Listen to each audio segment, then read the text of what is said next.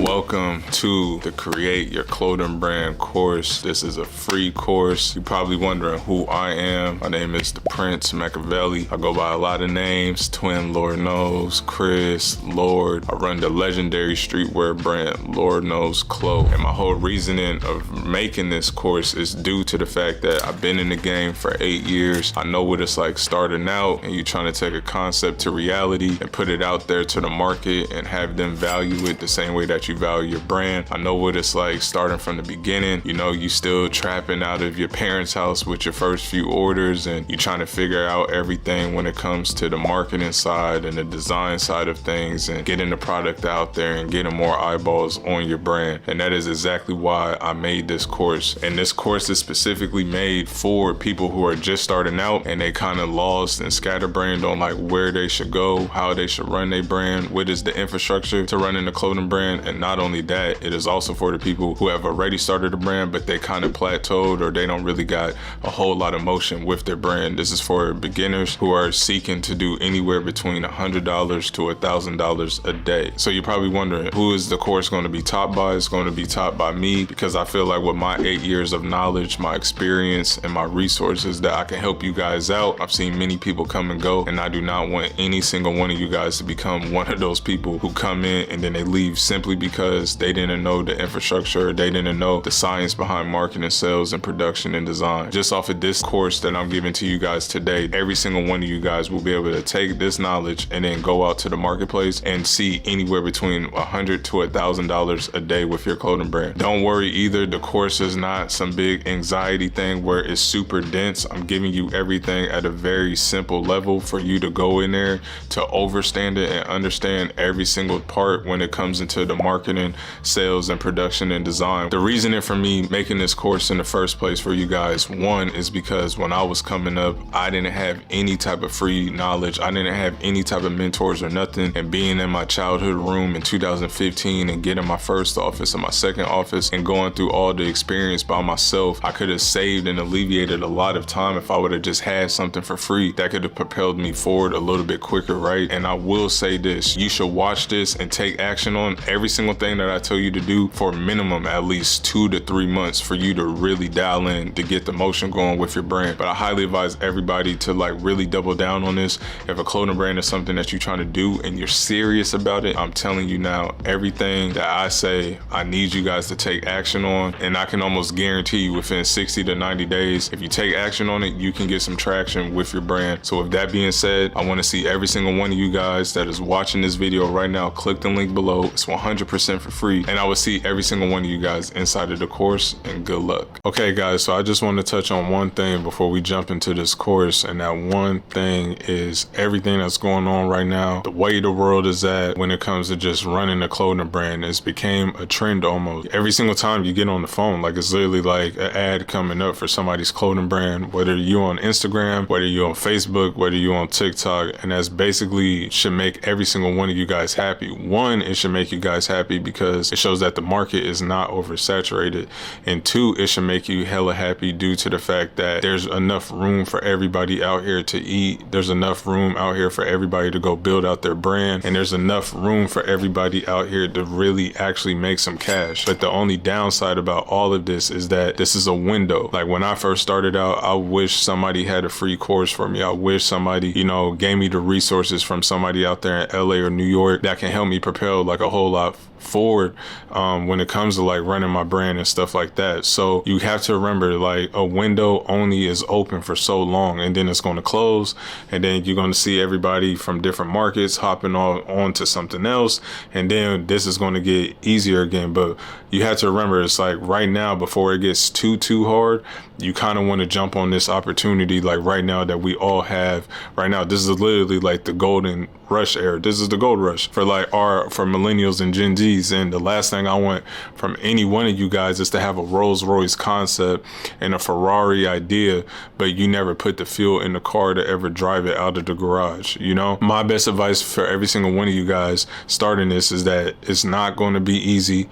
It's not going to be hard, right? you're going to have just peaks and valleys. But at the same time, it's like if you guys want to really build something and really build success, I highly advise you guys to listen to every single thing that I say, due to the fact that for a person like me that's been in the game for 8 years and now I'm giving you guys something for free, you know, to help you guys get started. This course, like I said, it's not for anybody that's trying to go from 10,000 to 100K. That's for a more advanced course that I have, but not everybody has the means to pay that certain price point for that type of course. So I wanted to give out something for free for everybody to understand and overstand what it really takes to run in the clothing brand and some of the most simplest principles that you need to know running a clothing brand as a brand owner, from your mindset to the marketing, sales, production, and even design side of things. So like I said, to every single one of you guys, good luck. You know, I want the best for every single person that is watching this, but you have to remember that right now that the window is only open for so long, and that you got to kill and jump through that window and open it up for yourself so you can grab as much as you can before that window actually shuts. And like I said, every single person has a Michael Jordan talent at something. Obviously, every single person that's watching this, I'm assuming that you guys have Michael Jordan talent when it comes to running a clothing brand, and I want the best for every single one of you guys, and that is exactly why I made this free course for you guys. So don't forget that this is a window of opportunity, that this window is only going to be open for so long before hella people jump in, and it makes it difficult for everybody. And everybody can jump on organic. You can do it with ads. You can go on Facebook. You can go on TikTok. You can go on Instagram and really make your dreams come true. And I'm a testimony of that. As you guys can see, we in the back of my office. It's kind of junky right here. It's nothing pretty, but you know, we still grinding. But the same thing can happen for you guys as well. I want to see you guys have a warehouse and employees and a team, and taking a concept and turning it into reality and giving it to the world with your contribution, with your God-given services. So with that being said, I wish all you guys the best of luck, and I'll see you on side of the course. You need to have a strong mindset, and the reason why I say that is because there's a lot of peaks and valleys in this game. A lot of people coming in with the wrong intentions. They thinking it's a quick cash game and stuff like that, and that's the furthest thing from the truth. If every single one of you guys want to build something that's long lasting, you have to come in with the right mindset and the right intentions. And that's exactly what we're about to talk about in these next few videos, because the last thing I want for you guys is for you guys to come into this game with the wrong intentions, with the wrong mindset, and you guys have a dope idea, but since you came in with the wrong type of mindset, you completely gave up because things got too hard and too much resistance hit you at the same time. So that is exactly why, before we get into the marketing, sales, production, design of things, we have to overlook and we have to understand and understand our identity as who we are right now and where we trying to go, and the mindset that we need to have to flourish in this game, and y'all can last 5 to 10 years plus, right? So I'll see you guys in the next video, and I'm out. The most powerful thing that every single person that is watching this can do is what I call identity shifting. So that's basically be, do, and have, and I'm about to break it down to you guys. 99% of the world is starting from the back and they're trying to push it forward. So what I'm saying is, a lot of people, they want to have things, so they're doing morally and unmorally things to go get it, right? And then they want to become later on in life. But the harsh reality is that everything that you got in life is simply because of the identity that you're aligned with. So rather than sitting there having a lot of resistance, why don't we look at everything from a bird's eye view and look and see the landscape of our pros, our cons, our strengths, our weaknesses, our vices. Look at the person that we want to become. So now that's our official identity. So now that's exactly who we are. So then we're doing whatever that needs to be done to get to the overall goal, and then we'll be able to have the byproducts later on in life. But a lot of people don't do that. And an easier way to simplify it down for you guys, it's almost like a female in high school, right? The cute girl that you're always chasing. It's like, once you turn your back to her, then she might actually consider you. But it's the same thing with success. It's the same thing with power. It's the same thing with building up your clothing brand and stuff like that. Like, let's basically embrace the craft and officially divorce from the result, because once we do that, then that's when the result is going to come a whole lot quicker than what you ever expected it to be. You know what I mean? So basically, let's become that person that we need to be as a brand owner. Let's do whatever is necessary that needs to be done, and then let's turn our back, right? We turned our back to the result. So then when we turn back around, and that might take 2 years for some of you guys, that might take 90 days, that might take 10 years for some of you guys, right? But then officially, when we turn our back to the thing that we always wanted, now that thing is officially chasing us rather than us chasing it. And that is what I call identity shifting. And that is the most powerful self-improvement thing that you can ever do. So think about your future self. Think about you 10 years out, 5 years out. How does that person act? How does he run his business? How does he treat himself? How does he treat his family? How does he treat his team and employees? And then start embracing that person in the now, even though that it hasn't shown yet in the 3D realm of things, right? Because the sooner that you become it and then you identity shifted to that person, so now you're doing whatever is necessary, you'll be able to have what you want a whole lot quicker than rather than having this uphill resistance of getting all the byproducts that you want. So with that being said, you guys, I'll see y'all in the next slide. The 3 things that will never lie to you in life is the mirror, the graveyard, and the marketplace. And the reason why I say that, because it's real simple. If you're out of shape and if you look at yourself in the mirror every day, you can't lie to yourself about that, right? And then it's like the graveyard. The average human being only has 4,000 weeks on earth, and 1/3 of those is gone to sleep, and the other 1/3 of those is gone to our most precious time, but we wasn't learning anything, right, with school and stuff like that. And so now we got basically 1/3 of time to get our success, to build generational wealth, to get our brands out there, to get our message out there to the world, and taking a concept to reality. And all this time we have to unlearn and relearn from the things that we've been taught from our family, that we've been taught from our friends, school systems, and everything like that. Because you got to remember, your whole bio makeup, if we break down the word bio, right, it's the beliefs, it's the ideals, and then it's your opinions on how you see things. So if you're not where you want to be at right now, then your whole entire bio makeup needs to be unlearned and relearned, basically. So basically, you need to extract everything that is basically not paying the dividends to your life and on a positive return. And then we got to start reading new books. We got to start getting a new concept and a new perspective and a new philosophy about things, right? About how this world works. But you got to remember that time is of the essence as well. Time isn't slowing down for nobody. So once we gone, there's a wrap, it's sayonara. We only got one of these things called a human experience, and there's no turning back. So now I put that with the brand, because we have to move as quickly as possible to get our concept out there to reality, because none of us is promised tomorrow. And the last thing I want for any one of you guys listening to this and watching this is that I don't want any one of you guys to have a Rolls Royce idea, but you never got it to put it out, just due to the fact that you're sitting here thinking that, oh, I have all the time in the world, when that's the furthest thing from the truth. And then the third thing that will never lie to you in life is the marketplace. You can think that you have the best brand ever, or the best design and the best this and the best that, but if the world isn't reciprocating to it, that means that they don't value it, right? So the thing is that, like, a lot of people think that they have genius ideas and Rolls Royce ideas, and then they throw it out to the market. And then you have to remember that majority brand owners, we're very narcissistic people by nature, like, because we take in our concept, this is our belief, this is our mission, this is our brand. So we think that the world is supposed to buy into it. But the harsh reality is, the world doesn't have to buy into anything, right? So for me, I'd rather just say, when you look at the marketplace, it will never lie to you. If you know that your stuff is valuable, they're going to be buying it. And if it's not valuable, then they're not going to be buying it, right? And those are the 3 most valuable and most important things in life that will never, ever lie to you. People will lie to you.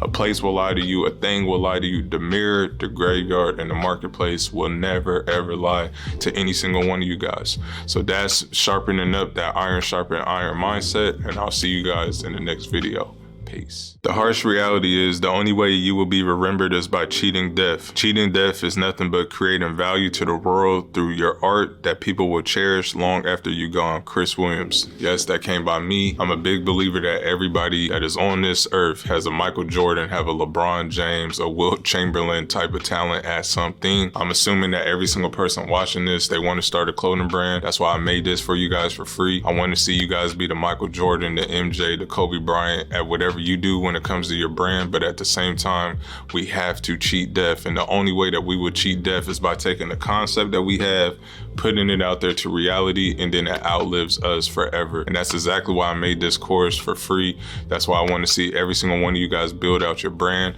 If you guys look behind, we're in my office, you know, I'm just like every single one of you guys.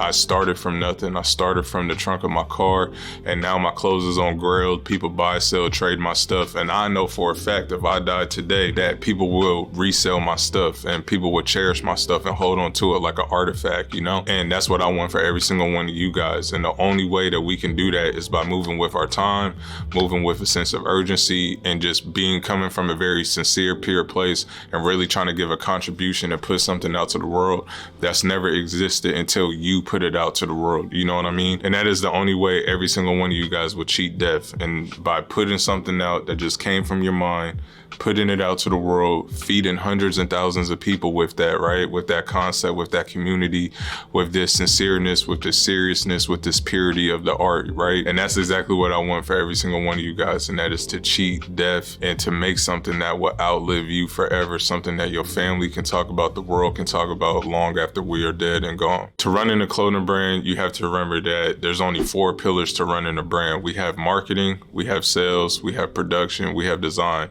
When you're running a clothing brand, it goes from the most important pillar all the way down to the least important. So if we don't have marketing, we're never getting sales. If we don't got no sales, there's no need for a production line. If we don't have a production line, then all those dope, cute designs that everybody have, it's all for nothing, right? But I see a lot of people, they come into the game and then they try to put the design at the top. And that's the worst thing that you guys can do, because when you guys look at the top brands out there, like the owner of that brand is a very good marketer, right? So majority of your time needs to be spent in marketing and innovation, because you have to remember everything outside of marketing and innovation is just an expense, right? The whole purpose of your brand flourishing and getting abundance is coming just strictly from the root of marketing. So it's every single one of your guys' jobs out there to just put majority of your efforts and time into marketing, and everything else will take care of itself. The dope designs will get seen, you will have a production line, and hella sales will come in. But always remember that the 4 pillars to running a clothing brand is marketing, sales,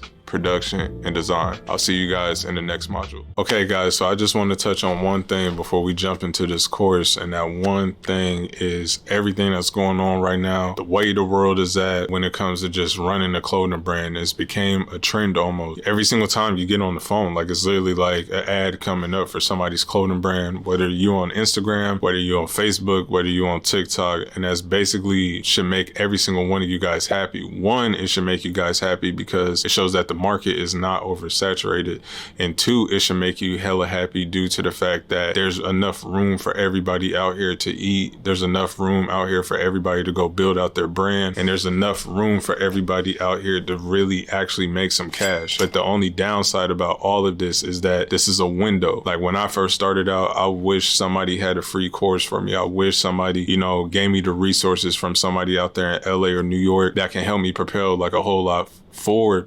when it comes to like running my brand and stuff like that. So you have to remember, like, a window only is open for so long, and then it's going to close, and then you're going to see everybody from different markets hopping on to something else, and then this is going to get easier again. But you have to remember, it's like right now, before it gets too hard, you kind of want to jump on this opportunity like right now that we all have right now. This is literally like the golden rush era. This is the gold rush for for millennials and Gen Zs. And the last thing I want from any one of you guys is to have a Rolls Royce concept and a Ferrari idea, but you never put the fuel in the car to ever drive it out of the garage. You know, my best advice for every single one of you guys starting this is that it's not going to be easy. It's not going to be hard, right? You're going to have just peaks and valleys, but at the same time, it's like if you guys want to really build something and really build success, I highly advise you guys to listen to every single thing that I say, due to the fact that for a person like me that's been in the game for 8 years, and now I'm giving you guys something for free, you know, to help you guys get started. This course, like I said, it's not for anybody that's trying to go from 10,000 to 100K. That's for a more advanced course that I have, but not everybody has the means to pay that certain price point for that type of course. So I wanted to give out something for free for everybody to understand and overstand what it really takes to run a clothing brand, and some of the most simplest principles that you need to know running a clothing brand as a brand owner, from your mindset to the marketing, sales, production, and even design side of things. So like I said, to every single one of you guys, good luck. You know, I want the best for every single person that is watching this, but you have to remember that right now that the window is only open for so long, and that you got to kill and jump through that window and open it up for yourself so you can grab as much as you can before that window actually shuts. And like I said, every single person has a Michael Jordan talent at something. Obviously, every single person that's watching this, I'm assuming that you guys have Michael Jordan talent when it comes to running the clothing brand, and I want the best for every single one of you guys, and that is exactly why I made this free course for you guys. So don't forget that this is a window of opportunity, that this window is only going to be open for so long before hella people jump in, and it makes it difficult for everybody.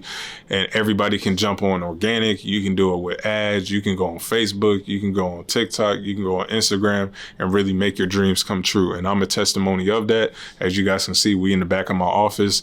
It's kind of junky right here. It's nothing pretty, but you know, we still grinding. But the same thing can happen for you guys as well. I want to see you guys have a warehouse and employees and a team, and taking a concept and turning it into reality and giving it to the world with your contribution, with your God-given services. So with that being said, I wish all you guys the best of luck, and I'll see you on side of the course. Design 101. Design is important, but not as important as it may seem. A lot of brands from the biggest to smallest put out their D-grade products because they are not worried 100% on the products. They are more focused on marketing and innovation of the business. That's why I put it at the last. But at the same time, like I said, it is still very important pillar to your clothing brand, right? Because if the design is trash or how it looks is trash, then nobody is going to buy into it. And the reason why I made this one public and all the rest of the modules private is because you guys have to send over a screenshot to us of you guys signing up for Shopify with the affiliate link that we provided. And we're going to give you full access to the marketing, sales, and production side of things, right? All the goody stuff that you guys want to see as well. But like I said, design is still important, even though that it is the least important when it comes to the 4 pillars of running the clothing brand. I hope you guys like these videos. That's up next. See you guys in the next video. When it comes down to your brand identity, this is basically communicating to your customer your message, your creed, everything that you represent, what you stand for, your values, your morals, your principles, etc., right? And the best way that every single one of you guys can do this is by going to grab a piece of paper, right? And then inside of the middle, we're going to put a circle, and inside of that circle, we're going to put our brand name. So for example, mine is the Lord Knows, right? And then under that, I'm going to draw a line and then put what is the reflection of that word. So then for me, it will be God, generator, operator, destroyer, right? And that's what Lord Knows represents for me. So then when I think about everything from my childhood to my lifestyles and everything like that, what inspiration from people, places, and things that I can put on there that will make sense. We got 666, we got heaven, we got hell, we got gods, we got earths, we have the 5% nations, we have Black Israelites, we have Jesus, white Jesus, Black Jesus, Muslims, the Quran, the Bible. It's all of these different things. So now that is my whole entire inspiration, which it should be anywhere between 200 to 400 things, right?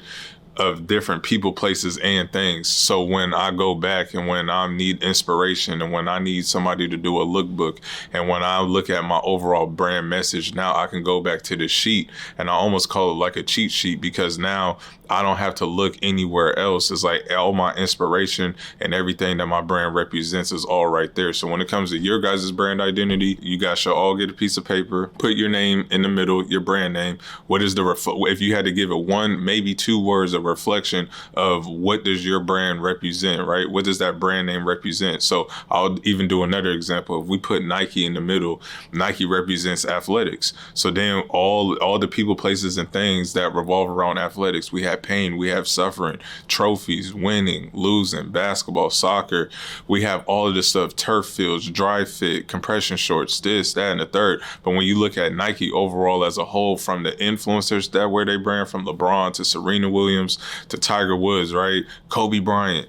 When we look at the products that they put out, from the dry fit, everything is nothing but a representation of athletes and athletics at the end of the day. So the same should be for you guys. And then now that will have a sort of identity that you guys can go into the market with, where you guys don't really got to copy and paste another brand. You're coming in with your own style. You coming in with your own uniqueness, and you coming in what your brand really represents without saying one word. Because you have to remember, at the end of the day, the most powerful marketing is not saying a word at all. You let in the product, you let in the models, you let in the overall identity of the brand do all the talking for you. And that's when you know that you on to some shit and you got a dope brand coming. There's 2 types of mock-ups that we can use when it comes to creating for our clothing brand. The first one is a realistic mock-up, and those are very clean PNG, one color t-shirts, right? Or crew necks or hoodies or whatever that we're using, where we can put our logo on top of it and it looks very, very realistic. The second thing that we use is digital mockups. And then those are basically very AI friendly, and we can basically change the color in and out of those, but it's basically a digital mockup, so it does not look real at all. And everybody's different when it comes to this, but for me personally, I like to use the realistic mockups even when I'm building out my tech packs, because I like to visually see exactly what it's going to look like. But when it comes to cut and sew and things like that, that's what I like to use the digital mockups for. So when it comes to socks, when it comes to sneakers, when it comes to polos, when it comes to jeans, I love to use the digital for that. But everybody else is different. Some people like to use the t-shirts for digital, but me personally, I like to use like my printables, and the printable is basically like all my embroidery, all my screen print stuff. I like to use realistic mockups for those. So even when it comes to like my crew necks, my hoodies and things like that, I'm using a realistic mockup. But when it comes over to like full blown cut and sew stuff that I'm going across the water with, then that type of stuff I like to use the digital mockups for. And also as well, if you guys want the digital mockups, they're in the link below.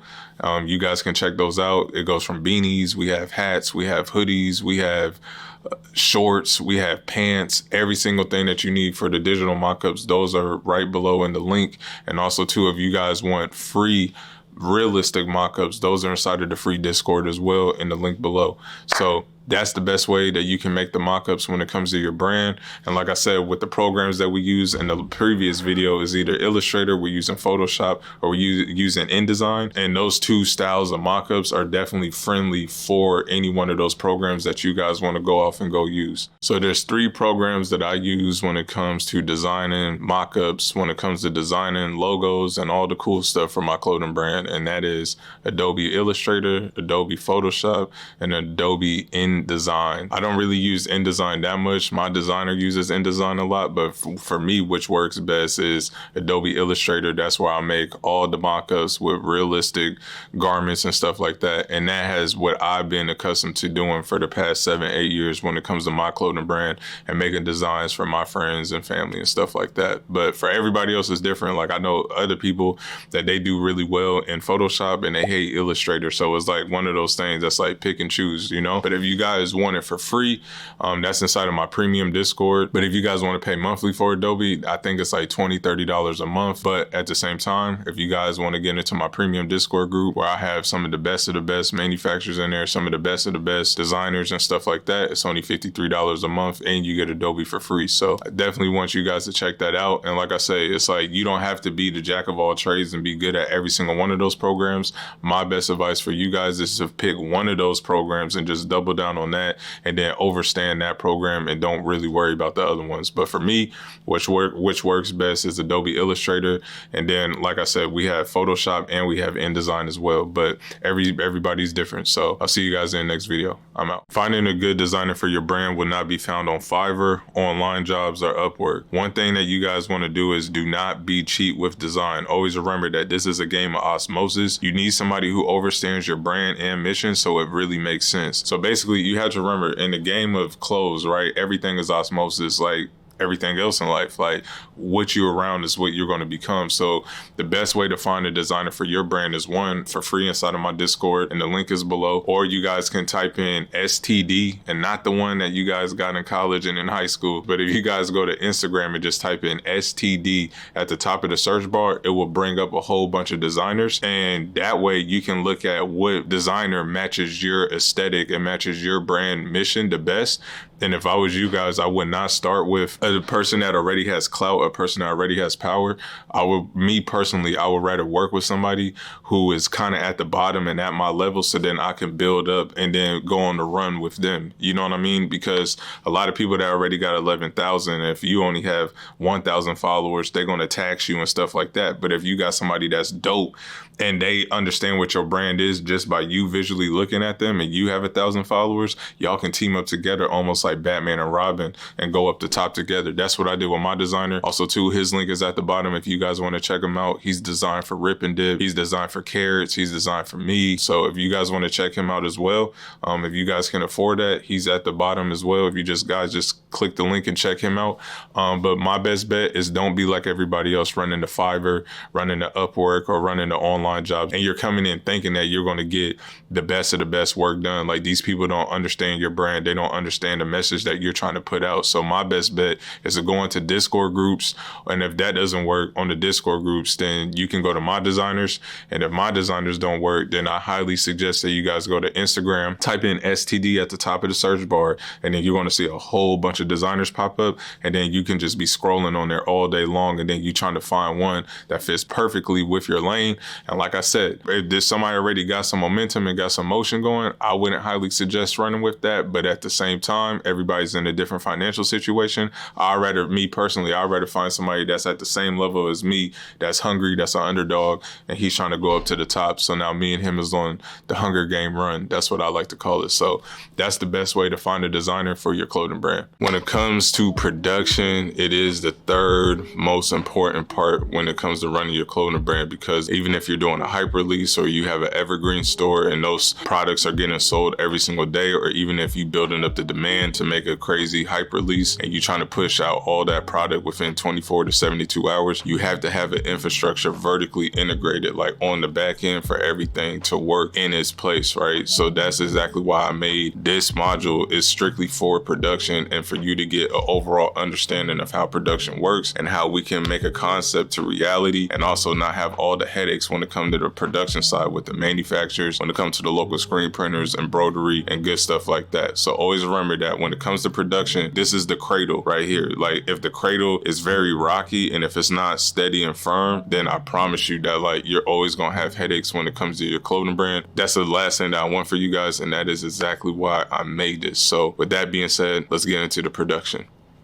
The most common mistakes that I see on Alibaba first is that you want to make sure that the supply features are checked on Alibaba's so you don't get fraud suppliers. I see a lot of people when they start getting ready for their clothing brand and trying to find manufacturers, they don't have the trade insurance on and they don't have the verified supplier checked on, right? So basically you're just winging it and you're just hitting up any supplier, but that's not the right way to go about it, right? Because you want to make sure that they have the trade insurance. So just in case if it is a fraud, that you can at least get your money back with Alibaba, and that they're a verified supplier. So like, they went through the back end of Alibaba and applied with Alibaba, and Alibaba verified them to make sure that they're a legit company and a legit business. But if those two things aren't checked and you out here trying to look for clothing brand manufacturers and stuff like that, that's when you can really get screwed over, right? So my best bet to you guys is, one, make sure that the trade insurance is on, and make sure that the verified supplier is checked when you're looking for some of the clothing brand manufacturers on Alibaba. The second thing, you want to check under the company to make sure that they are not a trading company, which means basically that they are a middleman. So basically when you go look at a company's profile on Alibaba, it should say right under there custom manufacturer or manufacturer, right? But if it says anything like trading company, and even if it says manufacturer / trading company, then they're more than likely like a middleman. And basically what a middleman is, let's just say you're going to get this hoodie for $20, but you go to them and they're a trading company, they might charge you $28, but now they're seeing $8 off of every single hoodie that you're purchasing from them, right? So do the math. If you go order 100 hoodies, they just made an extra $800, but that $800 you could have saved for more marketing. You could have saved that to get even more production or whatever the case may be, right? So you always have to remember as well that majority of people come into this contacting a supplier with no production manager as well. That the suppliers know that you're an amateur, they will take advantage of you. That's when it comes to the price, to the shipping times, to the quality, etc. And the last thing that you guys want is to get screwed over, because at the end of the day, they just want your money, right? So if you're coming into this with like an amateur voice, if you don't know how to negotiate, if you don't have a production manager handling everything for you, if you don't have a schedule line, if you don't really know what you're doing, then they're just going to say whatever on their side just to get whatever that they want out of you, whether if they're a good manufacturer or not. So my best bet to you guys is to go find a production manager if you have the money for that. But if you don't have the money for that, then you really need to understand like everything when it comes to production, so you're speaking the right language to them and stuff like that. And also I have that in my course. I have negotiation sheets, my production manager, stuff like that. She's also on my Discord if you guys need her at all. And I will see you guys in the next video. Peace. The biggest mistake that I see with every single person that comes into the clothing game is that they go month to month and they're not months ahead. You have to remember, when you look at every single brand out there, from some of the biggest brands all the way down to a brand the size of mine, majority of people on the back end, they already have everything planned and scheduled out at least 3 to 6 months out. Because you have to think about it, when it comes to production, when it comes to your cut and sew overseas, and even domestically, when it comes to like your screen printing and embroidery, it's like all of that stuff has to be in alignment so then you can do your release every single month. But if you're just winging it month by month, then that puts you in a state of like anxiety and chaos, and that's how a lot of people like stress themselves out. So if I was you guys, I would have the next 3 to 6 months of all my drops planned out, so then when you do contact your manufacturers and stuff overseas, everything is in a complete alignment on when it's getting delivered, how long is the sampling time, how long does mass production take, and things like that. But a lot of people, they're not doing these things. They're just doing one drop, and then the next month they're just winging it with the pre-orders, and they don't have no type of infrastructure in line when it comes to their production. So if you want to have a right infrastructure on the back end, you need to be 3 to 6 months ahead, and that's when it comes to your cut and sew, and that's also as well when it comes to your production, even domestically, from your screen printing, embroidery, DTG possibly, and stuff like that. So always remember that. Try to aim to be 3 to 6 months ahead with your clothing collections. And it also as well makes things a whole lot easier, even when it comes to the design side and everything, because now you got one collection for month 1, and then during month 1 you're getting ready for month 2, and then month 2 you're getting ready for month 3. You know what I'm saying? So then when you're looking out hindsight, you're already like 4 to 6 months out, when you already know exactly what you're dropping, what's the turnaround time when it comes to the product. And that'll be my best advice for you, is to avoid going month to month, because it's like an anxiety attack for everybody. Then instead, I would just be like, okay, I have 80 items right here. How can I cohesively put them all together so they make sense for different collections and stuff like that? And then you might do 10 pieces in January, 10 pieces in February, March, April, May, June. But then you already have everything in an assembly line order, and that's how it makes things a whole lot easier for you guys. So that'll be my best bet, and that'll be my best bet, is before anything is to at least know exactly what you drop in at least 3 to 6 months out, and then stay firm on those designs, stay firm on that production line, and then things will move a whole lot smoother for you guys. I'll see y'all in the next video. Peace.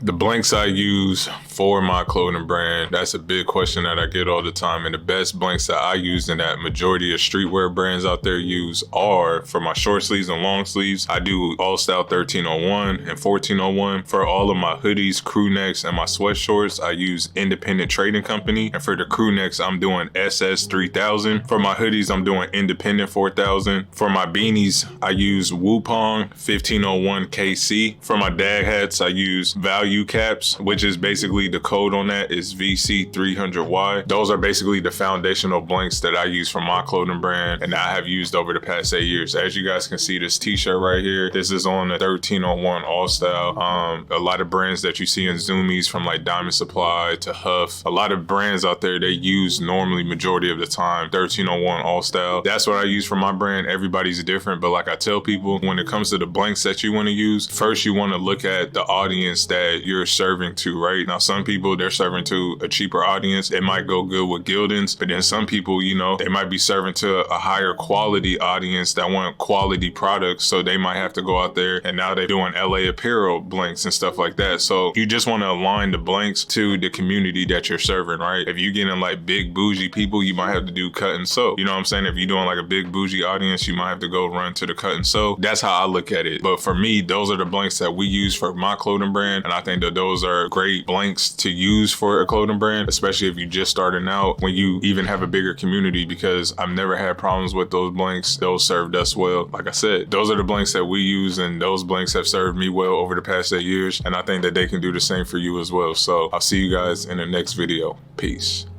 Size run breakdown. Now, a lot of people hit me up all the time and they just asking me, man, starting out, how many units should I put behind the quantity of every single size that I have? How much should I put when I've already sold out? How many units should I put for my next drop if I sold out of this drop? I get all type of questions like that all the time, but this is how I do everything, and this is how I've done everything in the past. So first and foremost, so basically if you're running printables, which is another word for screen print and embroidery, right? I make sure that I size everything from a small to double XL. So small, medium, large, XL, double XL, and I put everything at 100 per size. So basically I have 500 shirts that I need to move, right? And then secondly, we have our cut and sew items, which I will still go small to double XL on, but on those, I'm only doing 50 per size unless the demand is there. So for example, when it comes to my bomber jackets with the Uzi on them, those are very high demand for me. So for those, I might put it at 100, I might put it at 200, right? But the reason why I'm doing that, because I already know in my mind that I'm going to sell out of all of those jackets. But when you're just starting out with cut and sew, you want to make sure that you want to start low rather than start high, because you can look at all the biggest brands out there, from Huff to Supreme to Rip and Dip to everybody. Cut and sew is normally the last thing that always sits, but the first thing that always moves is the printables, which is the screen printed shirts, the embroidery beanies and stuff like that. Those items move a whole lot quicker than cut and sew. Cut and sew will move units for you, but it's always good to like start low with those rather than starting high. But now you're sitting on a bunch of product that you can't even move, you know? Next up, we have headwear. So for headwear, that's basically one size fits all. I will always do 100 per size. And then when it comes down to accessories, from dog bowls to incense holders to keychains and wallets and all that good stuff, I'm only doing 100 units, right? Because the thing is, I want to keep my brand limited and small, sell out of everything, and keep the building out the demand and chop supply. So always remember this, when it comes to like your size breakdown and how much quantity you want to give out to the world, you need to always remember this. If you don't have demand right now, you need to give out infinite supply. But if you do start getting demand, that's when you need to chop down the supply. So once you get demand, chop supply. But if you don't have demand, give infinite supply. That's how it kind of goes with the production side of things, right? And I tell people like this that think that even 100 is a lot per size. If you're just starting out, then go 1/4 down of these until you build the demand to add another 30% on your next release. So basically, if you're just starting out and if you think 100 per size is a lot, and if you don't have any type of demand there at all, it's like, then just start with 25. And then once you start getting the demand across the board with all sizes, then go up 30% on the next run, right? And then go up another 30%, and then another 30 and another 30. And before you know it, like, you will be at that good sweet spot of 100. Then you will be at that good sweet spot at 100 units per size. And that is how I do my size run breakdowns. Everybody else is different, but that's how I do mine. So if we just do a quick walkthrough of everything, we must remember that the printables is a small through double XL. We're doing 100 per size. But if we're doing cut and sew, it's the same size, but now we're knocking it down to 50 units per size unless the demand is there. Then when it comes to headwear, we're doing obviously one size fits all, and that's 100 units per item when it comes to the headwear. And then when it comes to our accessories, then I'm still doing 100 units as well, because like I said, I don't want the whole entire world to have my brand. I want a small, limited amount of people to have my brand, but also like the demand is very there for the products that I'm giving out. So rather than having 1,000 units, I'm cool with selling out of 500 t-shirts, one SKU, something like this, rather than just selling like 10,000 of them. That's just me. But like I always told you guys, if the demand is there, then that's when you chop supply. And if the demand is not there, that's when you need to give out infinite supply, get more eyeballs on your brand, get more people considering your brand, and getting more sales down that funnel for people to actually like purchase into what you got going on. So if you like this video, I'll see you guys in the next one.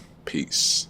Creating your tech pack is very important, and the reason why I say that is because when you're sending out a t-shirt or you're sending out a cut and sew or whatever it is that you have created from a concept and you're trying to bring it into reality, that manufacturer or that screen printer or your embroidery guy or whoever it may be, they need to know the measurements, they need to know what blank, they need to know literally every single part about the garment. And that is exactly why I made this video on the t-shirt breakdown, right? When it comes to building out a tech pack, there's a lot of videos out there on YouTube about how to do a tech pack, how to build it out, stuff like that. But for me, and what I do is I have a tech pack that's on a 5-sheet paper, right? On the first sheet, that's a cover, right? And on that cover, we have our SKU, we have the style sheet, we have the date, we have the collection, we have our production information, and we have the artwork details. So this is basically an overview. When the screen printer is seeing the shirt, right? He's seeing with the shirt, what style it is, the colors, everything like that, right? So the cover sheet is basically the whole entire tech pack into one. So when he's seeing this, he's basically seeing when this shirt was created, what collection is it going for, the artwork details, if it's screen printed, if it's embroidery. He needs to see all of these things. So on the second sheet, we have our colorways, and that's basically breaking down first what colors the t-shirts that we're using, right? And then it goes to the color blocks of that. Then the third thing that we have is our artwork, which is basically screen printed for the screen printer to know that. And then basically the color blocks of the art, which is basically multiple colors. Then when we move over to the third sheet, right? right? That's now our print map. So it's very, very vital and important for your screen printer to know exactly what is the measurement of the graphic, right? Because a lot of people, they're going out there, they're winging it, they're just putting it whatever. And then when the screen printer actually goes and makes it for them, now they're pissed off because it might be too small or too big, but they never told the screen printer in the first place what was the exact measurements of everything, right? So on the print map, that's where you're gonna have your artwork and you're gonna have the exact measurements. Then when we move over to the fourth sheet, right, now that's our print map, almost part 2, and now that's the artwork positioning. So exactly how many inches down from the neckline do you want it? Because on the third sheet, we already have the size of the graphic, but now we gotta place it on the t-shirt. So where exactly do you want to place that on the t-shirt, right? And then that will move us over to our fifth sheet, which is our last one, which is the actual design, right? And this design should be in a PNG format. Always remember that. And you want to make sure that the PNG artwork is very high. And before you make it into a PNG, you want to make sure that the font is outlined. So the printer might not have the font that you're using. So always remember that. So when it comes to the fonts, if you're using any graphic with a font on it, you want to make sure that you outline that inside of Illustrator or Photoshop or InDesign, whatever that you're using, right? So then once you have outlined it, then you make it into a PNG. Now the screen printer is not calling you and he's asking you like, yo, what's the font of this? X, Y, and Z, because he doesn't have the font and you didn't outline it out to make it into its own little entity, you know? So always remember that is 5 sheets when it comes to building out a tech pack. And the first one is the cover, the second one is the colorways, the third is the print map, the fourth is a print map, and last but not least is the design. And that is how you build out a printable tech pack the right way. And I'll see you guys in the next video. Peace. So when it comes to running a hype release, we have to remember there's a few things that we need to break down. And the first thing is, like I told you guys in the last video, that we have to be 60 to 90 days ahead. Like I said, month to month, that just brings nothing but anxiety. And the reason why we have to be 60 to 90 days ahead when it comes to running a hype release, even that month, is because all the printables have to be ready to go. Even if you're doing the pre-order, the cut and sew has to be in-house if we have it. And that's whether if we're doing even a net 30 or even paid in full when it comes to our cut and sew. And the month of the release, we need to plan that at least 2 to 3 weeks out. And we have to be strategic and have our back end in order. So it's very, very crucial, you guys, that when you guys are doing a hype release, it's not like you can't just throw spaghetti on the wall hoping something sticks. Like, we have to be strategic. You have to remember that strategy is a choice, but strategy is the only thing that brings winning in life. So if you guys are trying to win off of your drop, you got to make sure that all your ducks is in a row, that production is in line. You got to make sure that the marketing is there. You have to make sure that everything is ready to rock out for you guys to do the hype release the right way. So now let's get into exactly how I do my hype releases and how you guys should do yours as well. So let's just say that today is the 1st of January and the 14th is the target date for me to do my release, right, for my collection. So I'm going to do the photo shoot today, which is the 1st. It's going to take around 2 to 3 days for my photographer to get back to me the edited photos. Whatever is the best photo out of the drop, that's what I'm posting as the hype photo on the 5th day, right? And at the bottom, I'm like Satan's Kingdom collection or whatever collection I'd use, right? So basically the 5th best photo, that's the photo that I'm posting to hype everybody up, right? So for example, like the one with Cheddar with the bird, that was one of the best photos from the drop. So then I'm telling everybody what time the drop is, what date. And that photo alone, I'm letting everybody know when the lookbook will be open for viewing and when the collection is dropping. So you always want to make sure that the collection is dropping the day after the lookbook. So for an example, if our target date was the 14th, I'm going to put Satan's Kingdom collection will be available January 14th at whatever time at this website. But I'm going to be like, or I'm going to put, and the lookbook will be open for viewing January 13th at whatever time at www.lordknowsclo.com. Then the next day I won't post anything. Then that following day, I'm going to post a product photo. So I'm going to post a photo of like one of the products that are coming out, probably like a graphic tee or something like that, whatever the name is of the tee. So I'm going to put Crucifix t-shirt will be available January 14th at whatever time at www.lordknowsclo.com. Then the next day I'm not doing anything. And then the next day, that's when I'm posting another product shot. And then I'm going to put whatever the name is of that t-shirt. And then I'm going to put at whatever time or whatever date and time that t-shirt is releasing on the collection as well. So I'm going to put January 14th. Will You Go to Heaven If You Die tee will be available January 14th, whatever time at the website, website, right? So I'm just dripping it out, but I'm having everybody on their tippy toes. I'm going to miss another day or two, and then that would be the day of the lookbook. So I'll be like, lookbook is now open for preview at www.lordknowsclo.com. And then the next day, that's when I'm doing the release date. So I basically put out 3 to 4 photos, right? Like before the actual release date. So I dripped it out, but I'm still keeping everybody on their tippy toes and I'm still having the attention. But the day of the release date, that's when I'm hitting them with email. They're getting a text message, SMS blast, organic Snapchat, IG organic. I'm hitting them with retargeting ads off of Facebook. And that whole entire day, I'm doing nothing but driving traffic to my website. And the whole purpose of the hype release is that you can get as much demand as possible within that first 24 to 72 hours, right? So I'm driving hella traffic, right? All to my page once the products are available. And then that's when I'm selling out. And then that's when everything is looking great and all my hard work has officially paid off. But basically, that's how I do my hype release breakdown. I go more detail into that on my course, but that's kind of like the overview of like how we do the hype release breakdown. And like I said, I will see you guys in the next video. Peace. Yeah, but it's okay. Yeah, so this is the tech that we were working with. All right, perfect. I sent over this one. In all these scripts, I have it in like blank. Okay. You can add color or whatever you need, because this is the style you want to do, or I want to do snapback. Okay. Because I know with that type of hat, you gotta have different sizes. You know what I mean? And I like snapbacks because it's kind of one size fits all. You know what I mean? I've done fitted hats before. Like I bought blank ones before, put my logo on it. It's just you gotta have so many sizes. With this, no, this is boom. It's just put it on, snap it. You know, people do be asking me like, "Oh, you gonna come out?" And I'm just like, "No, I'm not." No, unless I get like a deal with actually New Era or something, like a partnership, that's the only thing. But for me to like do it how he's doing it, because you gotta have so many different sizes, nah. So I'm gonna send. Let me just write it down. I'm gonna send. I think I'm gonna put it in school.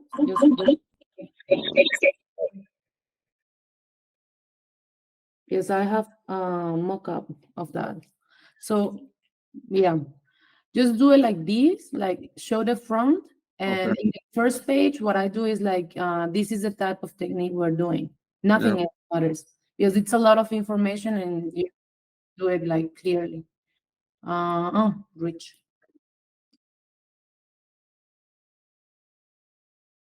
Hi, Rich. Long time no see, Rich. Hello. Yeah, I'm here. Big Rich, man. What's the deal, man? Yeah, sorry. He got me doing this content, man. I got something coming for you, man. You gotta pay it. Fuck yeah.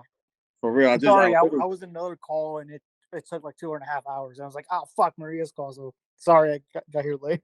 No, it's fine. Like I'm showing Will, we were talking about some vendors at trade show, fair trade that he went, which is cool. Like all the networking and people from all over the world.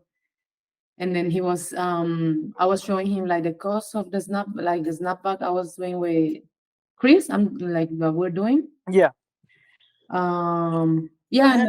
Now that you mentioned that too, it's like later whenever you have time, do you have any connections for Velcro patches? I know we talked about this like I think 2-3 months ago, but we never like moved forward. Just whenever you have time, just patches. Okay. I'm just patches. Yeah, because I'm also uploading the mockup for Snapback that Will wants to do. Okay. I'm gonna send that too over like a contact. I don't know, like I can show you some, or I can ask some contacts in China too. Yeah, no, I appreciate it. Right. And I just like after the phone call, I was talking to the guy and he was like, oh yeah, like the stuff I'm offering and the patches I get, I buy for $4. And he's like, well, you can go overseas again for 50 cents. And I'm like, you are right about that. So that's just something I need to look, because again, like Will, so for you, so you just context is like the military, like guys really love Velcro patches. Because it's just we wearing our uniforms and guys like to have like funny ones or like cool designs on them. So guys will pay $20 for a patch that costs 50 cents. and it's becomes collectible items, and it's like in the military, it does really well, but outside the military, it's like punk bands and stuff like that. But because it's more of an accessory than anything else. It's not really like a main big ticket item, but it's just accessories that for military guys it does well. No, but yours is also cool because it has this Velcro. You can put it like, like there are many ways to use it. And the variants that I have right now, it has Velcro, but the Velcro has another like second layer that's a Velcro vacuum that has a sticker.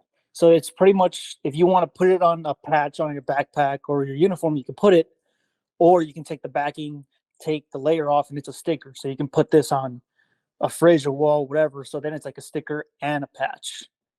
And that's more of a novelty item, cool accessory that, again, military community loves. Yeah, I'm gonna like search for some and then send over. Yeah, I appreciate it. And again, it's not like a super important thing, but I remember I was like, yeah, like that'll be cool. If I can get them, I get them for $4. If I can get it for 50 cents, that'll be a lot better. Yeah, it depends on quantity too, but yeah, they don't like, you can have them there, store them. But yeah, so back to Tech Pack. I was telling Will in the first page, I only put like the technique, which is 3D embroidery side patch, because in this case we were doing patch. In this Tech Pack, I just specify that as a patch. So you just put in there like in the front if you want embroidery, if it's 3D, if it's flat, if it's whatever, you just put it in there. You can see here in the bottom, it's regular embroidery, because this is not 3D, of course. And then again, here in the side, it's side patch, it's high quality. So then you specify the sample size, which is 7.5. And what we were saying is that it's like, it's crazy to get to do all of this because you have a lot of sizes. And then once we get the sample, this wasn't fitting because we got like 2 samples in 7.5 inches. And as they are done like manually, there are some like, even if it's like a quarter of, like an 1/8 of an inch, that it's like looser, you feel it. You can feel like it's not fitting the same.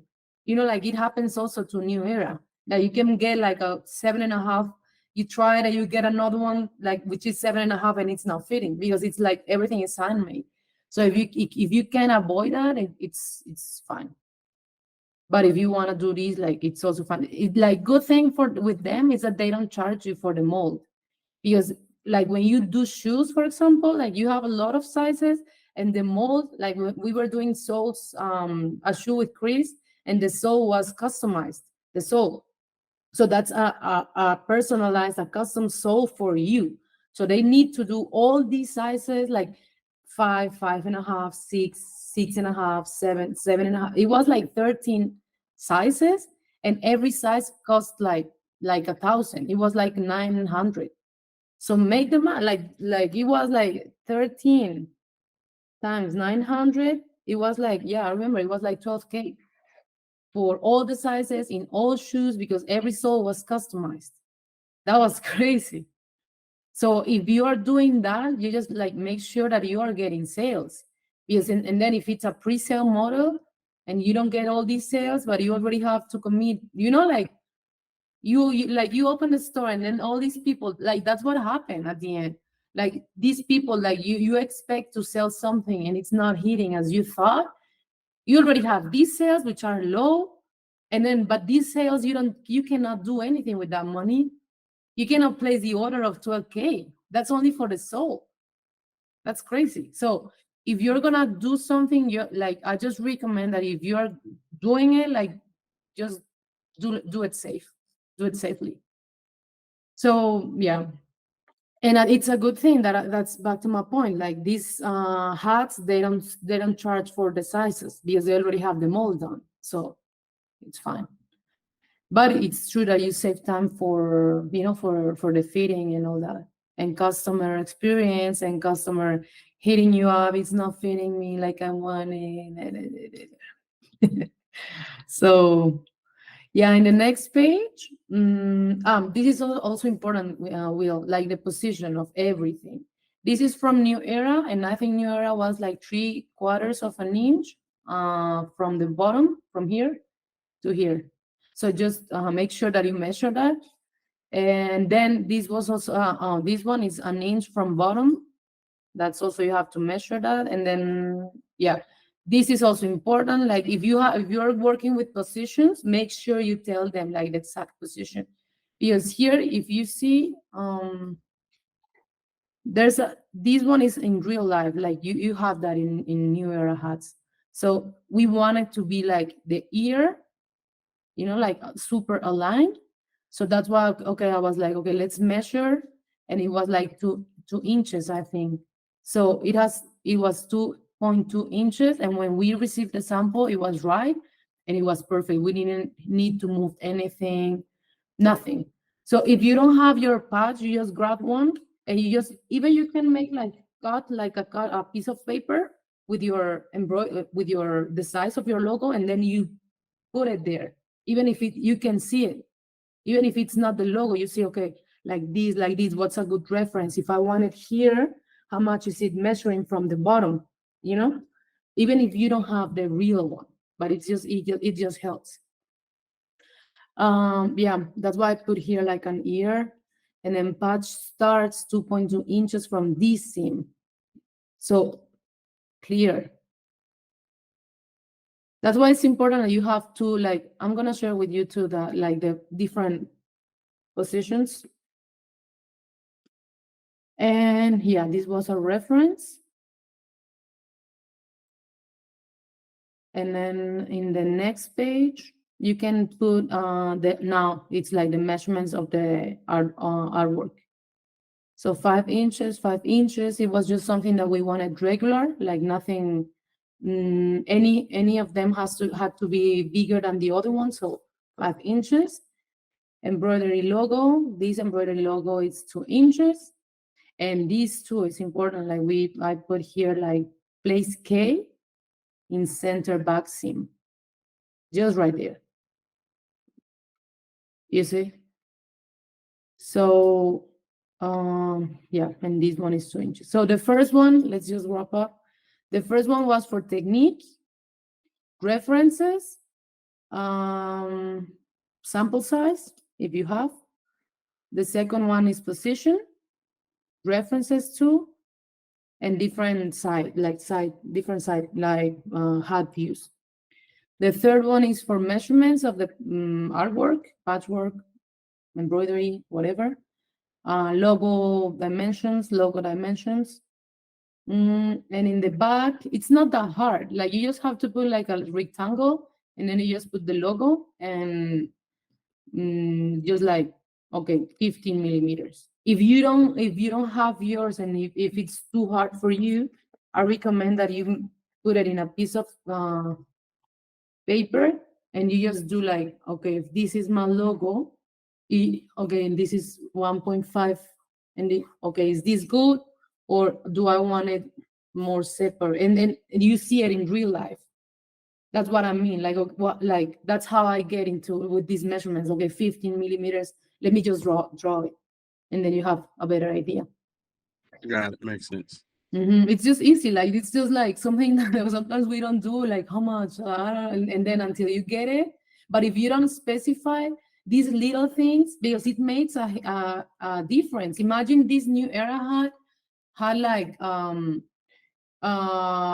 more distance between 5950 and the logo of New Era. It would completely change. This matters. And if you don't tell if you only told the vendor like it's only these and these, without like the distance in between, it changed. So make sure, something that I should have put in here is that I wanted the same material, this one for mine. Like this is nylon, and I didn't specify that. I just like branded. And because I just put branded, they did one with cotton, and I didn't like that. Cotton absorbs, and you're sweating here all the time. So that cotton, imagine if that was like the tape was white. like it would be like dirty. So it has to be like, if you have a reference, just like specify all the reference, like material, logo, distance, and all that. And then copy same construction in workmanship as this one. They didn't do it. And like when I received that, because I had my reference, and when I turned it, like I wanted to see the inside. You remember that I showed you? Was you in the call? Yeah, I was on the call when you showed us. Yep. Yeah. So yeah. And oh my God, this was a huge one. Yeah, this is like, if you want the same, this one, just change it and just take pictures and put it as a reference. This one too, and this one. So this is all like labeling, we can say. And you see again, measurements, because I was measuring all these, of course. And instead of me saying inside, you just put pictures, and that's all. Like if instead of saying inside the band, like 2 centimeters, whatever, you just put pictures, and they already know where they are positioned in this particular case. So yeah. Do you have questions here? Well, I was gonna say the same thing. I would want to either show them pictures exactly what I'm saying, or when I send this out, like really send detailed pictures exactly what you're doing, is because I know working with manufacturers is always the good to have a visual. You know what I mean? So especially like this, because particularly like if I want this hat done exactly like this, but I want this to be a different fabric, like corduroy or something. I would just send a picture of a hat that looks corduroy.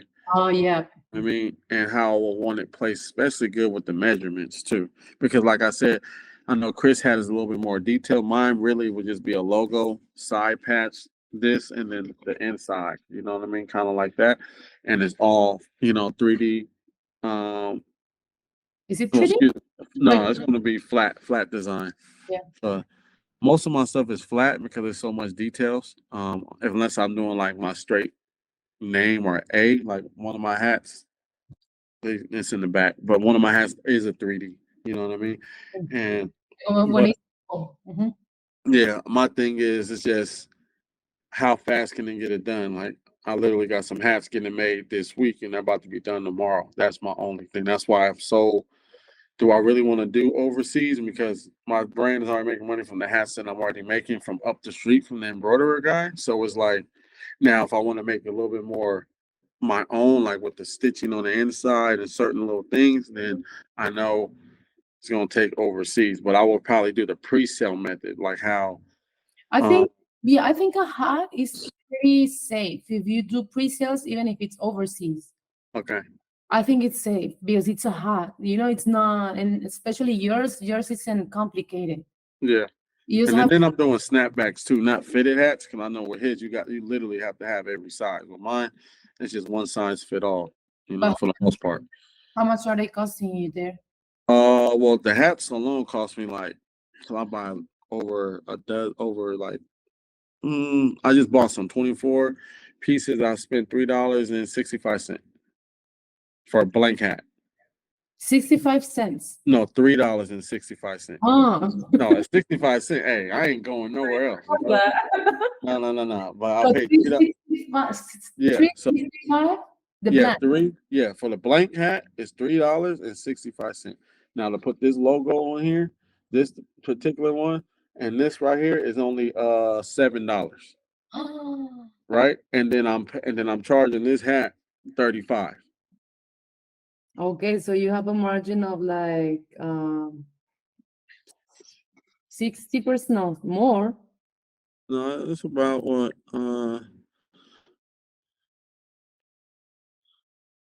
Because it's 3 plus 7, it's like 10. Yeah, so like 10, and then I try to do 3x, so that's why I said like it could be 30, 35, you know what I mean? You have a margin, but you how many are you buying? How many did you this time, because I got a event coming up at the end of the month. I just only got 24 because I still have maybe 5 left. You know what I mean? But I already know once I already kind of promoted these hats, so they're probably going to be sold. But I normally get between 24 to 36 hats, mixed colors. It doesn't matter about the color, the price stay the same. And luckily for me, I don't have to pay for shipping because the warehouse is like 30 minutes away from me. So I do will call. I pick it up and then I go up the street to my printer. They print it for me and I have it. Yeah, So, sometimes these manufacturers, sometimes they also have some hats in stock. So okay. instead of they doing custom from scratch, Yeah. they grab the stock ones that they have and they just embroider that. And that can cost even lower. And the quantity can even go down. Okay. You know, like basically the same that you're doing, Yeah. they do it, like let them handle that. Like, hey, do you have hats in stock that I can use? Because they have. So Yeah. just them, I want 20 per color, 10 per color, and just embroider them by yourself. How much is that? Mm. It was like easily like $5 Okay. with shipment. And then with shipment, probably like $7, but you're already lowering. Yeah, my cost. I mean, see, that worked too because it's the only thing I would want is kind of like how Laura got the inside of the name, but it's not a big deal because this is blank anyway. So it's not like, I like these hats because it's not too much of their name on the hat. Only thing is, it's just on the strap. You know what I mean? Even on the inside, most of my hats, I ripped this off. I got my own tags. You know what I mean? I bought my own tags and just, do it like that. But, stitch it in real quick because usually I have the guy who embroidered it. He takes this off with a little knife, and then I have a little not a pass, a tag, and he just sews it on for me. Yeah, like try it. Like probably you can get like lower cost. You don't mess with production or anything customized, nothing. Nothing. They can show you their catalog. You just pick one, this, and that, probably 6. Yeah. Like 6 to 5, 5 to 6, and then you just embroider that. All right. Work. Okay. I'm gonna try that. I mean, with the lady that you sent me in the chat, hold on, let me make sure I got it. I have others like let me send this to. Because I mean, who don't want a lower cost? If I can go from 10 to 7 and sell it for the same price and it's the same quality, I'm gonna go there. Mm-hmm. But I like the K frame. You know what I mean? It's already bent the hat. This is like the perfect hat. You know what I mean? So I would need to be something like this because this is what my customers already used to. Mm-hmm. Yeah, that's also important. Hold on, let me get one of these hats. Also, I'm gonna show you this other one.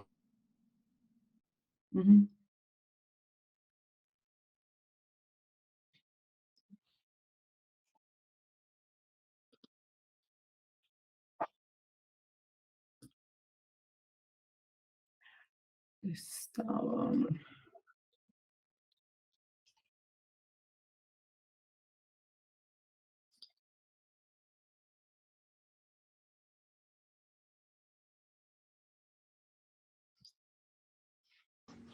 See, now this hat, it is 3D. You know what I mean? But you see how detailed the rocket is? I just need that to be, detailed. Mm-hmm. Yeah. And then my patch. So, and then the inside. There's nothing on the inside, but I'm saying I just got some more tags. So usually I take this off and just put my own tag. That's the only branding they have is this right here. But No, they're good. They're good quality. Yeah. And also the embroidery, that embroidery is looking good. Yeah, I mean that's why I like them. You know what I mean? It's not like, for instance, this hat costs $7 to embroider. This one right here, the hat still costs $365, but this one costs about $13 because it's so much stitching by the thread and then obviously the patch. It has more You know, detail. Yeah. so these hats right here, I still sell them for $35 because it's like, why was this one be more? Because they don't know it costs more, but it's like, okay, I gotta figure that part out. You know what I mean? As in with the pricing, because that's another thing I asked JP too in that meeting. Like, how do you get your pricing. You know what I mean? I always try to 3x stuff, but I mean, I know Chris was saying the 80-20 rule. Maybe Rich can help with that, but that's another call. The way I see it, when the way I do it, it's like, let's say something costs $2. Yeah. You want a 90% margin, right? If you want a 90% margin, like realistically, you have to divide that like 2 divided by 0.1. Don't ask me, yeah, that because the What you mean? 2 divided by 0.1? correct. 0.1. So that's $20. That's the 90% of 2. Okay. So then if I do, let's say 18. Because 90 is the missing. It's a complex it's a complex mathematic thing. Yeah, for sure. It's there. If you do it in Excel, like or however you want to do it, like it's what's the 90% of 2? 20. No, I mean, yeah, like 90% margin. Okay. That's 20. Because 100% margin is not possible. Exactly. It's not possible because it's just not possible. It's just 99, like 99, but the 100 is not possible, like mathematically speaking. So if you have something that is 2 and you want like the 60% margin, you have to divide that by 0.4, because it's 6 plus 4 make the whole 1. But if you want the 60% margin, you have to divide by 0.4. If you want the 70% margin, you have to divide by. Question? Hold on. I got that. Hold on. I got to divide by 3.3. 0.3, yes. Because it's 3% of 100. Yep. Yeah, they do the 100. Hey, I'm a math whiz. I graduated. I love it. A mentor of me told me that, and I was like, hey, that's a bar right there. Let me find a fucking pen. I mean, I got a pen. I want to write this shit down. Yeah, it's super easy. That's why you were telling me, okay, they cost like 13, and I was okay. That's 3x probably, but in margin, how much that would be like? Let's see, divided, and I just guessed, and by 0.4, yeah, you have like, because it's 13 divided by 4, it's around 32.5. So you have a margin of 60 something. All right. So in a way, I have to take what I spent for it, and then I divide that by whatever the percentage I want to get. Like if I want an 80% margin, I do 0.2. Yeah. All right, let me write that down. And Maria, you see what happens, Rich, when you get in the room, dog? She just got that motherfucking heat. Yeah, next. You have to remember that sales is the #1 foundation for everything in life. If you guys want to raise capital for your business, that's sales. If you guys want to attract a quality woman, that's sales, right? I had to sell myself to you guys for you guys to come in into this free course to even get information to help you guys grow your clothing brand, right? I had to sell myself. So everything in life is selling, but the whole point of sales is selling without selling. So the whole objective with sales is getting somebody to say yes, but without asking for anything, right? So basically, I got you guys to say yes to come into this course, but I didn't ask you guys to buy into this course. I didn't ask you guys to sign up for this free course. All I did was just let you know that it's here. But it's the same way even with your clothing brand. The whole objective is selling without selling, and then you're going to get more sales over in the long term. And that is exactly why I made this module, because it's very important for you guys with your clothing brand to get the understanding of how sales really work and what sales really will do for your brand, rather than just on the front end you're just trying to tell people to buy your product. But if we're just sitting there and we just built the omnipresence and we're just letting people know that we're here, you're going to convert people over a whole lot easier than if you was just a scrappy kitten and a scrappy promoter telling people to buy now, sell.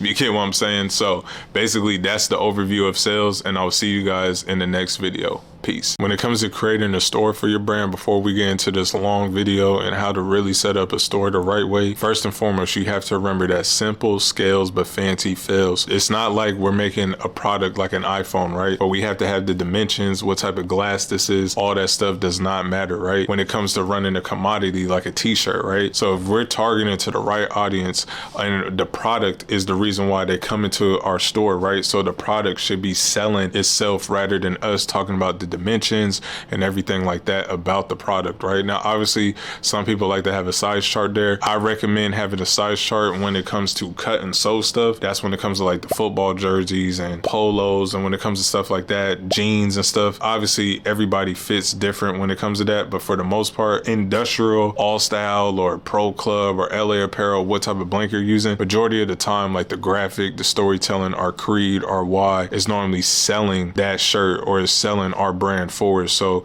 you don't need to have like all these features and benefits. You have to remember, on the front end of things, you want to sell people on emotion and not logic. Always remember that when it comes to sales, we want to sell people with emotion and not logic. We sell them with logic on the back end, but we're selling them with emotion on the front end. Some reasons why people buy, it can be how it makes them feel, how it looks, or the message behind the brand. But if we can correlate all of those things and then feed it from our website and feed it with our product and then feed it with our community and what people are seeing physically, when it comes to our Instagram, when it comes to our graphics and everything like that, and the storytelling behind our brand, it's going to make things a whole lot easier when it comes to building out our site, building out our aesthetic, and like what we stand on and things like that. So it makes sales a whole lot easier like clockwork. So with that being said, I'm about to show you guys on the back end now how to make a store and do it the right way, and how to make it very, very simplified and let the commodity, which is the t-shirt, do all the talking for you guys. So first, we're going to need a Shopify account. So let's head over to Shopify. We'll leave a link in the description so you can get a free 3-day trial. Now that you're in Shopify, you want to enter your email and complete the sign-in process. And when you're done, just head over to fkexmedia.com, go to store.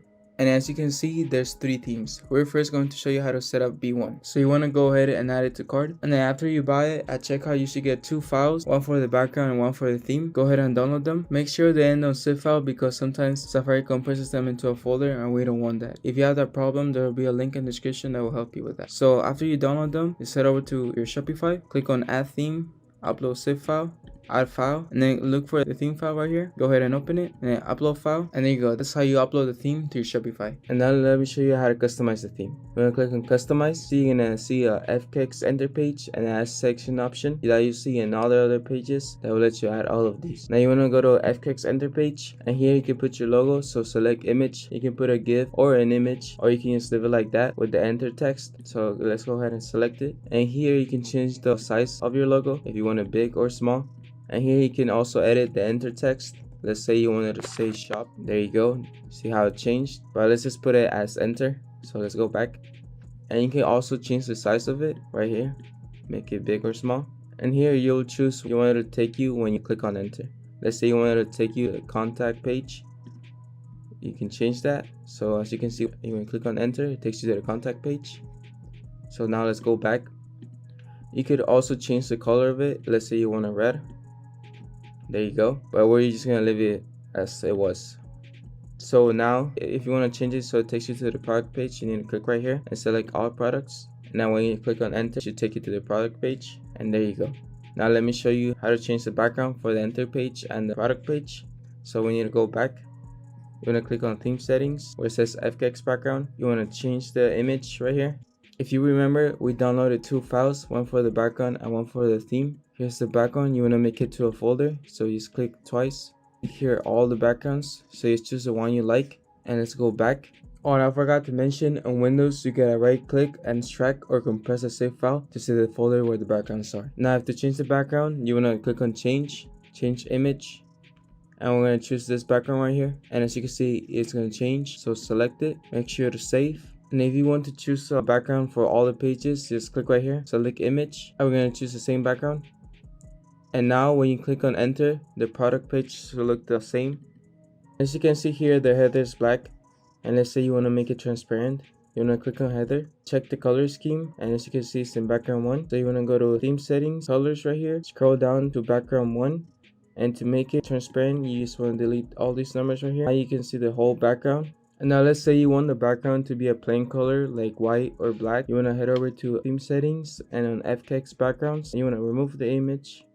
So let's remove it. The background's white, so we need to change the color of the text and the icons so we can see them. So you want to go to text, and we're going to make them black. Now we are able to see them. And make sure for background 1, you put it to the color that you want the background to be in. So in this case, white. And then we need to change the color for the icon so we can see the numbers. So for car bubble, let's put it to black. Now the bubble is black. And then we just leave it white so we can see the number. Now make sure everything is visible, like the sold out button. Save your progress. And now we're gonna go to the product buttons. And let me show you how you can change the colors of the buttons. Let's say for this right here, you wanna click on it, and brand picker, you wanna go back, and then product information. And here you can change the color of the buttons when they're checked. Right now it's in black, as you can see right here. And then we can also change the text color when the buttons are unchecked. And also here you can change the color of the text. And for the buy button, you just need to click on it. And then you can change the color of the buy button. When you hover over it, you can make it black too. Play with this and see what happens. And after you're done playing with the colors, let's say you want to change the font of the letters. You just need to go over here, and where it says typography, you want to click on here. And then on side note, for B1, you can only change the font to the ones that Shopify has, but for B2 and B3, you can put your own custom font. So let's change it. Let's just change it to this one to see what happens. As you can see, the font changed. You can also change here. You need to change this, select it, and there you go. That's how you change the font. Now let me show you how to edit the password page. You need to go to password. And now to change the background of the password page, we want to go to theme settings, FKX background, and where it says password background image, we need to click on change image. I'm going to use the same image we use for the other backgrounds. So let's choose this one, select, and it should change. And as you can see, the header and the footer are white, so we need to make it transparent. So click on the header, select accent 2, and you want to go to theme settings, go to colors, and where it says accent 2, we're going to click on it, and you want to delete this so we can make it transparent. Same thing for the footer, click on it and change it to accent 2. And same thing for this right here, for this white thing. And go to background, select accent 2, and then for the color of the text, we want to go to solid button label and change it to white. And there you go. And then you want to save it, and when you're done, just go ahead and publish it right here. And if you want to see a preview of your site, you want to click on these 3 dots right here, click on preview, and this is what will show in your site. So you can see you have the background we chose and the logo we chose. So let's click on enter, and the background is white, as you can see. You want to make sure and check all the colors and everything. Everything's correct. Let's go to the product, and the buttons are the colors we chose, and everything's working. And then that'll be all for B1. And now let's continue with B2.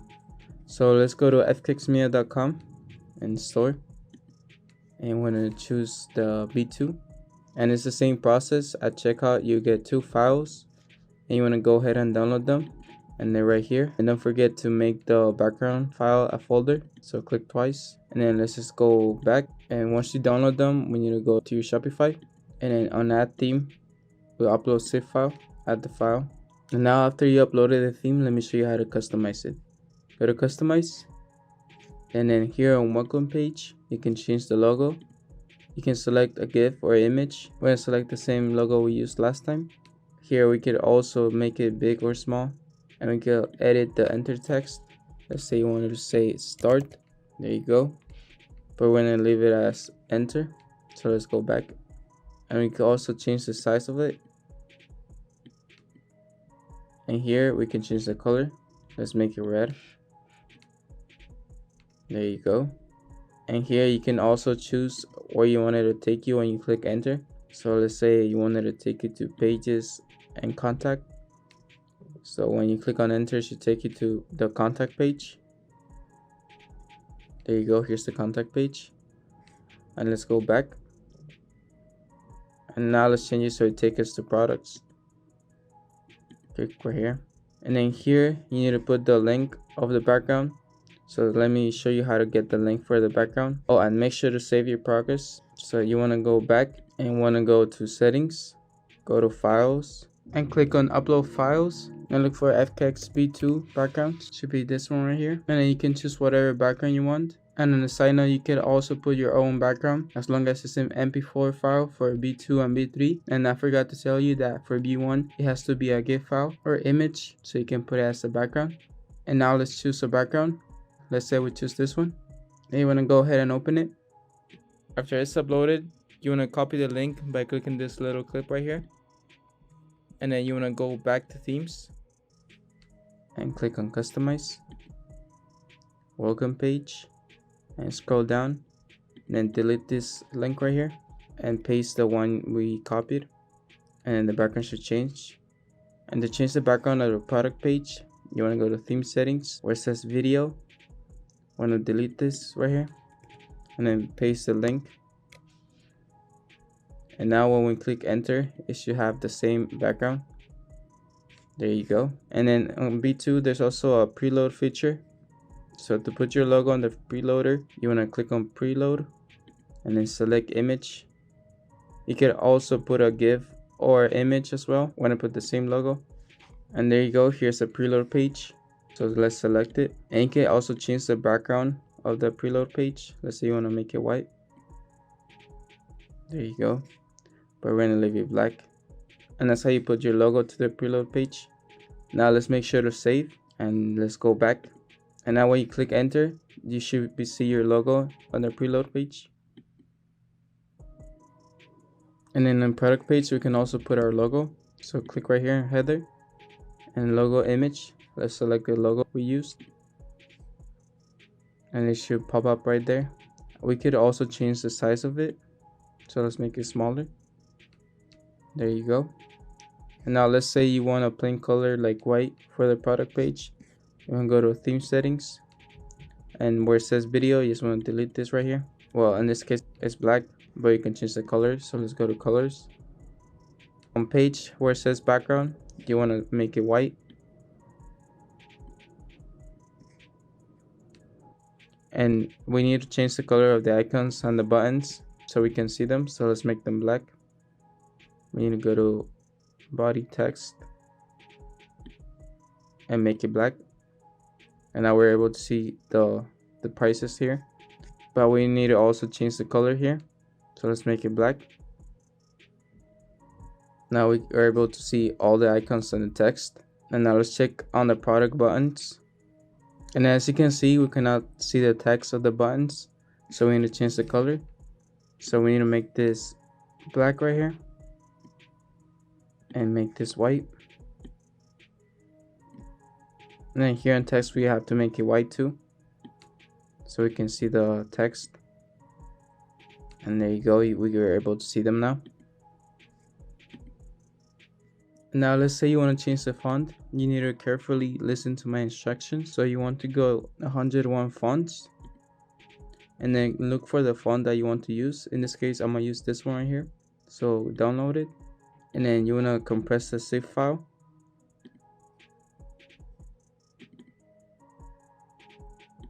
And then here it should say TTF, /TTF. We need it on WAV too.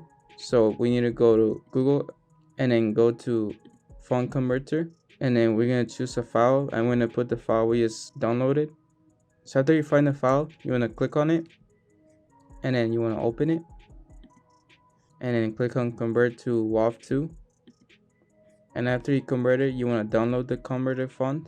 And the file we just downloaded, we need to compress it as a folder. So click twice.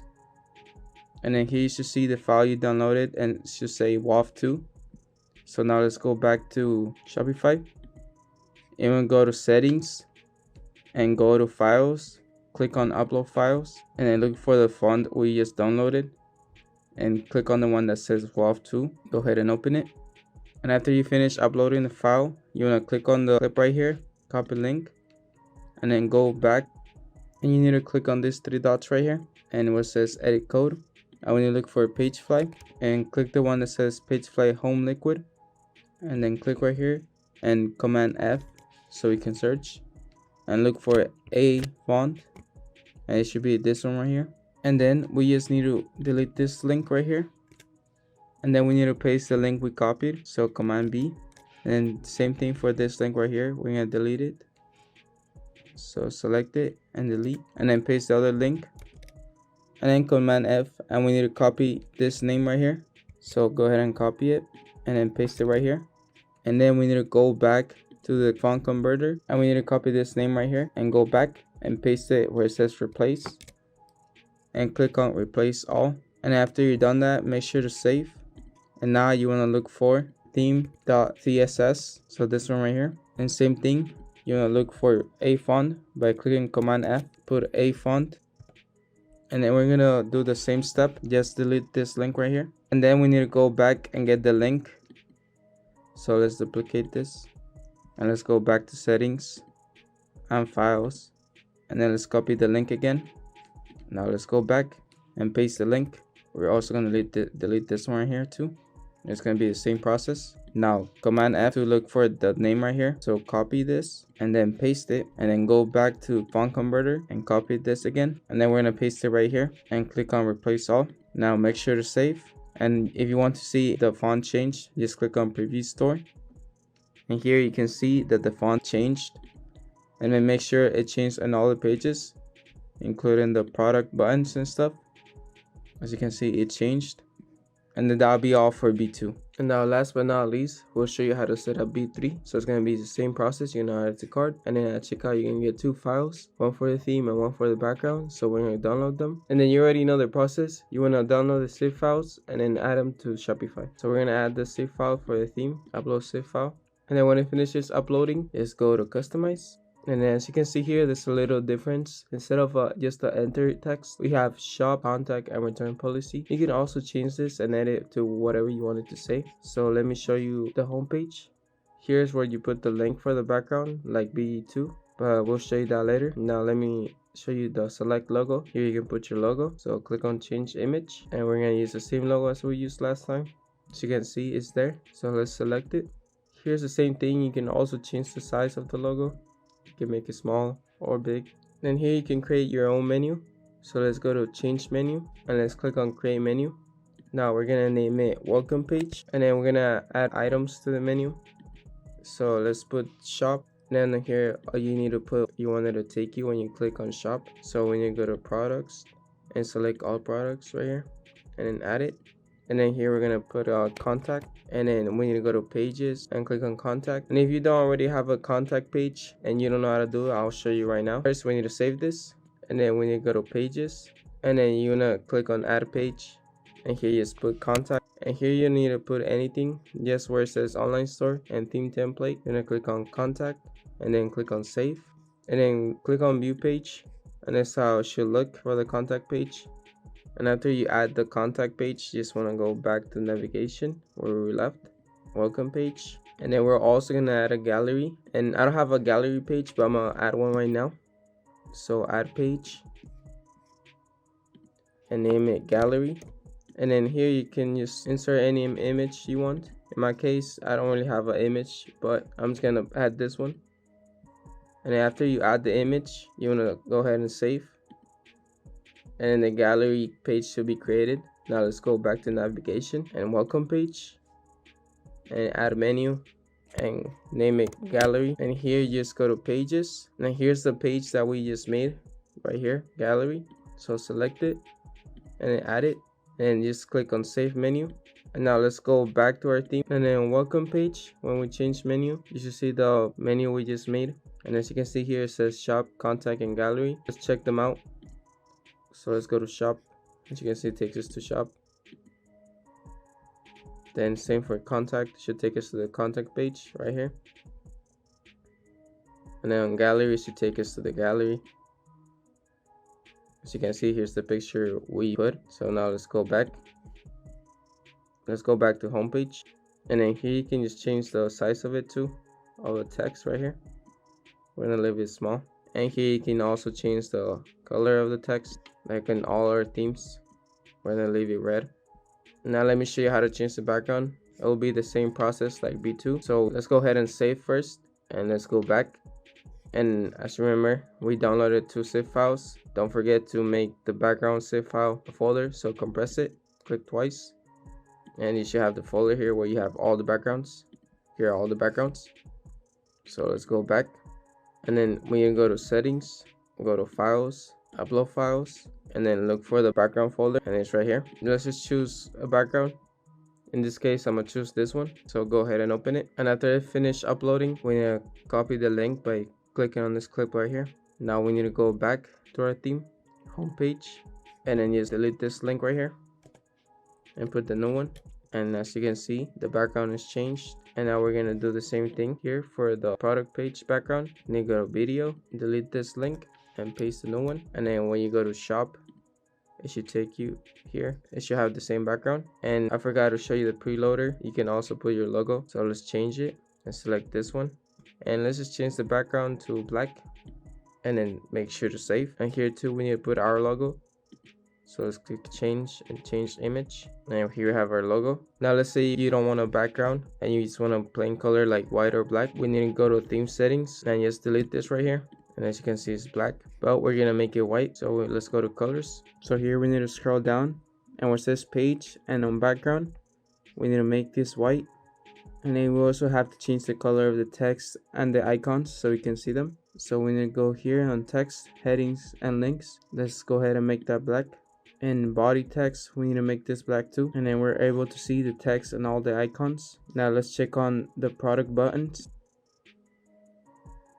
We're able to see the text and the buttons, but we need to change the color of this too. So we need to go to theme settings and then colors. We're gonna change the color of this to black. Right here, this color primary label to white. We can see the text right here. And just make sure everything's visible. And then you can just play with the colors. You can change whatever colors you want. Now let's look at a preview of our site to see what our customers will see when they shop in our site. And here is the background we chose with the colors and everything. It's a preloader, and here's the shop. Let's check that all the text and icons are visible. Yeah, everything's looking good. And I forgot to mention that if you want to change the font, go back a little and then you see when I set up B2, I explain how to change the font. For those who stayed, I'm gonna show you how to add your products, get your domain, and start selling. So to add your products, you want to go to products, add a product, and here you can put the title, description, and image of the product, and the price here. And then to get your domain, just go to settings, domains, and buy new domain. And just put the domain you want to buy. And to start selling, just get yourself a plan. And after you're done with that, just set up your payment and shipping and delivery information, and you should be good to go and start selling. What apps should I use for my store? And the apps that every single one of you guys absolutely need for your clothing brand on Shopify is, the first thing that we need is Klaviyo. Now you're probably asking, what the hell is Klaviyo? Klaviyo is basically your emails and SMS, right? That's where you set up all of your email sequences, from abandoned carts to welcome series and things like that. And the reason why that's so important, because we all see it every single day. When we enter somebody's website, they already have like the email opt-in and the phone number opt-in, right? And once we put in our email opt-in, now we're having a conversation with the customer on the back end. And that's very important for you guys as well starting out, right? Because you might want people to know what the brand is about. You probably want to do secret drops for your email list only, all different types of creative ways that you guys can do. And the thing is that you have to remember, before somebody can buy into you, they have to trust you and like you. And the way that we build that like and trust bias is by having at least a 6 to 7 time conversation with that person on the front end and with the back end of our brand. So while we're sleeping, we're still having a conversation with somebody that just opted into our website with our email sequences, right? So right when they sign up, then we take them down to exploration on what we about, things like that. Our welcome series, we can offer discount codes when new drops are coming, sign up for the SMS, and that's basically text message marketing and all those goodies, right? So now they're gonna have more of a like and trust and bias on even the next time that we release clothing. The second thing you're gonna need is SMS bump, and that is strictly for our SMS text message marketing. Now, some people like to keep it all in one platform. That's why I highly recommend Klaviyo for email and SMS. And then some people like to use SMS bump, which you can find inside of the Shopify app as well. They both work really, really good. The only downside is about the SMS bump is that it's a little bit more expensive to me than it is than Klaviyo, since I use both. I've tried both of them before, but you want to use whatever works best for you. But for my brand, I highly suggest using Klaviyo for text message marketing and for emails as well. The third thing, if you're doing hype releases, I highly suggest you to use the app in Shopify as well called Under Construction. And Under Construction, basically, it's a $1 a month app. When your site is down and when you have new products on the way, you can set the timer and you can have the email opt-in all right there. So then you can set the page private, and then you can set it public when it's new products ready to be served out to the world, right? And that's only if you're doing hyper leases, or if you just got the website down and you're just trying to collect a whole bunch of data. It will make the whole entire site private, and then the landing page will just be of a countdown timer or whatever text you want to put, and they have their email and SMS opt-ins right there built into the platform as well. And the fourth app that you're going to need, and this is for customer service, is Gorgias, and you spell it Gorgigas, and that's basically to systemize and automate all of your customer service for you. So when you're getting replies from Instagram and when it's coming from emails, everything is synced inside of one platform. So you're communicating with everybody from the comments to the DMs to your emails when it comes to your orders, when it comes to refunds and everything like that. Also too, I was going to tell every single one of you guys, if you guys need the best out of the best customer service rep, I have her number. It's right below. It's strictly for you guys. This is my personal customer service rep, and I'm trying to give you guys the best of the best as well. For shipping, you're going to need ShipStation, and you're probably asking, what the hell is ShipStation? And ShipStation is basically the third-party platform that you're going to need to connect to your store, right? So when you're getting 100 orders or 500 orders or 10,000 orders, it's syncing everything over to their platform, and then you only got to press a few buttons, and it's going to print out all of the orders for you. And that is exactly what I would do for my app checklist when it comes to running the brand for my store. And the last thing that I would recommend that you absolutely need to get once you start bringing in sales for your clothing brand is Afterpay. And Afterpay is basically a third party that would basically give you all the money up front, right, from the customer. So let's just say if I go to your website and I see that you have Afterpay at your checkout, basically I pay Afterpay every single month for all the products that I want, but Afterpay is paying you guys the whole entire check up front. So for example, let's just say this t-shirt costs $500 and I really, really wanted it, and I'm the customer and you're the brand, right? And you have Afterpay available. Well, now I can go inside of Afterpay and just set up a payment arrangement with them. Let's just say, I don't know, $100 a month for the next 5 months, right? Whenever it correlates out to $500 and they'll stretch it out months on months, I will make monthly payments on that. But Afterpay will be paying you guys the full $500 up front, and it's out of your shoes if I pay for it or if I don't pay for it. So always remember that once you start getting momentum with your brand, I highly advise every single one of you guys that you're going to need Afterpay connected to your Shopify store.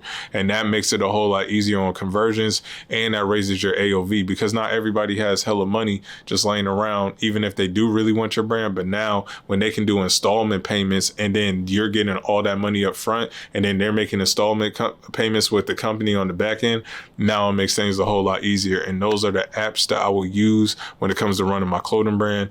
And like I said, you guys, this is the Prince, and I'm out. So when it comes to fulfilling orders for your clothing brand, it's very simple. The first thing that you need to do is first, you need to go to Shopify and go download ShipStation. I have the link below for a discounted price for you guys as well. Once you have ShipStation, you need to connect it over to your Shopify store. And basically what ShipStation is a 3PL that you can connect all of your orders to. So if you're printing out orders from inside of the house or from your warehouse or in a place like this, basically ShipStation is connecting all of your orders from Shopify and is syncing it over to their platform.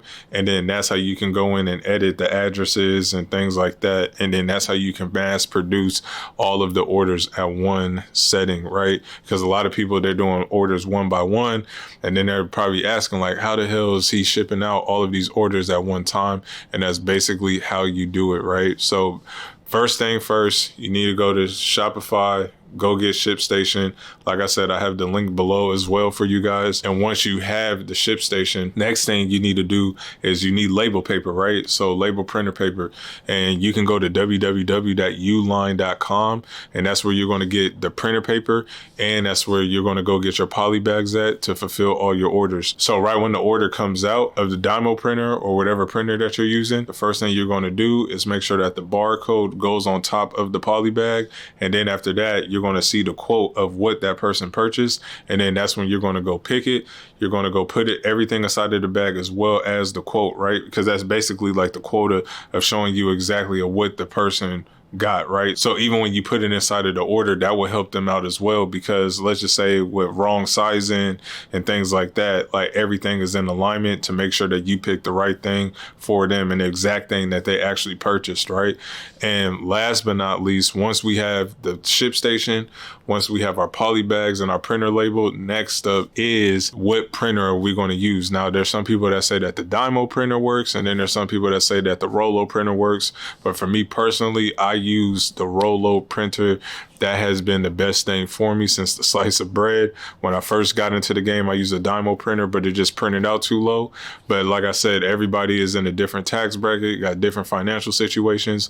So if you're in a financial situation to where you can invest probably $180 to $250, I highly suggest every single one of you guys to go grab the Rollo printer, and that has worked best for me. Like I said, I have all those links down below, and I'll see you guys in the next video. Profit margins for your clothing brand. The aim should always be to have a gross margin of 80%, because once you take away taxes, employees, operations, supplies, etc., we are now left with a 35 to 50% net profit margin. So that's why you need a 3 to 5x every single one of your products, right? So if the t-shirt costs anywhere between $5 to $6, in my eyes, you need a 5 to 6x that. And the reason why I say that is because it's real simple, right? It's like if I have all of this overhead, like my office, I got clothes, we got production, I got employees, I have taxes, state tax and federal tax, and I pay myself and all this chaos, right? You got to really look at it. What is going to be left for the company and what's going to be left for me to take home to like take care of my bills, to provide for my family and stuff like that. And that's what I know that every single one of you guys want as well, is freedom, right? So once you have everything at an 80% gross margin, now it's going to drop all the way down to 35 to 50% depending on what the price is for your product, right? So it's very crucial that like if I see somebody doing $10,000 and if they have an 80% gross margin, in my head, I'll be like, okay, they're probably walking away with $3,500 to $5,000 net profit. That's a good cushion that you want to be at, because then you can probably pay yourself anywhere between 5 to 7% of the net profit, and then the rest goes right back into the brand. The bigger the number, the bigger you take home, the more money that is stacking up in the bank for you and your clothing brand. Also, the second takeaway that you guys can take from this, that it's always much easier to start from high and then work your way low with price than it is to start yourself low and then work your way up. So for example, if Louis Vuitton right now literally put their stuff at a discounted price, we will see more women in the world with purses than we ever seen before, because the demand will be there, right? They already have such a high ticket cost that even if they just dropped it down 30 to 50%, then everybody's going to scramble on that, right? But let's just say Walmart, for example, they're known for being the cheap store. So if they went 5 to 6x on their prices, America would be on fire right now, because everybody would be like, what the hell? You know what I mean? And that's exactly how it will go with your brand as well. Like it's always easier to sell a hoodie for $100 than it is to sell it for $30 to $50, and then you're trying to work your way up. But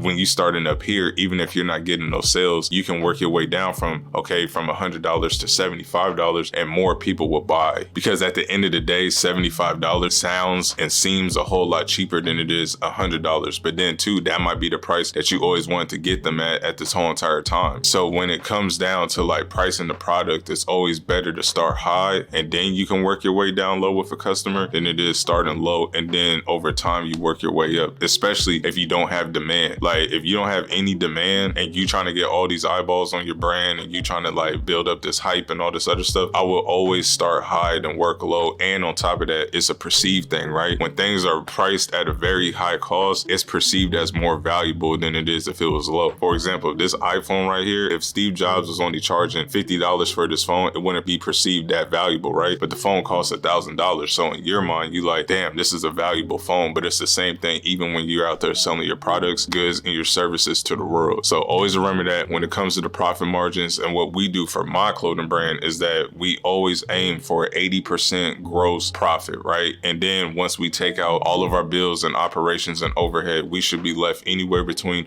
a 35 to 50% net profit for us to actually take home. And then the reinvest back into our brand. And when you do it at an 80%, this also helps you on bringing that $100,000 experience, having more quality customers. And on top of that, you don't really have to look for that much outside capital because you can always bring back into your brand. You won't have to look for that much outside capital due to the fact that you will always have a cushion of money because the net profit is so fat, and then you're just stacking it up over time. So for example, if I just did a drop and if I just hit for 100K in sales, right? And then if I made $50,000 net profit, I'm only paying myself 5% of that. And then the rest is going back into the brand. All I need to do is like 2 to 3 more drops. And now before you know it, I'm already damn near at 6 figures like in the bank. And that's how you got to look at it. So now rather than looking out for investors, or now you looking out to go get loans that's going to hit you over the head in the long term, now you got actual liquid cash in the bank to where now you can go reinvest it back into your brand. You get what I'm saying? And then you just keep stacking it up like that over time. So that's the best advice I can give you guys when it comes to the net profit of your clothing brand. Like I said, this is the Prince, and I'll see you guys in the next video.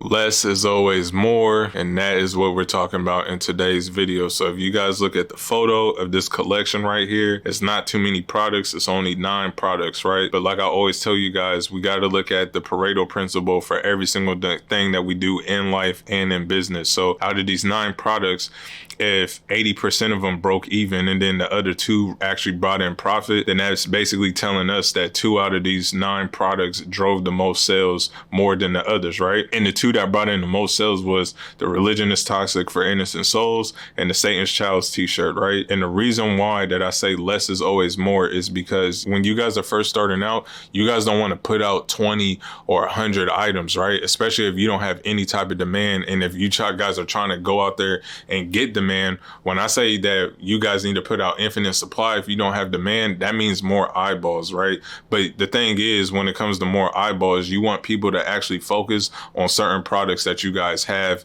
and then you start building demand with those few products. So as you guys can see in this photo, this photo was a collection that I made way back in 2016.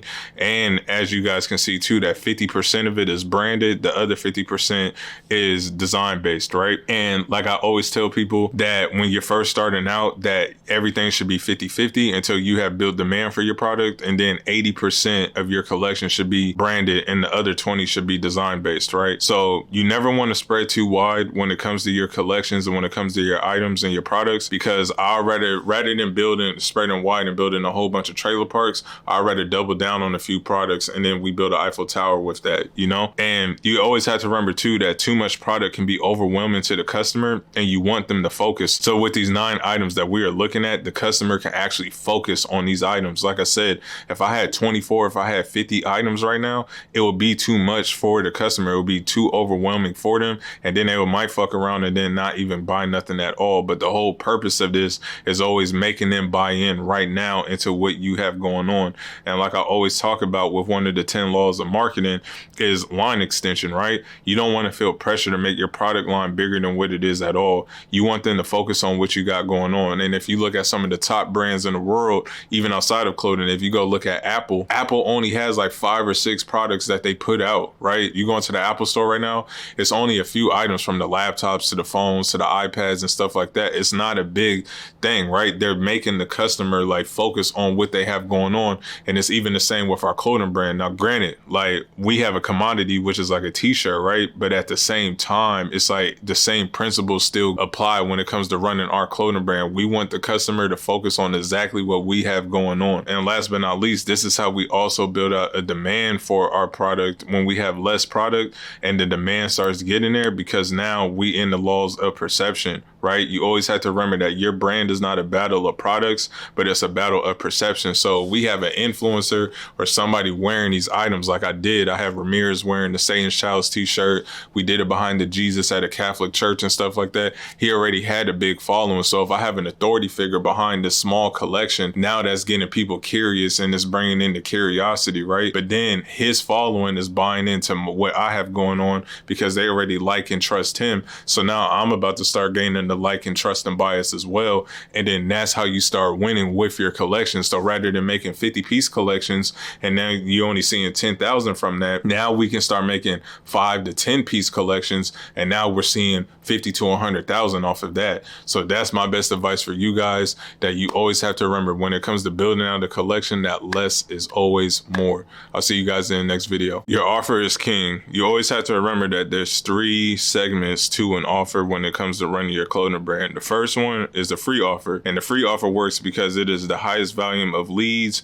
And an example of this can be from a giveaway, or we have a free item plus shipping only, right? And the pros about this is that you can get a ton of followers as well as sales, but you're also killing 2 birds with 1 stone. And you have to remember as well that with a free offer, it is the lowest cost to acquire customers, and it is the key to massive growth, which is always a free offer. So always remember that. So if you're in the season of growth rather than the season of earning, I highly advise you guys to always put out a free product, or you guys can do a giveaway if you guys are just trying to get some motion and build attraction. So you always want to do a giveaway if you want to go grab more attraction when it comes to your clothing brand, right? And if you want to get more eyeballs to see like what you have going on. The second thing, a cheap item offer, which is a high volume of leads. You have to remember that everyone loves cheap. This can also get you a ton of customers, but it also can turn on you due to the fact that you will only be able to get gray customers and not the black and white customers that we are looking for. So what I mean by a gray customer, that means like somebody that's like, well, I kind of like Lord knows, but then I kind of, you don't want a person like that. You want a person that 100% is down for you, or 100% person that is not down for you. So it's like,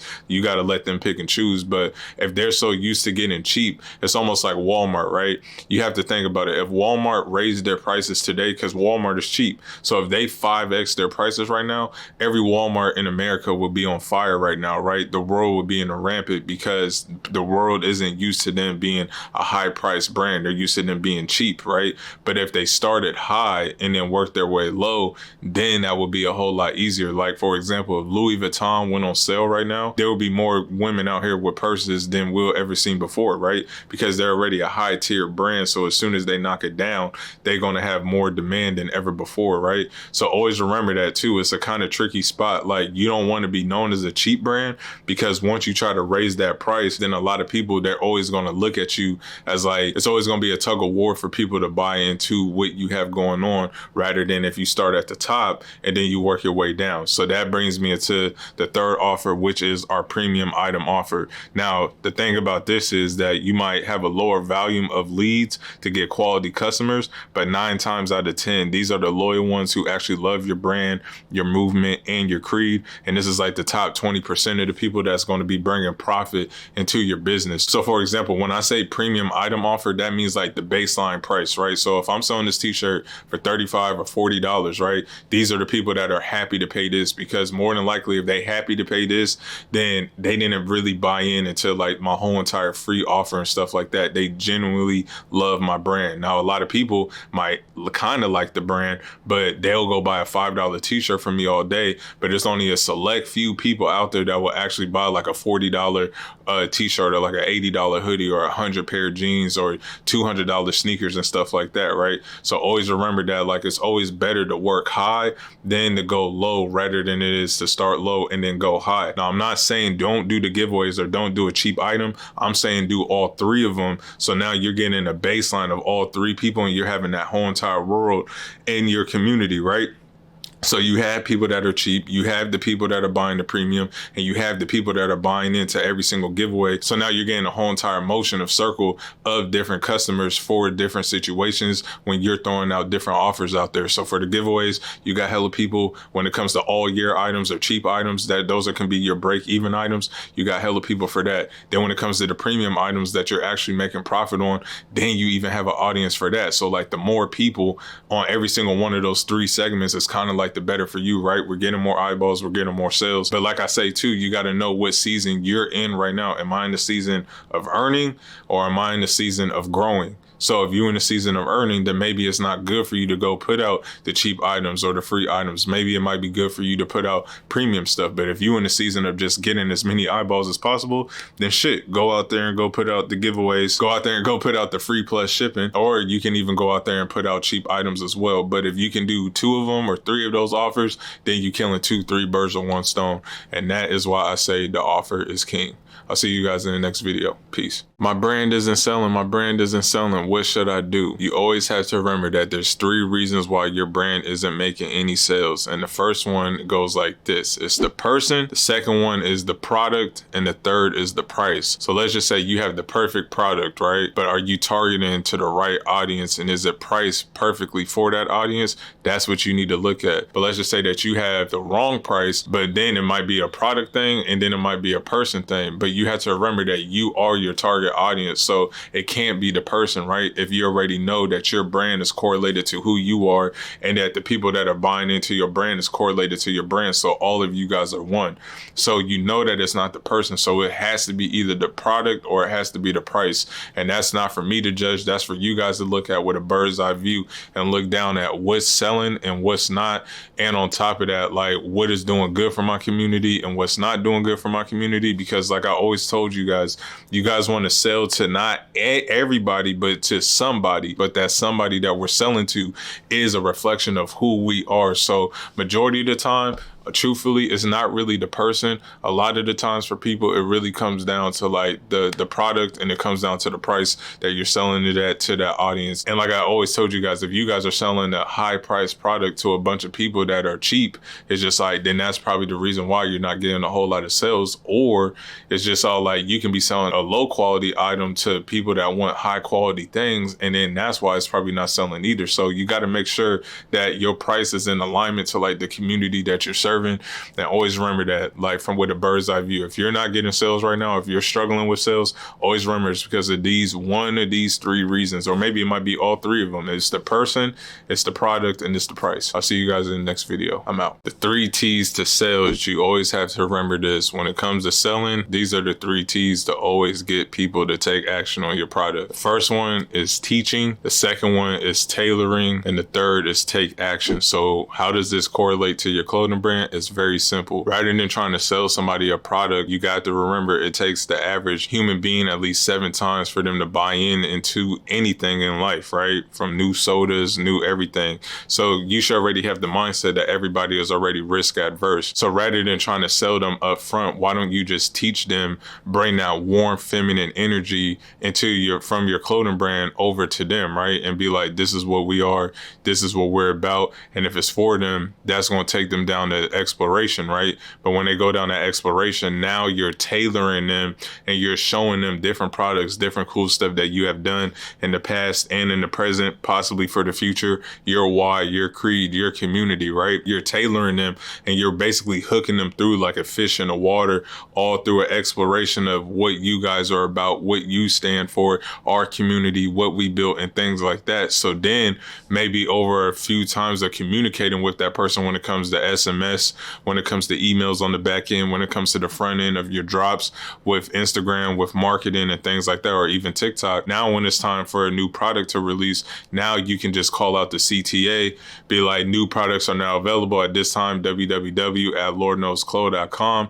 Now the ball is going to be in their court, because you always want the customer to feel like they still have the power of choice. So if you're teaching them and if you tailor them, and then when you call out your call to action, more times than likely, that person is going to take action and actually buy the product, because you didn't come off salesy, but at the same time, you're selling them without them even knowing that you're selling them. You get what I'm saying? So always remember that when it comes to sales, it comes down to these 3 T's. It comes down to teaching, it comes down to tailoring, and then it comes down to taking action. I'll see you guys in the next video. Marketing is by far the #1 most important pillar when it comes to running running your clothing brand. Like I told you guys at the beginning of all of this, from the most important to the least is marketing, sales, production, and design. The reason why I say marketing is so important because we can have the best designs ever, we can have the best quality products, but if we do not know how to market, and if we do not have to blue ocean ourselves in the marketplace and really carve a niche in the market and become the LeBron, Kobe, or Michael Jordan of a certain lane, then we're asked out. We'll forever be fighting over the scraps and the leftover customers, and that is the last thing I want for any one of you guys. If you guys look at any big brand out there, from Coca-Cola to Donald Trump to Lord knows to Supreme to all these different things, from people, Kanye West, Elon Musk, everybody has one simple thing in common, that they're very good marketers. It has nothing to do with the product. They're selling you on emotion, and then they're creating this reality that never existed before they created it. And that is exactly why I made this module for the last, because it is by far the most important when it comes to organic, when it comes to paid, when it comes to your brand identity and everything. It's like you're taking everything, putting it together, and then we're serving it to the world without saying one word. And that is difficult for some and it's easy for others, but that is exactly why I'm simplifying it in a way for you to understand and understand it. So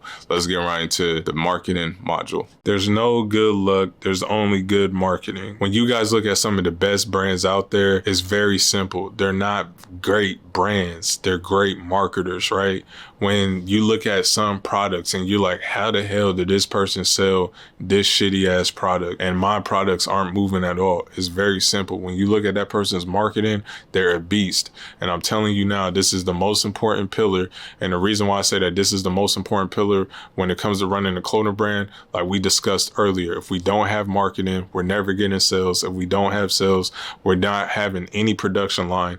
And all those cute designs that we want to put out to the world, it's all for nothing. So you have to remember that if right now, if you're in survival mode with your brand, if you anywhere between $0 to 20,000, designs don't matter, production doesn't matter, nothing matters. All that matters is marketing and innovation, because we have to remember that everything outside of that is just an expense. Always remember that. So if we can double down and if we can conquer this constraint, then all the other constraints will be taken care of, right?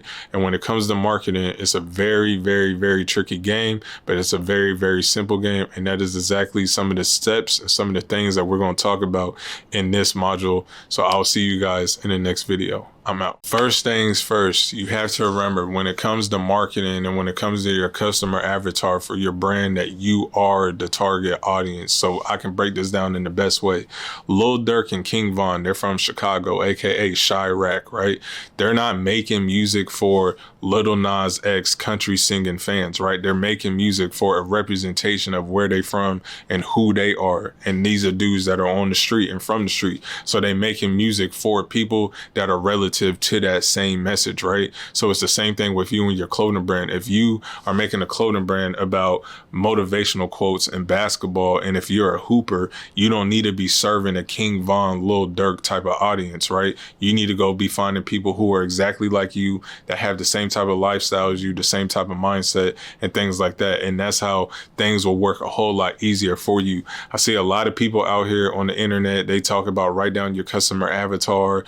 Who do you want your ideal customer to be? And the easiest way for you to win and influence more people is by making a brand that is relative to who you are, and then going out there to go find 1,000 views, 10,000 views, 1,000,000 views, because you have to remember that you are nothing but a core identity to your brand, and the people who purchase from your brand is a core identity to that. So we're all one big circle. Like if you put me in a circle with all of the Lord knows supporters behind my brand, we're all one. We all look together, we all mix together, regardless of colors, regardless of backgrounds and stuff like that. So you always have to remember that you are the target audience, and rather than trying to look outside of yourself, why don't we start looking within ourselves and looking at what is it that I do on a day-to-day basis, and then meet your customer there. Because you have to remember, it's not your customer's job to go out there and look for you, right? It's your job to go out there and pop up in the front of their face. You almost want to be like the magic genie, and then you pop up and then you're like, hey, I'm here. I'm that brand that you've been thinking about. I'm that brand that you wish that existed. I am your person and I'm not going anywhere. And then you take that customer down an exploration that has a beautiful ending. And that is how you will win friends and influence your community to the highest degree, is if you are your target audience and you make a brand that's relative towards you. The MAL method. The MAL is basically an acronym, right? So for the M, that means marketing. For the A, that means angle. And for the O, that means offer. But first, let's get into marketing since we are in the marketing pillar. So the M, right? So once we're marketing, right, we got to then go down and look at who are we trying to target, right? But once we have figured out that who, then we're going down and we're specifically picking a sub niche. We have to be unique to that niche, and we have to hit them with passion or a problem.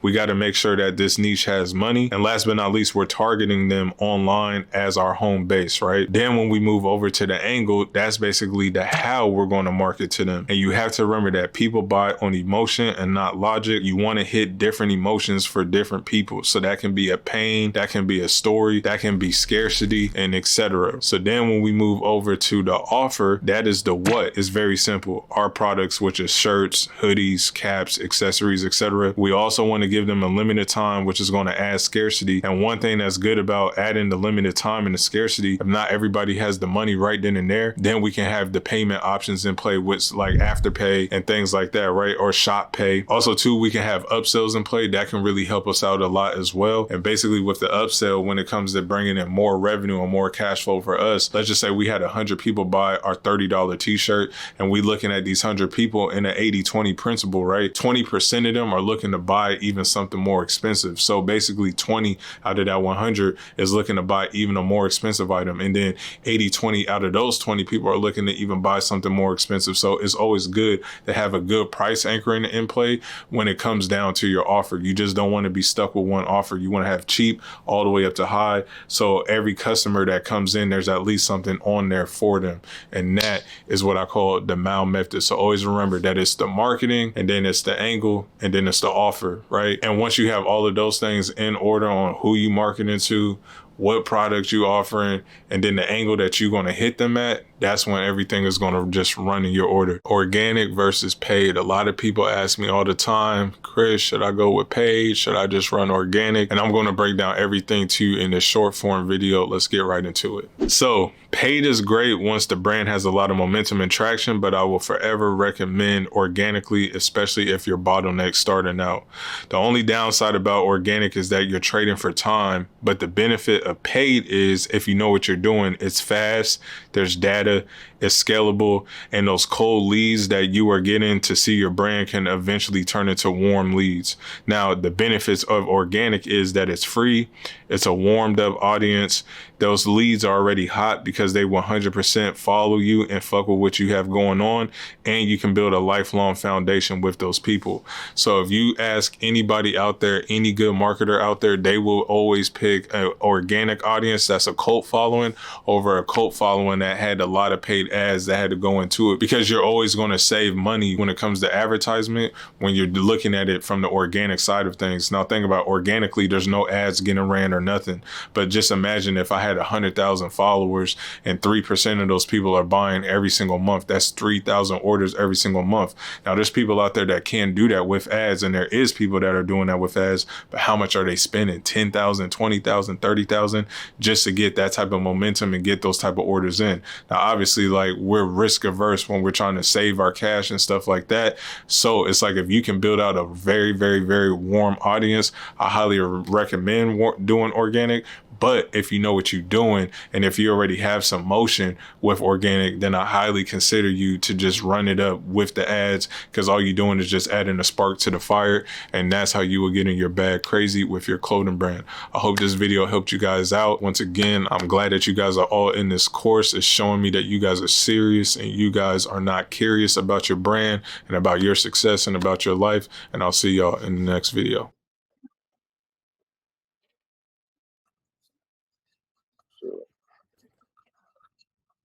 What y'all got planned for today? I made my store today, doing a few things. All right, for sure. For sure. What time is it right now? Yeah, give it like 2 more minutes, and obviously it's recorded, so we can just start going. You feel me? All right. Yeah. So with this boy Nin, man. Yes, sir.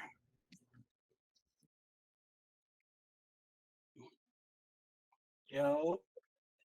Yo, what's goody? No. I was trying to fix my mic. Okay.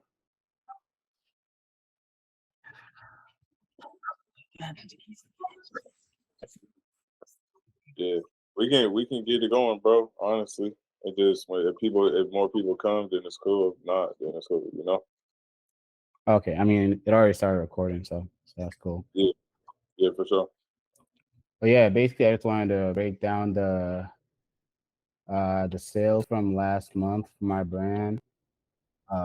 Just basically the return on ad spend and the ad structure that we had. So I gotta.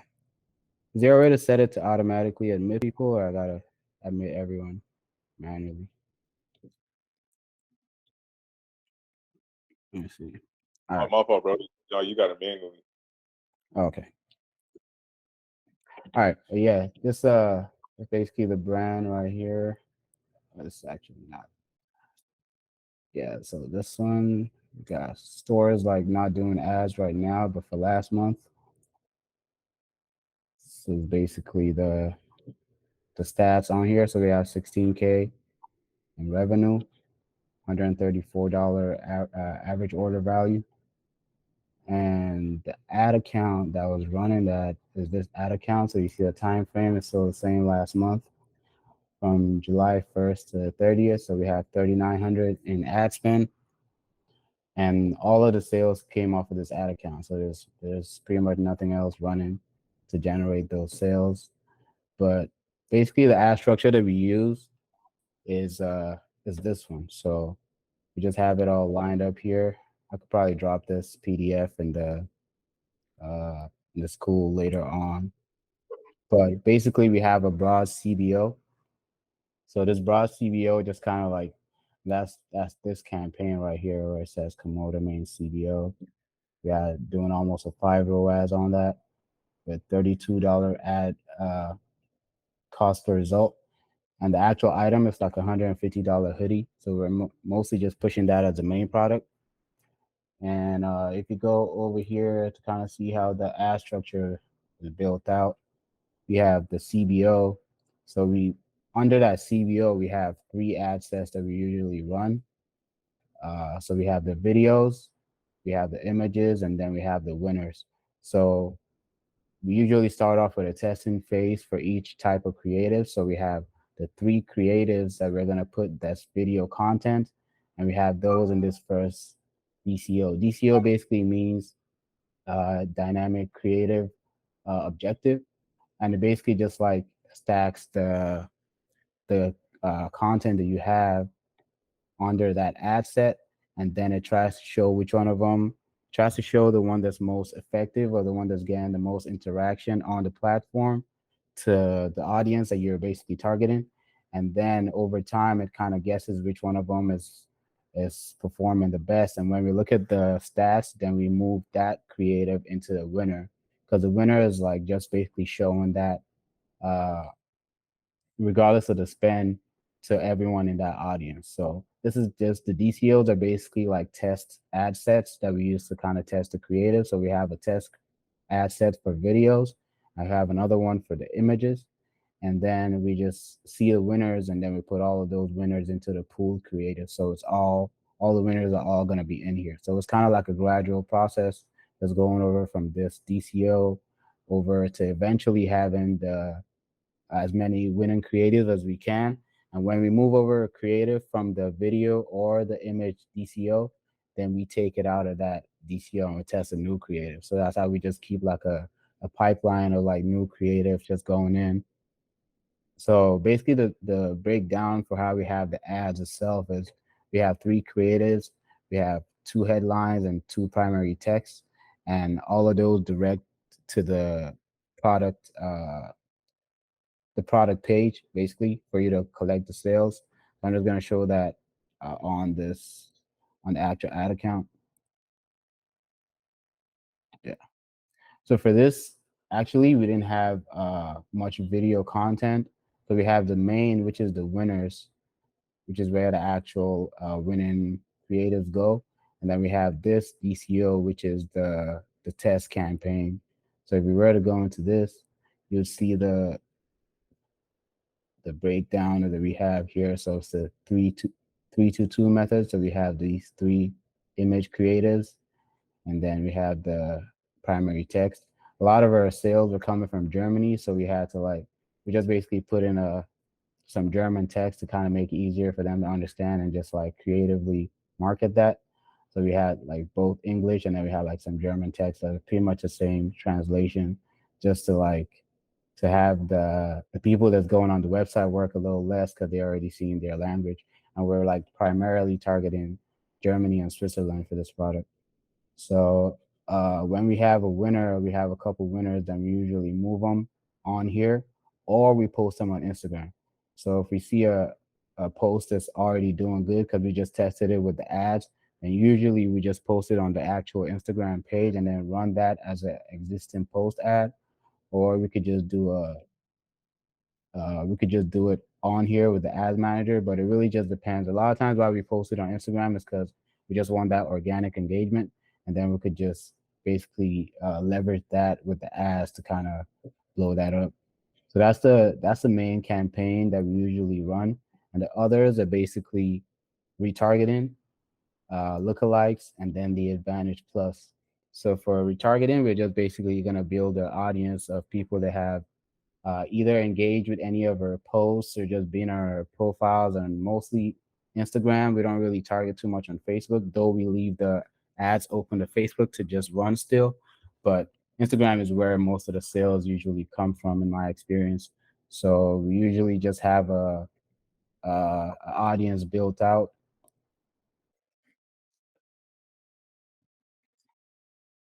So we have an audience built out of everyone that's engaged with our Instagram in the last 365 days. And you could basically easily just build that out with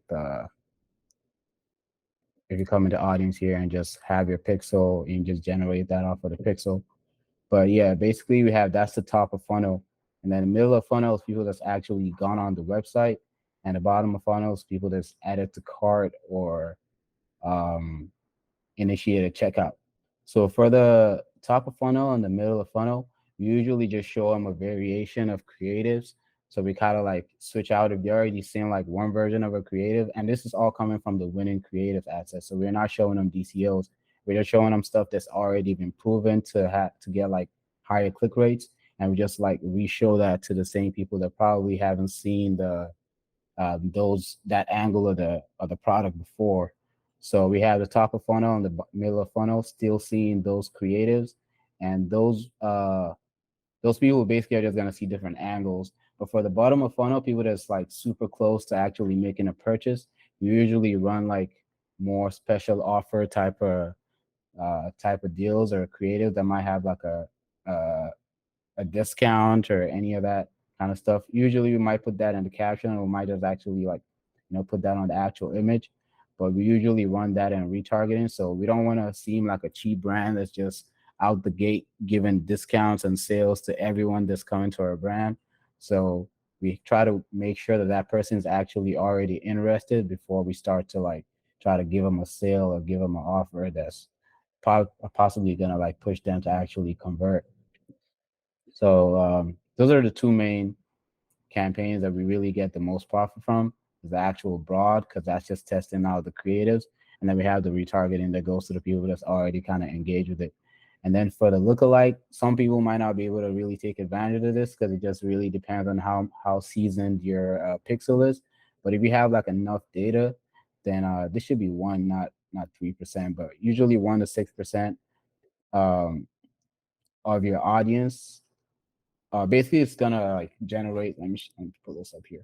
But we have lookalikes of everyone that's on our email list. This is a lookalike of people that's added to cart. We have lookalike of people that's purchased, and the percentage is just a degree of difference between the person that's the audience that's generated from Facebook and the actual source list that you're pulling into Facebook. So usually we see good conversions with that, but it just kind of helps. It's kind of like still a broad CBO. That's why we still test out dynamic creatives with it, just because it's still showing it to people that might not have necessarily found out about your brand. We're just knowing that it's basically what Facebook thinks is similar to the people that have interacted with your brand. So we still go through the same funnel that we do with the broad to just kind of like filter out what the creatives that work best and just show those to those people. But a lot of the times it's still gonna be the same winners that you end up having in the broad that you end up getting in the winning creatives as well. And then for the last type of campaign that we run, that'll be the Advantage Plus. Yeah, pull that on here.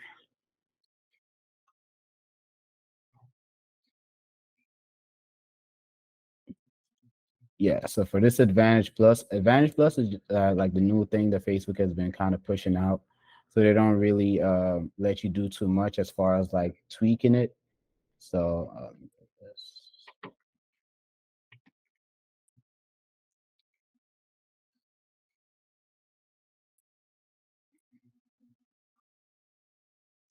it's supposed to be last month.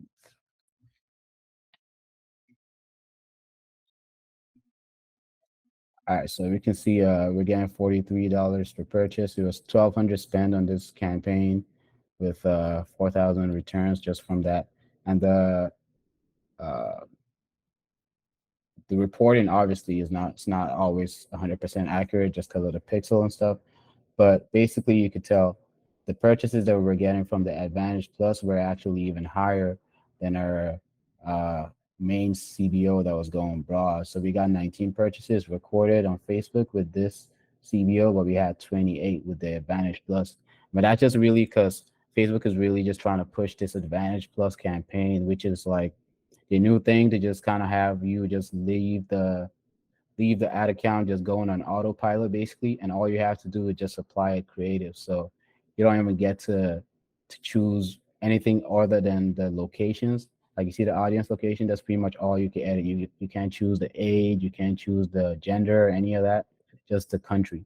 So you choose the country and then you put the creative that you feel like are working. So we just put a bunch of winning products in there, and we just direct them to the collection page. So they're not going to a direct specific product. It's just Facebook's just basically with its own algorithm just going over and basically trying to decide what it feels like would be most likely to convert. And we just leave that up to the system to basically choose what it wants to show. And we've been finding that recently that's been performing even better than the broad CBO, which is usually the best campaign, just because I believe Facebook is just trying to pull or just push that new feature out more. So we've just been taking advantage of that basically. But yeah, that's basically how we had that's basically the ad account structure that we had for that month, where we had 3,900 in spend with about 16K in returns after product costs, which is product and fulfillment costs is about 5,200. So when you subtract all that, that's about 8,000 in profits overall. So yeah, anybody got any questions? Sorry, this is Loki, my first webinar, so if I see you kind of like new, I'm usually just more behind the scenes. I don't really be on the cameras. Yeah, if y'all got any questions for him, you know what I mean? Especially Smooth, my man Adrian, you know what I mean? Y'all got any questions for the kid, ask him. I chopped it up with him last night about it, so I'm good. No, for sure. And I was gonna say too, like at the top of the funnel, because I was kind of doing something else, but and then you said that you do go broad, right? And then you Top of the funnel. down. You go broad, and then you narrow it down to lower the funnel. Yeah. You go broad with no interest. We don't use interest at all. We just basically just do a wide target and just show it to everyone that's on the platform. And then when people respond, then we narrow it down and then target those people again with like a different angle or maybe an offer depending on how far they went in the funnel. Oh, for sure. Adrian, you got any questions? My boy Octavio. I do. You hear me? That Yeah. shit, hey, this shit is like still Spanish to me, bro. You said what? Be looking like, oh, okay. I'm saying this shit is still like not a language to me. I be looking at it like, oh, okay. I got a quick question. I want to see I get the general concept. I want to see the kind of creatives that you test on the top of the funnel and how often that gets adjusted. Like if you find something that's hidden, maybe you double down on it. I mean, I came in, I missed like maybe the beginning portion. So if you could kind of recap that for me, I'd greatly appreciate that. Okay, so yeah, for the creatives, where we test is usually the DCOs, because that way that's a dynamic creative, and it just basically lets Facebook choose what to show, and then that just tells us what's performing best. So we do that on the broad level. So you go on the ads here, you see the main CBO.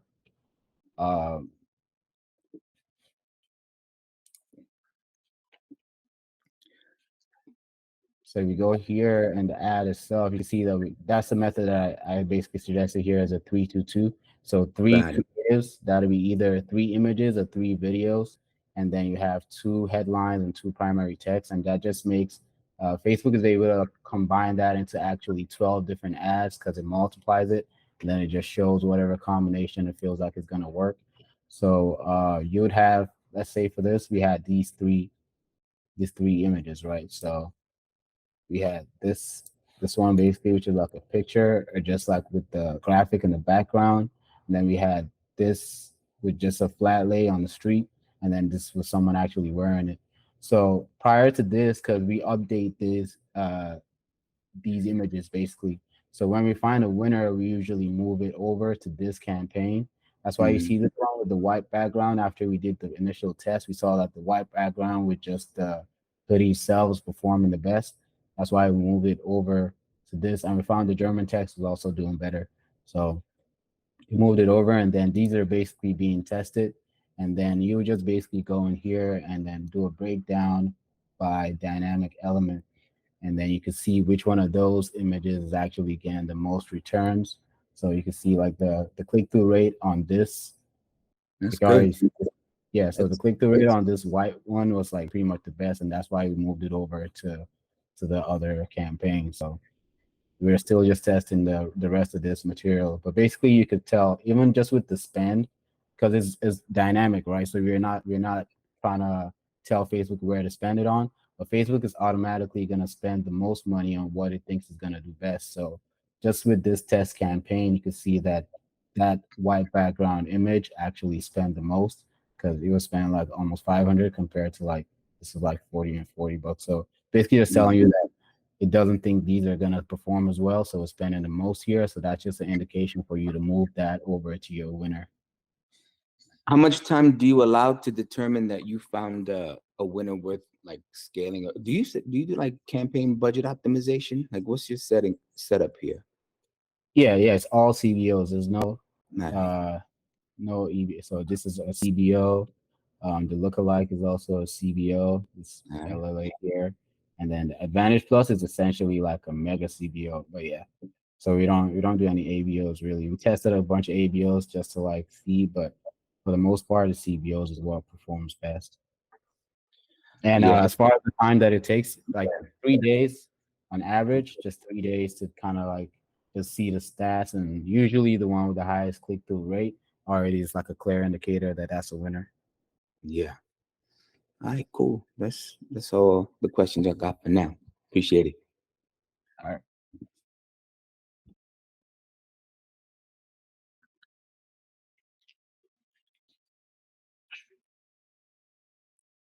What about my boy Octavio? Y'all boys are silent. Octavio, Adrian, you don't got no questions?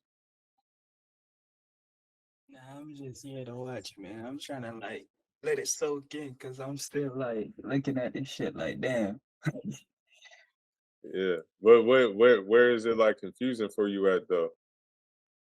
Nah, ain't nothing confusing. It's just like, how the hell this shit like you gotta like set up all these stuff like right here, like I don't get it because I never did Facebook ads before. I just be boosting shit on Instagram, which just doesn't help at all. it's like this shit look like a whole different shit to me right here. So I'm Yeah. still new to this shit. It's like, I feel like the toughest part really is getting the creatives, like taking the pictures and just knowing what to swap it out or making videos. But as far as like the ad setup itself, it really doesn't take like it might look complicated, but it's really not that crazy. You just got to oh, know okay. like what not to click basically, because Oh, most of the bet, stuff bet. on Facebook, yeah, most of the stuff on Facebook is like automated at this point because they've been running for like over a decade now, so it's kind of easy.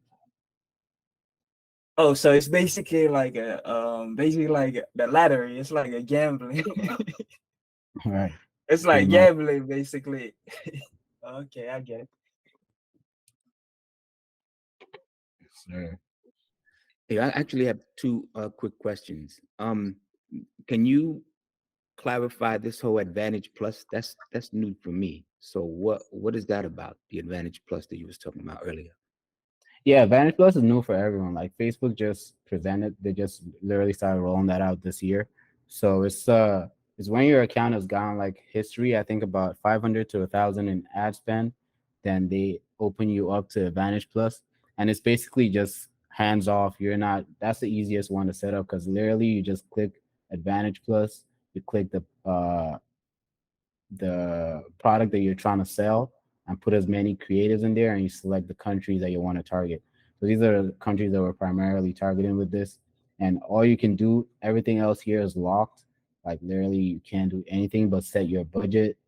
And yeah, this is all locked. So you can't do anything else. You just put your creatives, and I don't think you can really put captions or anything. Like you just put your creative, put your website, and just let it just go. Okay, yeah, you can put captions actually, but the images you can put up to 10 creatives in here, and it just kind of cycles through them and just decides what it feels like is the best that's gonna actually perform and get a sale. But you don't do anything else as far as like trying to target an interest or trying to go to a lookalike audience or any of that. You just basically choose a country and choose a product.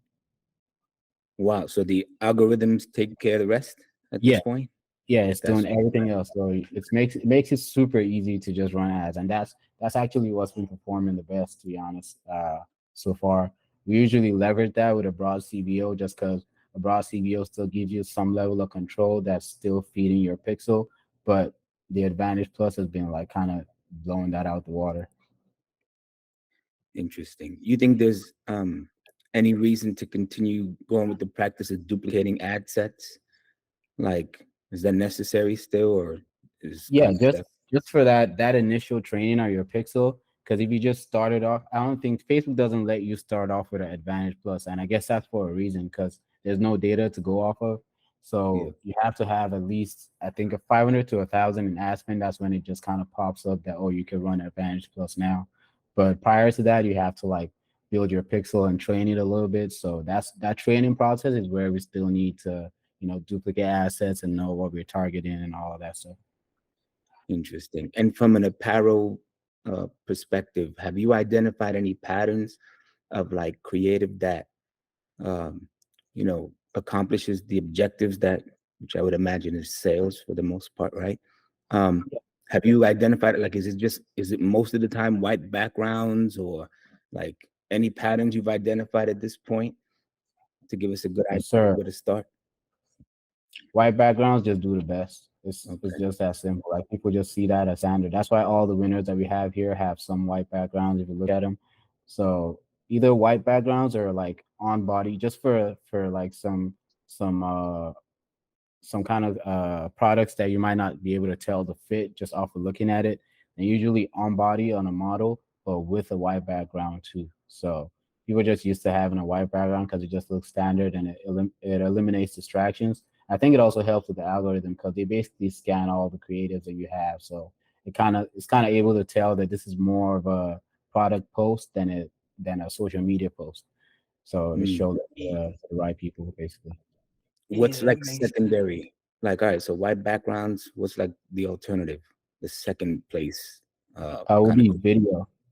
video? Secondary would be video. So video just showing the product itself, either like a like a piece breakdown where you're just kind of going into like the aspects of that actual product, or just an on body or something like a photo shoot where you're just kind of going 360, just showing off the product basically.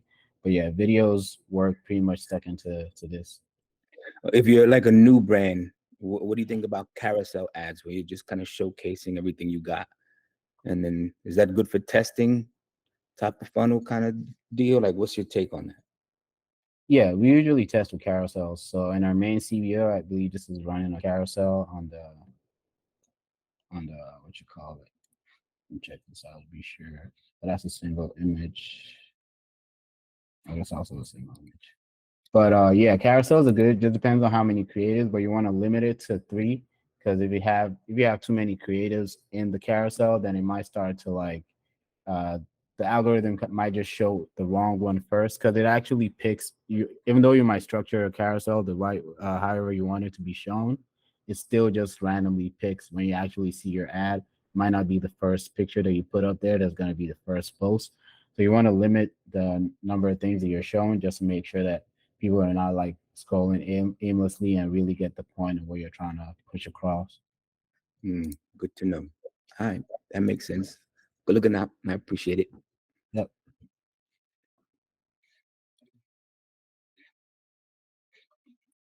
Yeah, the more you break this shit down, the more easier I'm getting it now. Yeah, I appreciate that though, because I wasn't getting this shit at all, bro.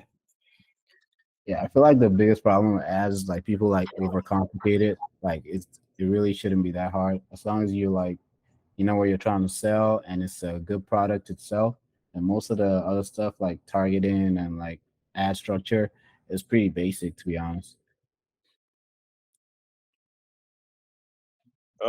Adrian, Breadwinners Adrian, I was gonna say you should like show him real quick, like some of your creators and everything like that, since like you have like such a broad, audience that we can reach with your brand, Okay, Yeah, give I'm me a retooling. second.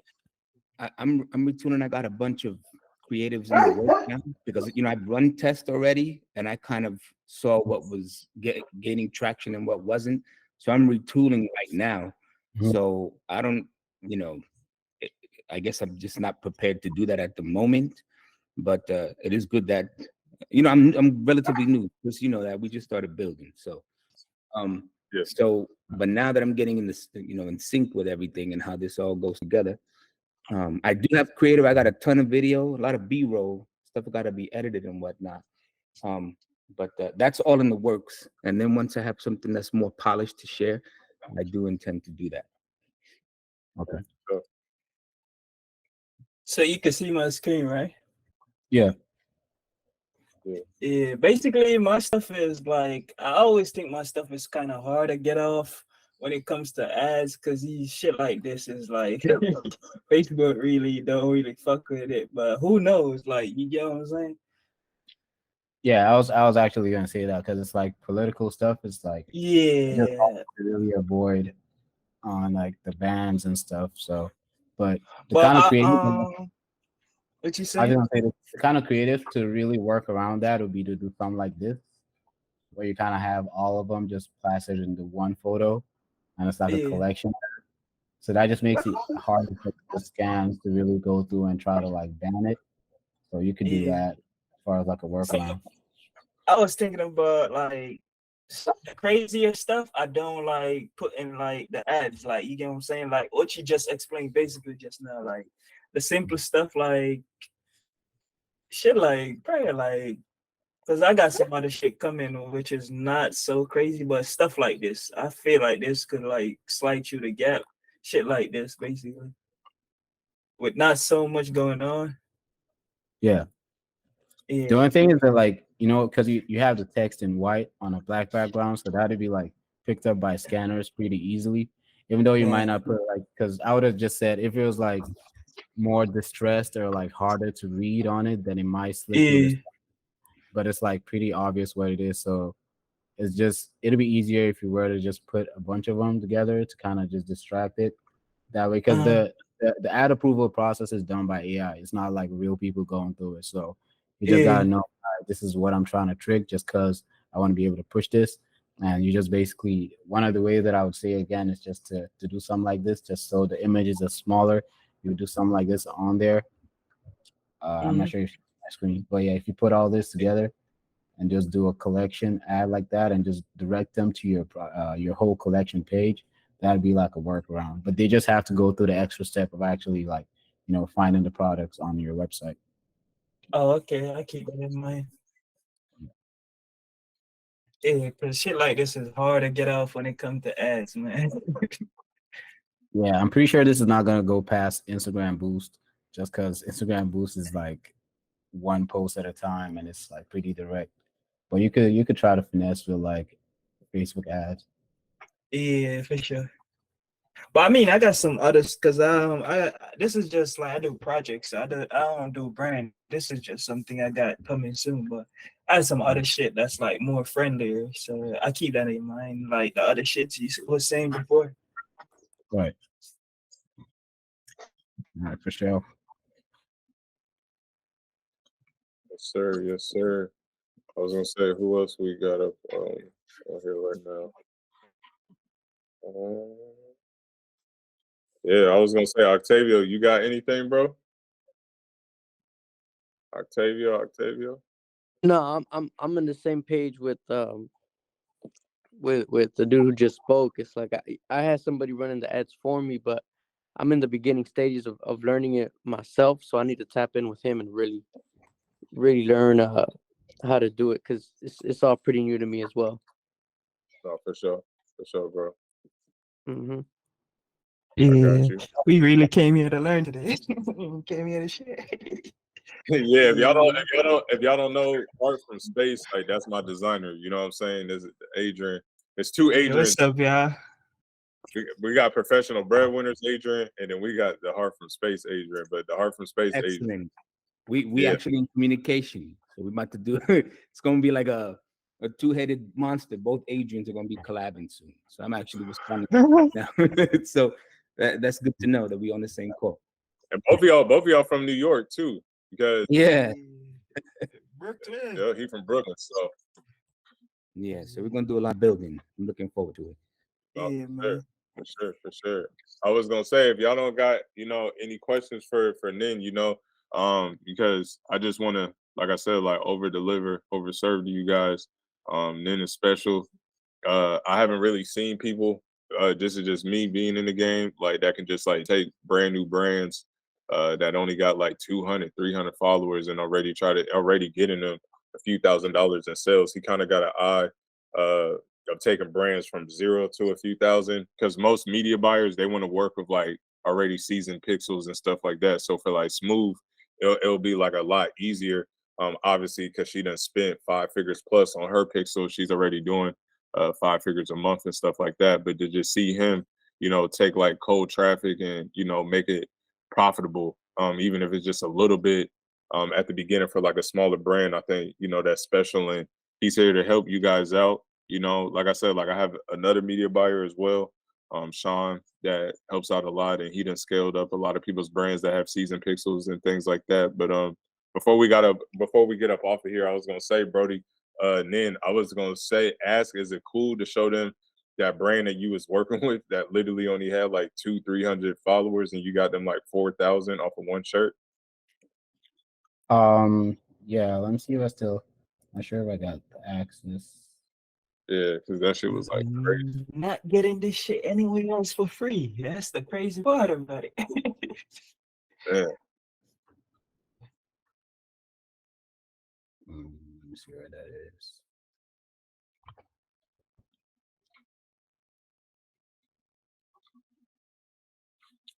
Yeah, so that was in May. Yeah, I think that was in May. It was like 5K in sales. Try to pull that up. Yeah. So we just basically just ran the ads on it. I don't have access to the ad account anymore, but this is a Shopify. They're just doing a rebrand right now to do some more drops. But the main share was just some Lindsay Lohan, the graphic tee that they had going. But But Yeah. one thing about them though, that shit look like their brand is like it like it's branded hella good though too, you know? Right.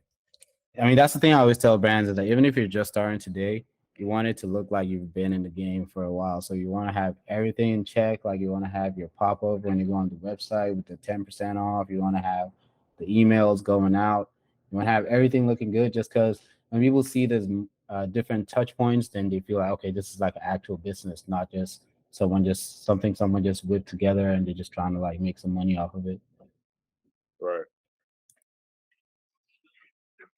100%, bro. Wait, can I see the product or something? The shirt that they Um, was selling.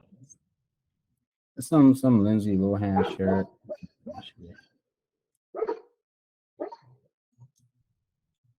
So you don't get strike for like copyright when you do ads and stuff? I mean, this brand owner, we talked about it, but he's waiting for the lawsuits. He like doesn't care. He just wants to see like how far it's gonna go. But yeah, this is basically a shirt. It's just like It's a tough shirt. and all the this is a mock-up. It wasn't even made at first, and this is like AI, so it's like not even a real model. Like, But I was asking like if the AI itself. So you got a see like you got this T-shirt with Lindsay Lohan. Doesn't the AI like pick up shit that's like copyrighted? No, I don't believe so. It's not really seen as controversial. The only problem that we had with this actual post to really get it past the ad was the smoking part. Yeah, the So, cigarette. yeah, but we just basically you could do like an appeal. Sometimes when the ad gets disapproved, you just appeal it and it just goes through. So I'm not sure if it's a real person that looks at it, but yeah, it worked later on. That's AI, ain't it? Wait, go back to that model. That's not real. That's fake, right? Yeah, no, yeah, this is AI. Everything was AI with this brand. So all of the products. Adrian, you see Nah, that shit look like I could see the it look like a mock-up still though. I don't know. It doesn't look real. To me, I was like, that shit is, but it fits their brand aesthetic, you know? Yeah, it does. It does perfectly. Like it really does. Like a person who doesn't know would think like, yeah, it does. Yeah, this was the only product that they actually had made at the time. It was just like this bag. And yeah, just had a bunch of celebrities on it. But they just have like this edgy, like controversial Hollywood aesthetic to this stuff. Yeah, they got the brand identity and all that shit going on. Like they should actually make sense. It does, bro. That's why when I saw it, I was just like, damn, like I see why that shit made sales. Like it wasn't hard. Actually made sense and it's simple. All right. Yeah. Yes, sir. Yes, sir. Well, shit, man. I just wanted to say that I appreciate y'all showing up early on a Saturday.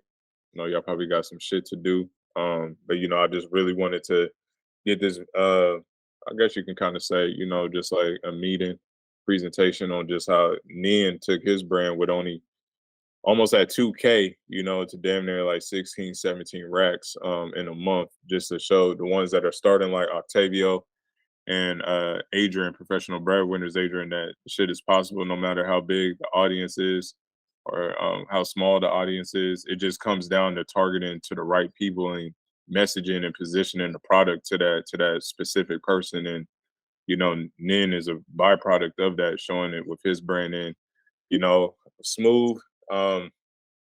Obviously, you got a brand. It's up and running. You're doing good, and obviously, you got up on this call to get some knowledge and understanding too. But I hope that you got some clarity, even with like your ads. And you talked to Nin yesterday about it. So I just wanted to, you know, just do this for you guys. And later on next week, I'm probably going to do a live or put Maria on, or even Adrian possibly, for, you know, design and stuff like that, breaking down everything when it comes to Illustrator, Photoshop, everybody that needs help with design, because that's what he does all day, every day. And he the best at it. You know, he works with no break. no breaks. He works with 9-figure brands all the way from rip and dip down to people that are just starting. So, you know, the whole key purpose of this is just to over deliver to you guys. But if y'all have any questions for me, Nin, or if y'all just want to chop it up, we can do that. But If y'all done, then I understand, and we can get up off of here. Everybody good? Yeah. Smooth. Other Adrian, Octavio. Yeah, we Yeah, I'm straight. All right, cool. All right, well, yeah, I'll just Nina's gonna save this video, post it inside of school for y'all. And then if y'all have any questions, just hit me inside of the chat. I might be hella busy today because I'm literally about to make like 5 YouTube videos and all type of other shit. And I'm about to just be hella drained. But if y'all need to get at me, you know, y'all can DM me personally or whatever. But if y'all want to rewatch this, then it's gonna be up in the school. So I'll tap in with y'all. All right, for sure. All right, bro. All right. Yes, sir. The Hail Mary play with deployers. Now, a lot of people are probably asking me, Chris, what the hell are you talking about? And I'm basically about to break down to you exactly the videos that I went viral for on TikTok when I'm breaking down how I will run a clothing brand in the year 2023. And I'm going to break it down in the most simplest way. This is exactly what Andrew Tate did to get famous and get hundreds and millions and thousands of eyeballs on him and his product, right? And this is the same exact way that y'all can do things, even when it comes to your clothing brand, or if you guys were even selling the service or anything like that. So let's get right into it. So first, we'll have you make a TikTok. Once you make a TikTok, I'm going to have you make 100 different videos when it comes to your clothing brand. 25 will be unboxing, 25 will be interviews with people in the street, the other 25 will be storytelling, and another 25 will be a reaction video. Once you guys have posted all of those videos within a matter of a month, you have to remember, when we break down everything, a Pareto principle, that 80% of result is only coming from 20% of the effort. But it's even the same with all those videos. So even out of 100, 20 out of the 100 are going to do better than the other 80, right? So then we need to look and see, what were those 20 videos that did better? Was it the unboxing videos? Was it the interviews? What segment of videos was it that did better than the other 75 to 80 of them, right? So once we have that answer, that's when we're going to double down and we're going to make another 100 like our lives depend on it. We're going to put that content into a Google Drive, and then we're going to go find a friend or family member. I prefer personally a friend that understands the algorithm, that understands TikTok, and that understands content creation. So then you can go grab him, and then y'all can team up together, and then you tell him, like, look, bro, I'll give you a few $100s. I need you to repurpose this content for me on the TikTok, right? So now you're killing 2 birds with 1 stone. Now, rather than 100 videos, now you have 200 videos that are going up in a month. And one of them is a theme page around your brand, and the other one is your actual brand page, right? So like I said, when we look at 80-20 again, the Pareto principle, out of 200 videos, now we have 40 videos that's going to do better than the other 160, right? So once we have those, then we're going to rinse and repeat the next month with a 3rd person, with a 4th person, and then before you even know it, now we have 5, 6, 7, 8 different people that are repurposing our content, and that's putting hundreds and thousands of eyeballs on us, right? And the whole purpose of this is for world domination. What does Scarface say? The world is mine. That's how everybody should be looking at their brand. Everybody should think that they're the best, even if you guys are just starting out. But the reason why you're not getting much sales is because many people have not just simply seen your brand. And especially if it's a dope brand with a dope product, then it should not be a crime to put it out there in front of hundreds of millions of people. Now, a lot of you guys are probably asking me, well, Chris, how do I go find deployers? And that's what I basically call people that will go edit and people who will make the theme pages for you. If you don't have enough friends and family, I highly suggest you guys to jump into my free Discord group. There's people that would do it in there all the time. For example, like I have one person that would do it anywhere between $5 to $8 off of every single 15,000 views that he gets you, and he edits as well. So like, all you got to do is just make the content raw. He'll make it out into these dope TikToks, and then he'll run a theme page for you. But like I said, that's just one person. If you guys need deployers, I highly suggest you guys to go into my Discord group below. Some key takeaways that we can all take from this is, first, that you want to start posting yourself so you understand the platform and you understand the algorithm and you understand what your target audience wants from you on TikTok when it comes to the unboxing videos, when it comes to reaction videos and things like that. Secondly, when it comes to captions, we only want to use hashtags that's related to our niche. So for example, a lot of you guys can go look at my TikTok right now. When you guys go look at my captions, I'm not putting nothing in there besides hashtags only, and it's only like 6 to 9 that's relatable to a brand owner. That's how a lot of you guys found me right now, because all I'm trying to do is rank first for the top top keywords. So for example, clothing brand, there's 4 billion people that have used the hashtag clothing brand on TikTok. Imagine if I had 100 different theme pages and we're all using the same hashtag. I will be getting so much traffic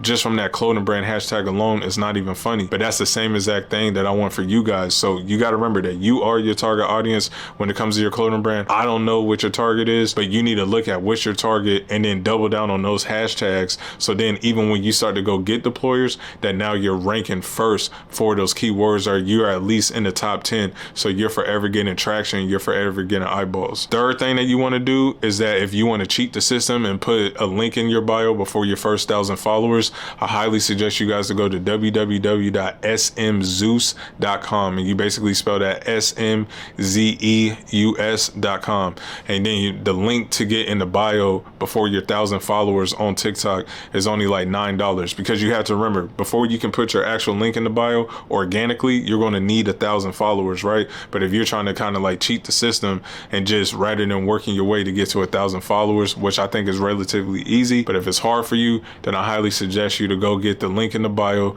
just to cheat the system a little bit until you finally get a video to crack for you. The fourth thing is, remember that TikTok is only for awareness, that we are converting over to considerers. So you got to remember that TikTok is basically for the eyeballs, but we're going to bring all of those people down into a funnel. So those people follow our IG or our YouTube or wherever it is that you're selling the product at. We're trying to get as many eyeballs as possible to now funnel them down into our Instagram account or whatever it may be. So now we have those people as considerers, and those are the people that might be buying from us either the first time they see it or even the seventh or even 12th time they might see our product and hear our message and us communicating with them, right? And last but not least, it's very simple. You want to spread like a virus and get as many eyeballs as your brand as possible. And this is exactly how Andrew Tate did it. Andrew Tate has over like 10,000 accounts, and everybody's posting his stuff as soon as he makes a new podcast and stuff like that. And you need to get as many eyeballs on your brand as possible, because right now organic will not be like this forever, and TikTok might be going down soon. So you always got to remember, this is how you run up the crazy bag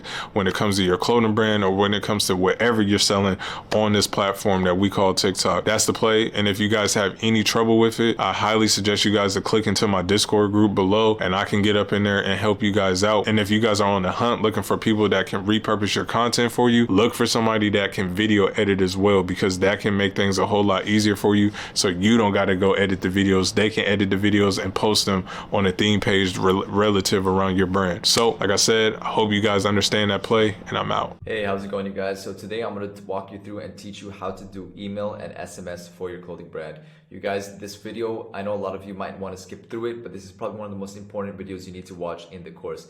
Email and SMS should account for at least 40% of your drop when you do a drop on a clothing line. Now, how do I know this? I work with a lot of clothing brands with my email marketing agency. I have my own brands. I've grown primarily through email marketing, and I work with several brands that are in the 7-figure range that are doing 50% of revenue from email. Now, what I want to show you guys how to do in this video is basically how to set everything up. Now, I'm going to set a caveat here, you guys. Everything I show you in this video is kind of easier said than done, but has to be done if you want to make a lot of money on your job. And guys, if you want us to scale your clothing brand and sell out on your jobs, then go ahead and book a call with us below and we'll do it for you. If not, then watch this video to the end, because every piece of this pie is very, very important. So let's go straight into it. Okay, guys, first I want to get into how you're going to be doing everything for your drop, okay? Now, in other parts of this course, there's other methods of marketing, but this is what we call retention marketing. In order to make sure that all of your drops, you're hyping people up, you're going to get them to get on your email list, and then we want to send them an email on drop day, a couple days before the drop, a couple days after the drop, to make sure that we are selling out on all of the collection. So what do we do, guys, is whenever you're running TikTok traffic, or you're running YouTube traffic, or you're running Instagram Reels for your clothing brand, you want to make sure that you're always going to a landing page. In the landing page, you want to make sure that you're collecting a bunch of email and SMS. Now, when you create a landing page, guys, you want to have a separate landing page from your store. So let me go ahead and show you an example right here of how this is done. You can go to representclothing.com, and you could go to the part of their website that's called the Vault. Now the Vault is they have their entire website running, but they have a separate landing page right here to collect email and SMS. This is really important because you need to collect as much data as possible so that you can do drops. Why do you think these guys are so big? It's because they have everybody's email and SMS in the planet Earth. All right, so once you guys do that, you want to drive traffic to that landing page. you want to make sure that that email and SMS is going into Klaviyo. What is Klaviyo? Basically, guys, when you install the Shopify app, right? When you install the Shopify platform, you're going to go to the App Store, which I'm going to show you right now in a little bit, and we're going to go ahead and install Klaviyo. So let's go ahead and do that. Once you're at the Shopify App Store, guys, go ahead and search for Klaviyo. Klaviyo is probably the best email marketing system you can use. And you're going to go ahead and click on this, and you're going to go ahead and add the app, all right? Once you add the app, you guys, we're good to go. Now we're going to go ahead and go back to here, and let me break this thing down. So basically, guys, Klaviyo is where you're going to be doing all of your email marketing. You're going to be sending out hype emails. You're going to be sending out drop emails. You're going to be sending out SMS text.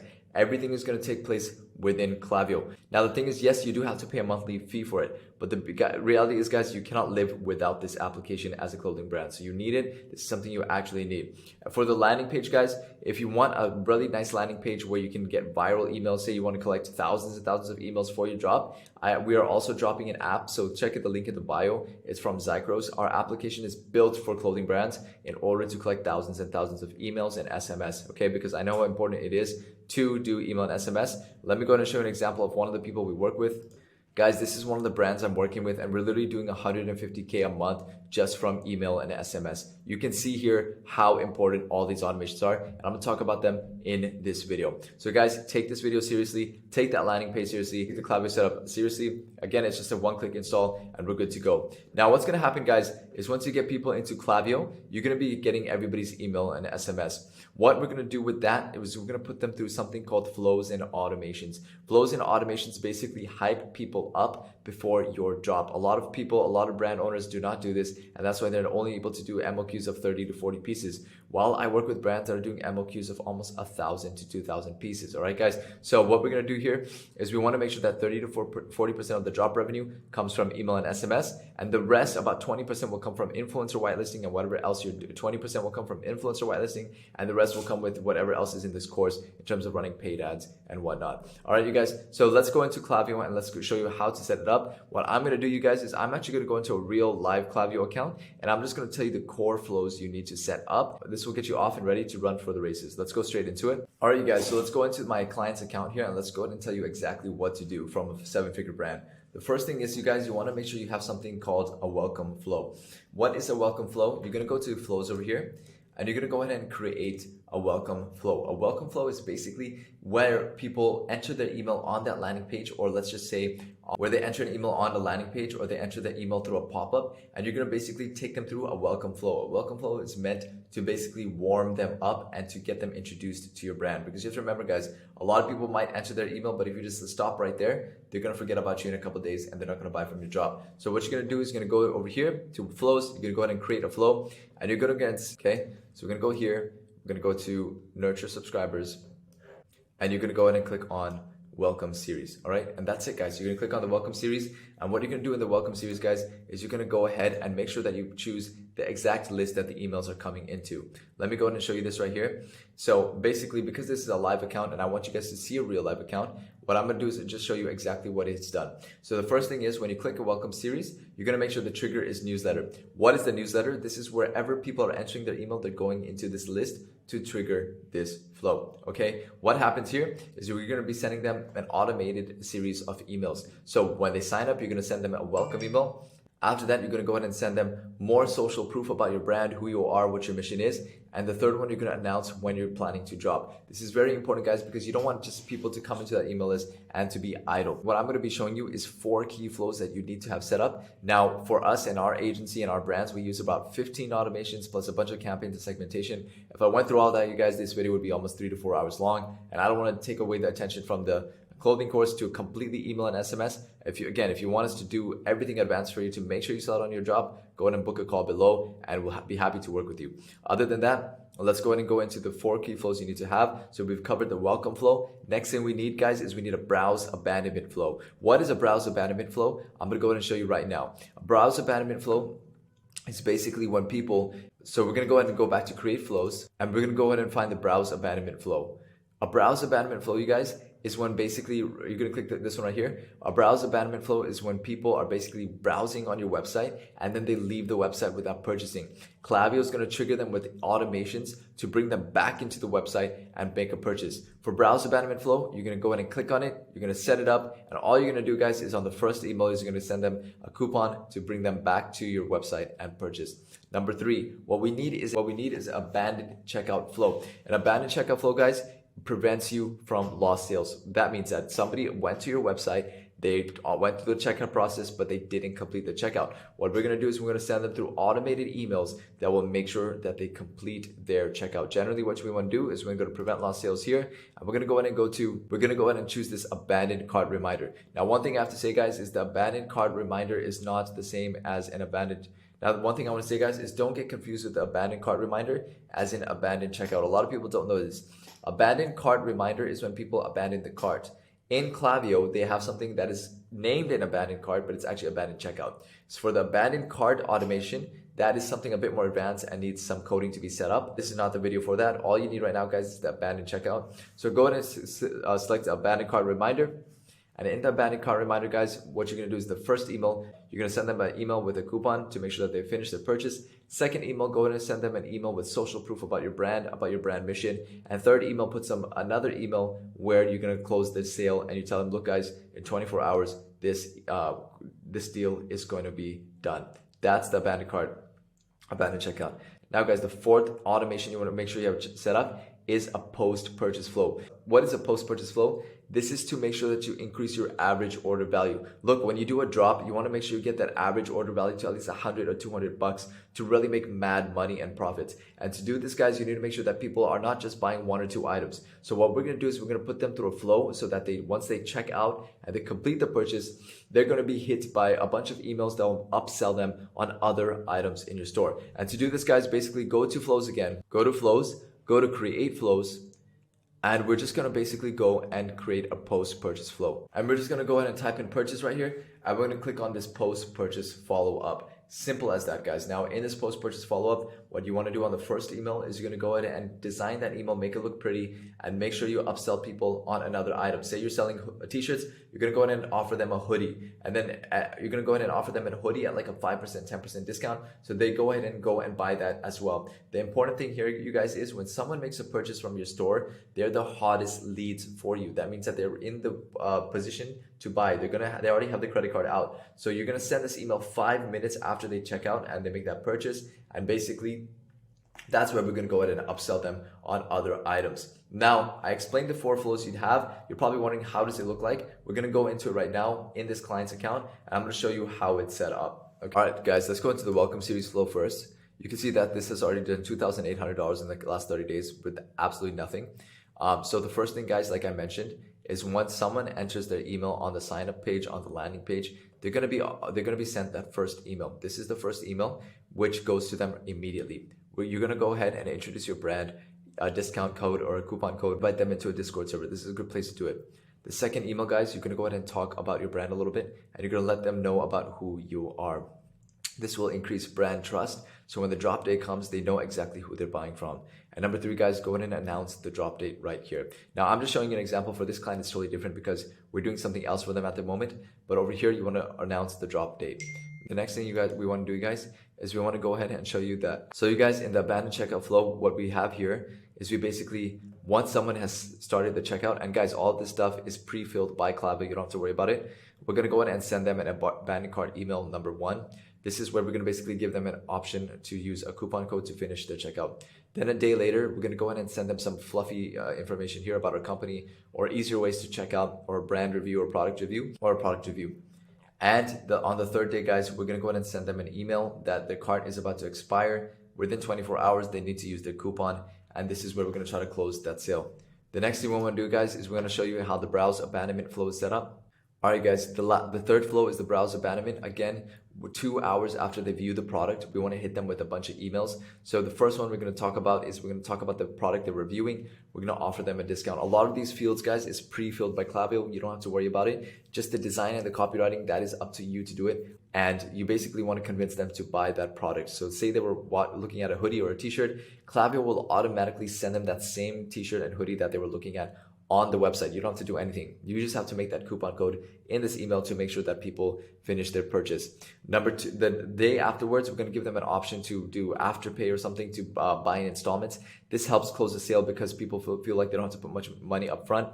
And the last day, guys, we're going to go ahead and hit them with an offer that the coupon code is expiring and that they need to complete the purchase. All right, guys, so that's the browse abandonment flow. The last flow that we talked about in this video is the post-purchase flow. The post-purchase flow is going to increase your average order value. I'm going to go ahead and show you this one that I made for them right here. This is a bit advanced, but I'm going to go ahead and walk you through it. Basically, 5 minutes after someone places an order, we're going to go ahead and send them an email with another item that is more expensive. So say you're selling a t-shirt, you're going to go ahead and send them a hoodie. And this is so that the person that just made a purchase doesn't put their credit card back in their pocket and purchases again. This will increase your average order value. Now, we don't end there. If they do make a purchase here, we're going to go ahead and send them another offer right here. Okay, you guys?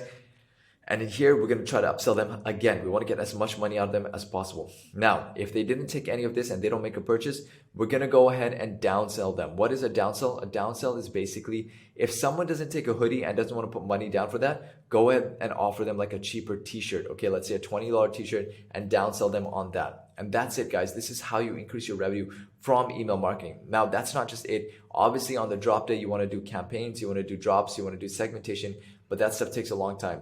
For the most, that stuff will take ages to explain in this video. But to keep it simple, guys, when you're collecting emails, send them an email campaign a couple of days before the drop, 2 days before the drop, a day before the drop, the day of the drop. You want to send them an email that the drop is live, and you want to send them an SMS. All of this is going to be done through Klaviyo. To just give you one more thing before we leave this video, I'm going to go ahead and show you what campaigns are so you guys can get an idea of how much money you can make through campaigns.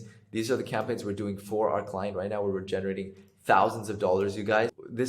So these are campaigns, and you can see how much money we're generating for our client here. This is all done through like pretty advanced campaign techniques that we use. However, for you guys, it's really easy. Just go ahead and go to create campaign. You're going to design that mailer, and you're going to basically let people know that you're dropping in 3 days, 2 days, 1 day, 24 hours, 1 hour. And basically that's how you want to design your drop. On the day of the drop, you're going to send them one email that when the drop opens, one email while the drop is live, one email at the end of the drop, and then you're going to go ahead and close it off, you guys. This is how you do aggressive email marketing. You need to implement this stuff. And again, guys, if you have any questions, go ahead and book a call with me below, and I'll be happy to walk you through the process and work with you with our company. Back to Machiavelli and his course. Hope you guys enjoyed this and I was able to give you the core information you need for email and SMS. All right, guys, today we're going to talk about another favorite subject of mine, which is SMS marketing. So one of the biggest places you're going to be making money when you're doing your clothing brand, your drops, and you should be doing drops once a month to twice a month to every 2 months, is going to be not only email but SMS. Now, a lot of people think that SMS has replaced email, which is simply not the case. Email is way more customizable. You're going to be able to send a lot more emails than SMS. However, SMS does add a lot of revenue if done right. And today I'm going to go over the basics in this video. There's several ways to do it, but we're just going to go over some of the examples of brands that I follow and brands that I think are good examples for you to learn from as well as a clothing brand. So we're looking here at sixshot.com, okay? And they are following that the setup, which is a password lock page or a landing page where you collect email and SMS. Now, the model of this brand is something I promote as well, which is a hype drop kind of model for clothing, where you have your Shopify store ready, or you have a landing page with an email and an SMS form, okay? And what you're gonna do is before you sell anything, prior to doing a drop, you're gonna send all of your traffic from Instagram, from TikTok, from YouTube, whatever you're doing, to this page, and we're going to collect emails and phone numbers so we have people to drop our clothing line on. Okay, so the point of this video is how do we get this SMS and email thing set up?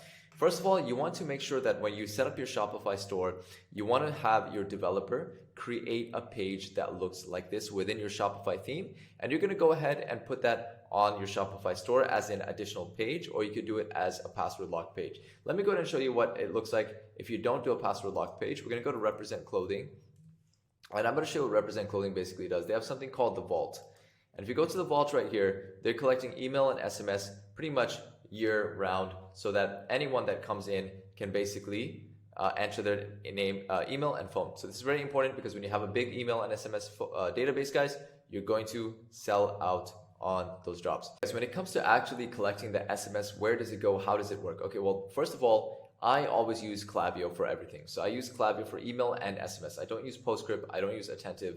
I don't use other providers because I just find it a lot easier to have everything funneled into one place. So what I'm going to show you guys is a real life example. Actually, guys, this is a brand. This is a clothing brand that I'm actually launching in about 2 to 3 weeks from now, from when you're watching this video.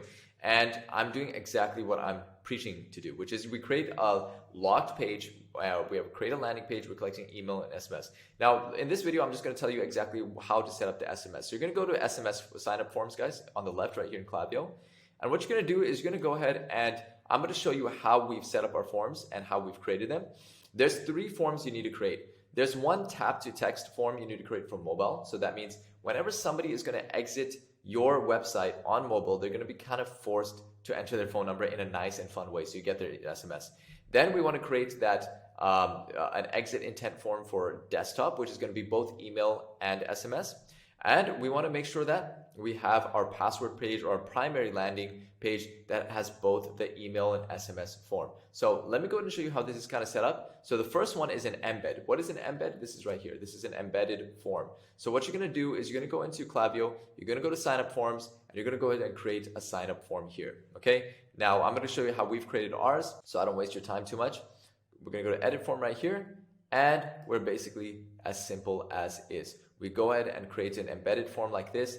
And what's going to happen, guys, is your developer is going to grab this snippet and he's going to go put it on a Shopify page to create this email opt-in. And right after that is the SMS opt-in, as you can see right here. All right, you guys see? It's as easy as that. Now, how is this done? It's, again, you just go to create sign-up forms, go to create embedded form, and all of these fields, guys, will be pre-filled. You're just going to have to fill out all the things with your brand colors and your text, okay? So that's the embedded form. That's number 1. Number 2, what we're going to do is we're going to do that tap to text form. Then we're going to show you the tap to text form real quick. You can see right here, guys, how this form looks like. It's just a tap to text. So when people do join VIP text list right here, they go straight to their text messages in their phone, and they basically have to say yes, and they opt into your SMS form. Okay, so that's the second one. The exit intent one, I'm not going to go over that in this video because it's kind of just optional and you don't need it. Now, the second thing is, guys, all of these SMS numbers are going to be funneled into a list and segments, okay? So what I have set up in my account on Klaviyo, and what you need to do as well, is you need to create a list. So you're going to go to create a list and segments, and you're going to create a list called SMS subscribers, and that's it. So what's going to happen is all these forms are going to collect SMS numbers, and it's going to go into the SMS subscribers list, and you're good to go. Now, the thing is that, guys, when you do SMS marketing, you cannot go all out, balls out, all right? That means you will get your number blacklisted. For SMS marketing, maximum send 2 texts a week. That's it. On drop day, the day after drop day, or if you want to do even a little bit more than that, you could do 3 SMS texts, which is day before drop day of drop day, and maybe 2 days after the drop is live. Okay, that's it. Don't go crazy. SMS is not as customizable as email because you will get blacklisted. Your toll-free number will get blacklisted, and you're done. Okay, so with SMS, tread the waters carefully. You want to collect a lot of SMS numbers. You will get a lot of revenue from SMS, but you cannot abuse it like you can basically abuse email. Okay, if you guys have any questions, if you guys want to actually work with me and have me set up everything so you can sell out on jobs and get a lot of revenue, go ahead and book a call with me below, and I will see you guys in the next video. There's a lot of conspiracies out there when it comes to the boost post ads, right? And if you don't know what a boost post ad is, it's basically right under your Instagram profile if you have a business account, and then it says boost post, and you can basically put a credit card or a debit card behind that post, right? And you can start spending dollars every single day to get more eyeballs on your brand or on that product that you're selling to the world, right? But my whole thing is, before you run boost post at all, like, you want to make sure that you're bringing in at least a few dollars organically in sales, or if you haven't done that yet, at least make sure that the post, that whatever you want to boost or of the product that you want to sell, has more likes than all the other photos. So for example, the scrim photo that I used, that I sold 1,000+ t-shirts in 9 days, organically that was already at like 1,500 likes. So it made it much more easier for the algorithm to go push it out there to the masses, right? Because the less likes that you have on a photo build, the harder it's going to be for the algorithm to go find specifically who that ideal person is. But if you already have the customer avatar that's already liking up this photo and you have 500 to 10,000 likes or whatever it may be, then it's much more easier for the algorithm to go out and go find duplicated versions of those people. But if those people have already brought into your brand or they're ready to purchase the product, then all you're doing is just adding a whole bunch of extra fuel to the fire. And let's just say you started really at the bottom, like you don't have no followers, you don't have none of that, then you might have to sacrifice a few $100s to actually get that traction going. So you might have to spend anywhere between $100 to $300 or $500 over that 1 month just to warm up the page. So Facebook gets more clarity and more data on your page on like who exactly we can go after for that would like this product. You got to remember what season you're in as well. Are you in the season of earning and you're trying to make sales off that post? Or are you in the season of gaining and you cool with probably breaking even on sales, but you're just trying to get hella followers, you know? And the boost posts work very good when it comes to drops, when it comes to warming up the audience to get them know like who you are when you have new products now available. But you always got to remember, like, you want to choose the photo that has the most likes, right? And obviously it's the most recent, but it has like the most likes because that's when it's going to work very, very good in your favor. Now for me, when it comes to like the custom audiences and when it comes all the way down to like automatic and stuff like that, me personally, I did automatic when I ran the scrim post and I knew that it was going to go crazy because majority of his following follows my brand. So when I saw 1,500 people like it organically, I just threw $1,000 a day at it for 9 days or 8 days and we sold over, you know, $40,000 in sales. But it's not like that for everybody. Some people out there, they still have like a mixed audience. They still have like a great customer and not like a full black and white considerate of the brand. So you need to test it out. You know, you should put like $5 to $10 a day on automatic and see what was the traction that you got off of that $5 to $10 spent or $20 spent. And then you need to go make a custom audience if that wasn't working in your favor, and then test that out as well. And then you compare to both. And that's basically like your A/B testing. And then whatever one was looking better metrics wise, then double down on that and then throw 50 in and then throw 100 in. And then you'll start to get that traction going. But you always got to remember that you're going into this with 1 or 2 objectives. We're either going into A, get more followers and get more eyeballs on our brand and more considerers, or B, is that you're trying to get more sales and get more traction and stuff like that. Now, obviously we can kill 2 birds with 1 stone, but for me, when I run a boost post on things, I always go into it with 1 of those 2 objectives. So like, I'm not overly emotionally attached if I'm not getting hella followers and if I'm getting hella sales, or if I'm getting hella followers and I'm not getting no sales at all. So I always make sure that like I go in with 1 of those 2 objectives, you know? So that's my best advice to you guys when it comes to running the boost post. Like I said, this is the Prince, and I'll see you guys in the next video. There are 4 things that you need to create a 6-figure brand, even a multi-6-figure brand, and even at a low scale, a 7-figure brand. And the first thing that you're going to need is 1, influencers. So first you need to look at all the authority figures on a local level, even a regional level, and even at the top of the hierarchy, whatever lane that you in. And you need to come up with a strategy on how you're going to correlate all those people within your brand, within your message, within your community, and within your why and creed, right? The second thing that you're going to need to create a 6-figure brand is cash flow management. So when a lot of money comes in, you got to be very strategic on where we're placing it at. Now, some people got to account for taxes. Some might have accounts for personal. Some might have an account for profit. Some might have it for operations, but you need to come up with your own systematic strategy on how we're going to cash flow everything and make it make sense, right? So we can have enough profit within the company to where I can go reinvest back into my brand and then make it bigger and bigger and bigger. The third thing that you're going to need is obviously a loyal audience. And the only way that we will be able to get a loyal audience is by giving our customers a $100,000 experience. So what I mean by that is postcards, stickers, custom packaging, personal messaging, great communication, great customer service, great community service, even within our Discord groups or private Facebook groups, however you're doing it, right? You want to build this loyal audience so you don't really got to spend a lot of money to go get new people. Every single time you're doing a drop, you already have a devoted following of 5,000 or 1,000 or 10,000 people that's always down for you, that's always willing to purchase your product just on how you make them feel and how it looks and the message behind your brand. And last but not least, the fourth thing that we're going to need is creating offers. So a lot of people get stuck with this one. You don't want to be that person that's just stuck in their ways and this way in the highway. You have to adapt or you will die. And my best way of adapting is always creating offers. I'll always do a free offer, free plus shipping, premium price. You always want to keep creating offers so you always have cash flow keep coming in, right? So the key takeaways to creating a six-figure brand is first the influencers, second is cash flow management, third is building a loyal audience, and fourth is creating offers. If you can singularly do all four of those things, I can almost promise you that you will have a six-figure brand before you even know it. What's good, everybody? It's your boy Chris, aka the Prince Machiavelli, the owner and founder of Lord Knows Clo. As you guys can see, right now we in my office. There's all the boxes in the background. You know, I really live this. I really do this. And I'm here today to just spread some value, give you guys some good game. You know, I've gotten a ton of the DMs that you guys sent over. I love that you guys are on your journey with your brand. And one thing was, what is the harsh reality of everything that we need to know from the beginning to the top? That was one of the questions that I saw. And one of the harshest realities is that a lot of brands just simply aren't going to make it. You know, a lot of people are in this for the quick game, and a lot of people then came and gone.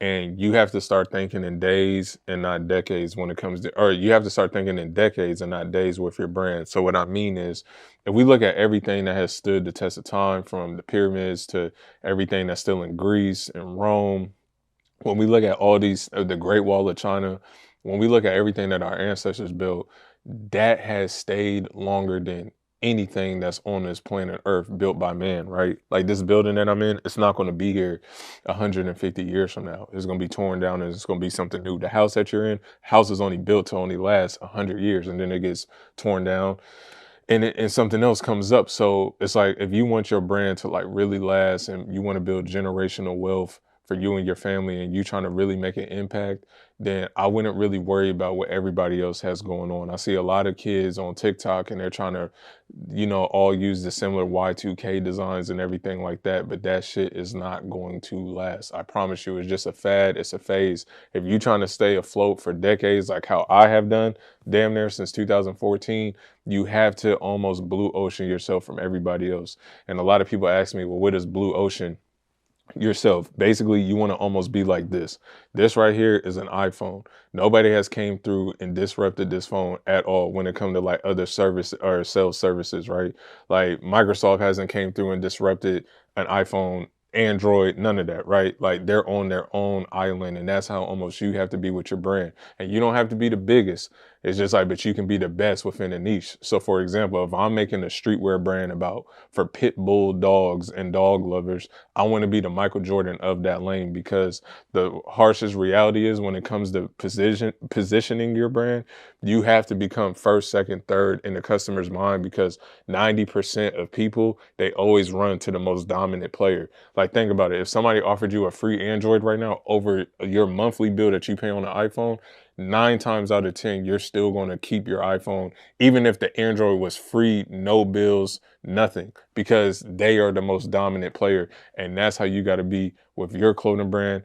And another thing that I want to tell you guys is that this shit is not coming in 90 days. I see a lot of people, a lot of fake gurus, they trying to sell the dream that is coming in 30 days. It's like, bro, to build something really strong and to build a community and to build people and to build a community where people trust you and they trust your brand and trust what you got going on, minimum 24 months to really start becoming profitable, anything like that. So just, why don't we just turn our back to the success, right? If you want to build a huge brand, if you want to put your family in a position, if you're trying to get rich and all this other stuff, let's turn our back to that, right? And then let's just embrace the craft to such a degree to where we just become so sophisticated, we become such a master at the craft that now all the successes that we wanted, those byproducts are now chasing us. That's the best advice I can give to you guys about the harshest reality about this. You know, a lot of people come into this thinking that they can just post up a mock-up and they get a few $100,000 and then they're dead after 24 months, and now they're trying to start up a new brand. But if you want your brand to really stick on the wall forever, it's like, move at your own pace. Don't do what everybody else is doing. Be unique. Be the Michael Jordan of the lane, and just dominate shit on your own terms and think in decades and not days. And that is the best advice I can give to anybody out there that is coming from the Prince himself. And I'm out. What's good, everybody? It's your boy, it's the Prince Machiavelli, aka Chris. I am the owner and founder of Lord Knows Clo. Right now, you guys are in my office. I'm here to share nothing but value to you guys. We've been in the game for 8 years, and I think I can help you guys out a lot.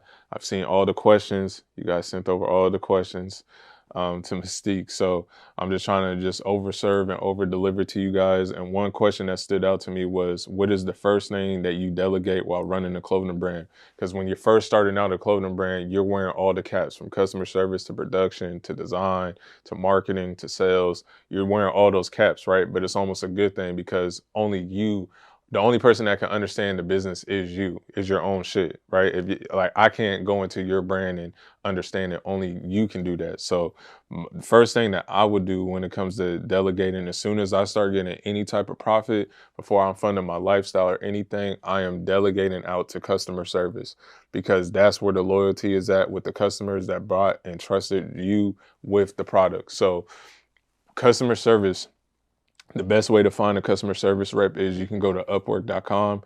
You can type, or onlinejobs.ph. You can tell them clothing brand customer service. You want to make sure that they qualify. They have years of experience. They have worked with clothing brands before. And the reason why I say that this is the most important one, because you don't want to sit behind an email all day. You just did a drop and pushed 100, 300, 500 orders. And you don't want to sit behind the desk all day and you're just fulfilling out all of these emails. You want to go to a professional that already knows how to talk to a customer, that has already worked with clothing brands before, and they can bring all of their service, all of their skill sets, and then bring it into your business. And now that's adding up the value to your brand. And always remember this, that there's 4 pillars to running a clothing brand. We have production, or wait, let me take that back. We have marketing, we have sales, we have production, we have design. If we don't have marketing, we don't have any sales. If we don't have any sales, we don't have any production. If we don't have any production, it's not even worth designing. So what I'm saying is, the thing is, we got to keep the customers to start building out our strong community, and we got to start building out a strong loyalty, kind of like a cult fan base. And the only way we do that is being communicative. And that's not for us to do normally. Like, we can do that on the front end when it comes to like IG and the comments and stuff like that. But on the back end, that is the first thing I would do when it comes to delegating. I will buy a customer service rep as soon as possible. As soon as you get profit off your first drop, that is the first thing I'm buying, because people on the back end, if they already trusted you and they purchased your product, and if you're not communicating with those people on the back end, you will lose them. So that's the best advice that I can give to the question I was asked on what is the first thing you would delegate in the brand once you have became profitable. And it is going to get a customer service rep. If you need a customer service rep, I'm giving out mines. She has worked with $30 million clothing brands all the way to people just starting out. She is the best of the best, and she is in my Discord. And if you guys want to check that out, the link is somewhere below. And like I said, man, this is your boy, the Prince Machiavelli, and I'm out. What's good, everybody? It's your boy, it's the Prince Machiavelli, aka Chris. I'm the owner and founder of the legendary Lord Knows streetwear brand. And today's video is a quick little value gem for you guys. If you guys ever want to know how much your competitor is doing, or anybody in your space, is very simple. All you got to do is go to their Instagram account, look at their followers, and 3%, and this is like a median number, 3% of their follower count is normally, that's how many orders that they're pushing out a month. So for example, if I go to somebody's IG, one of your guys' IG, and let's just say you guys had 100,000 followers and the page is active, like you guys are doing drops and it's live. Y'all got people in the comments and stuff like that. Like, I know that it's an active page. And let's just say you guys had 100,000 followers. I know for a fact only 3% of the 100K is buying every single drop. So 3% of 100,000, that's 3,000, right? And then I'll go to the person's website and I'm looking at their price range at their products. So let's just say I'm seeing like $30 t-shirts, $50, $60 hoodies. We got like $20 beanies and caps and stuff like that. So I'll look at that as building out my order, my AOV, which is my average order value. So I'll be like, okay, they probably have like a $40, or no, probably like a $50 AOV. Right? But then when we have $50 at the AOV, or even 60, let's just say a $60 AOV, because a lot of people buy duplicated or upsell items and stuff. So let's just say they have a $60 AOV. We times that 60 by 3,000, I will know automatically that that person's brand is seeing minimum at least $180,000 a month in revenue, or at least when they do a brand drop. So that's the best way to find out, to see a median number or get in a perspective or an ideal of how much your competitors is doing monthly. All you got to do is go to their IG. 3% on average that's the monthly orders that brand is normally seeing. And then just go to their website to just predict almost like their AOV, and then times the AOV by the 3% of their follower count. And that is how you will see the median number of how many sales the competitors is getting. Like I said, this is your boy, the Prince Machiavelli, and I'm out. Yo, what's good, everybody? It's your boy, Chris, aka the Prince Machiavelli, the owner and founder of the most legendary streetwear brand, Lord Knows. I'm back again with another video. I'm seeing all the questions you guys sent over from the Discord for me to answer. And I found out, I wouldn't say I found out, but I'm looking at a few of them that have like stood out to me. And I'm trying to help you guys out, build out your brand. So one of the questions that I see right here, it says how to find blanks without a permit needed. And what I would say is that you got to remember, this is for everybody starting out. You never, ever, ever, this is rule number one, you never want to go to the screen printer and you don't have a permit. Because as soon as you don't have a permit, he's going to add $5 to $7 on top of a t-shirt that'll only cost you $1 to $4 if you had your own permit, right? So for an example, let's just say I had this right here, and this, just imagine if this was a t-shirt, this one color print. If I go to the screen printer, and let's just say this blank, let's just say this was like a gray shirt. Let's just say this blank only cost me $2.99. Once I go to him, he's going to charge me off the dribble $6.99, right? So that's like an extra like $4 or $5, right? But let's just say I wanted 100 of them. Now I just wasted $400 to $500 that I could have kept in my pocket, right? And just imagine if we're doing bigger numbers, right? By the hundreds, multiple hundreds and thousands, right? That's a lot of money that you could have just saved, right? And then on top of that, when you add in the bag, tag, fold, and the print on the shirt, now it's even more money. So now, if let's just say when it's all said and done, he's just like, well, the shirt is gonna come out to like damn near $10+. But if I'm only selling the shirt for $20 or $30, I'm not even walking away with a crazy profit margin like that. So my best advice for everybody is to set up your LLC in your city or in your state. In your state, go get an EIN. And the EIN is basically a social security number for your business. And you got to have those things to go get a wholesale license. Once you have that, where we go to, I go to snsactivewear.com. And that's where I get all of my blanks. That's where I've gone for the past 8 years to go get all of my blanks. And once you have your LLC, your EIN, and everything set up on the back end of your business, then you'll get approved, right?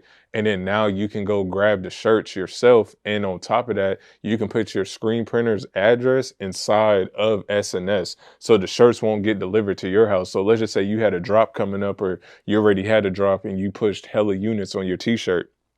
All you have to do now is just go to SNS, whatever shirt is your preference. So for me, I use All Style 1301, right? I go to my color, which is Gem PE gray, and then I see all the units that's available. I just grab all the units that I need, right? Because other people just paid me for the shirt that I don't have made yet, but now I'm getting it made. So I'm on SNS, boom, I see the quantities, I put it in. Right when I put it in, the address that we're going to put in is our screen printer's address. So it's going to overnight deliver to our screen printer in 24 hours. And then right when it gets to my screen printer, that's when he starts going to work on the orders, right? And now he's only charging me for bag, tag, fold, and print. That's it. But I paid for the units myself at a cheaper cost. So that is the best way to get your shirts done if you have a permit. But if you don't have a permit, back to the main overall question, my best advice is to go to my Discord, because I have a broker in there that only charges you guys 50 cents to $1 per shirt. And that's a whole lot better than you spending $4 or $5 with your screen printer per shirt. So if you wanted 100 shirts, you only basically spending an extra $100. And let's just say the shirt costs you $2.99. My friend is only going to charge you an extra $1. So it's only going to be $3.99. And then when you get the shirts over to the screen printer, all he is doing exactly what he is called, a screen printer. He's just bagging up your shirts. He's tagging with an inside tag. He's folding it, and then he's printing. the whatever graphic that you have on there, and that's that's the only thing he needs to do.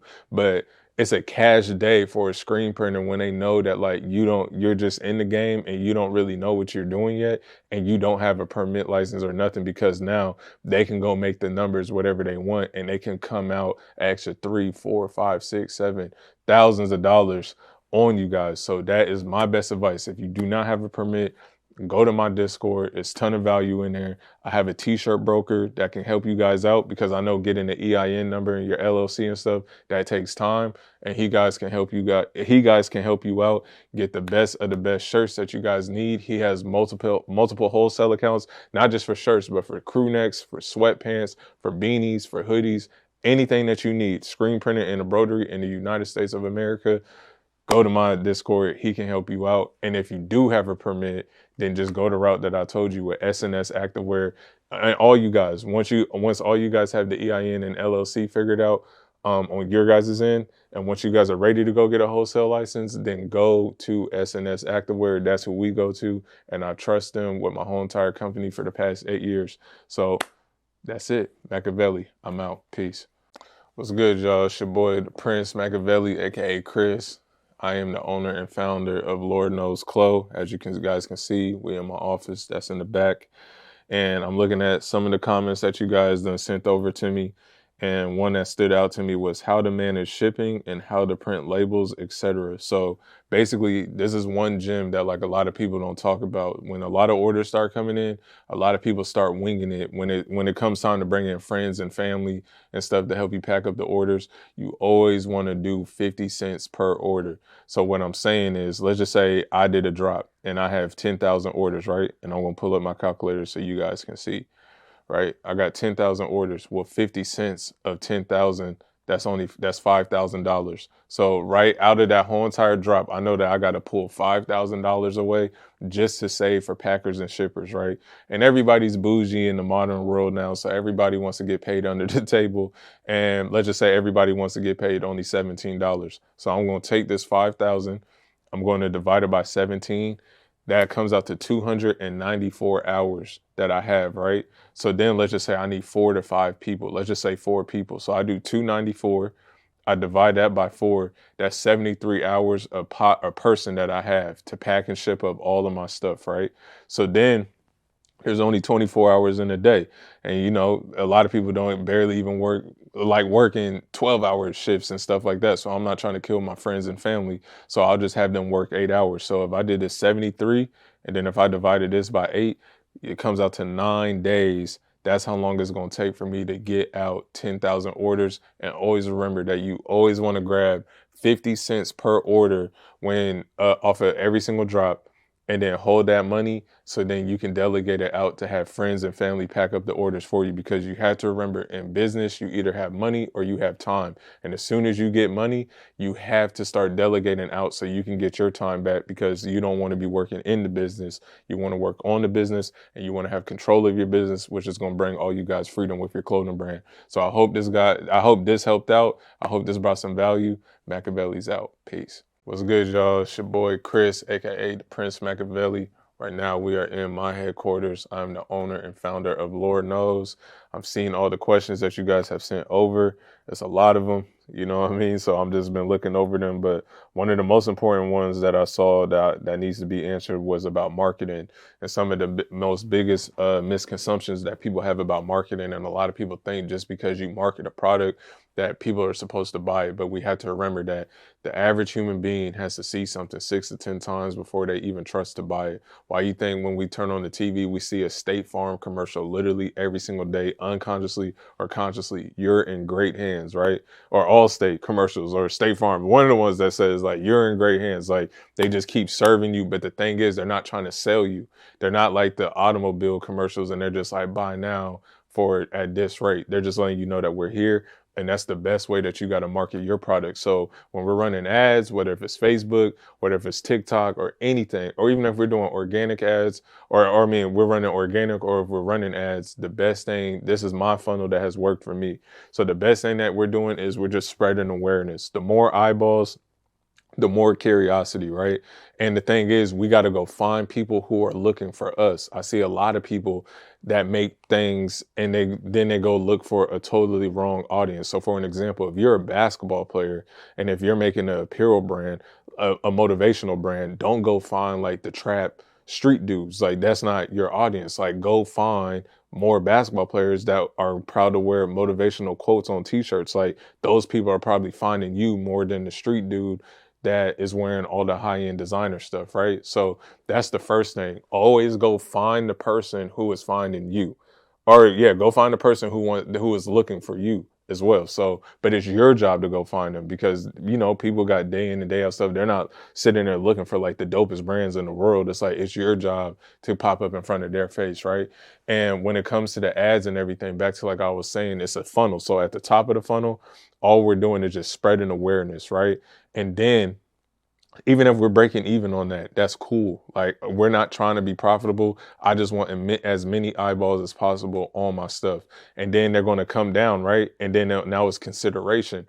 And consideration, those are the people that have followed you. Those are the people that are commenting, the people that are sharing your product. They obviously are engaged with what you got going on, whether if it's bad or good, right? But the thing is, like I said in the other video, we never want a gray customer. You always want a black and white customer. If you go look on my IG, I don't follow anybody back. So the people that follow me 100% fuck with my brand. And you shouldn't follow anybody either. Like we're not going to do the 2014 follow for follow tactics. Like that's played out. Like if you have a business page, that's exactly what it is, a business page. You shouldn't be following nobody, but only probably yourself, and everything else should just be super organic. Because like I said, the black and white customer, they either 100% fuck with you or they 100% don't. And the people who don't, that's okay. Our product ain't for them, but our product is for the person that has followed us, right?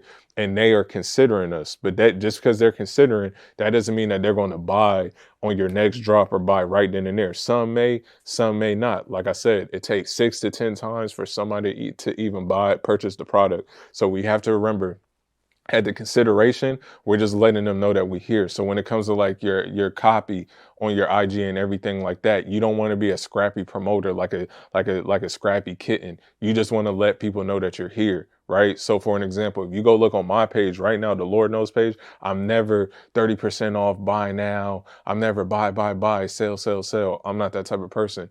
All we're doing is what the copy is. New products are available at this time, at this date, at this website. That's it.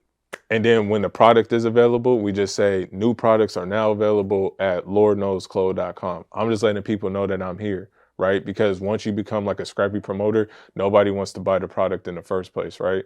So that's my best advice to you guys, is that you just want to spread awareness, even if you're breaking even. Because just think about it. I'd rather spend $500,000 and I broke even on that $500,000, but I done gained probably tens of millions of eyeballs. And now that's bringing hundreds and thousands of people considering. So now when I do a whole bunch of drops, that's where I become profitable. So at the top of the funnel, you're not going to become profitable, right? Well, everybody's trying to become profitable, but that's not the best way to do it. I'd rather break even, bring hundreds and thousands of people considering, and then at the bottom of that funnel is the sale, which people will eventually buy because they obviously following you, because they fuck with what you got going on. So when you just keep on putting out more and more products, more and more collections, more and more hype releases, sooner than later, they're going to find something that they like. And then we keep them with the loyalty at the very bottom where the gold is at, right? At the very bottom, we're going to keep the loyalty on the back end with the customer service, and on the back end with the emails and SMS marketing. And we're always talking and engaging with the customer, and then just letting them know about new drops and then building out the Discord community and things like that. So I hope that made sense. That's marketing 101 for me. This is coming from Prince Machiavelli himself, Chris, the owner and founder of Lord Knows. I love you guys, and I'm out. What's good to you guys? This is the last video that I wanted to add in. It's not scripted, it's not edited. This is very raw and authentic.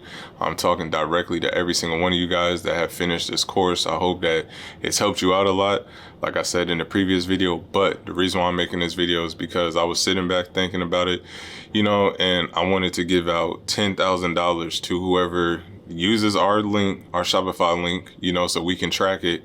And not just only that, but start their brand. And in the first 90 days, so starting from today, 90 days, I'm going to choose a winner who creates the most money and has the most profitable brand by looking at their margins and everything like that.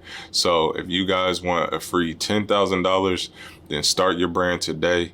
And I'm not bullshitting at all. I'm literally going to give $10,000 from my hard-earned money over to you guys, but you guys have 90 days, 3 months basically to go make it happen. And I'm choosing 4 people every single year, or 4 people throughout the year. So right now, it's just like in 90 days, and then another 90, I'm going to choose a new group of people. But for you guys right now, whenever you guys have joined, don't even trip.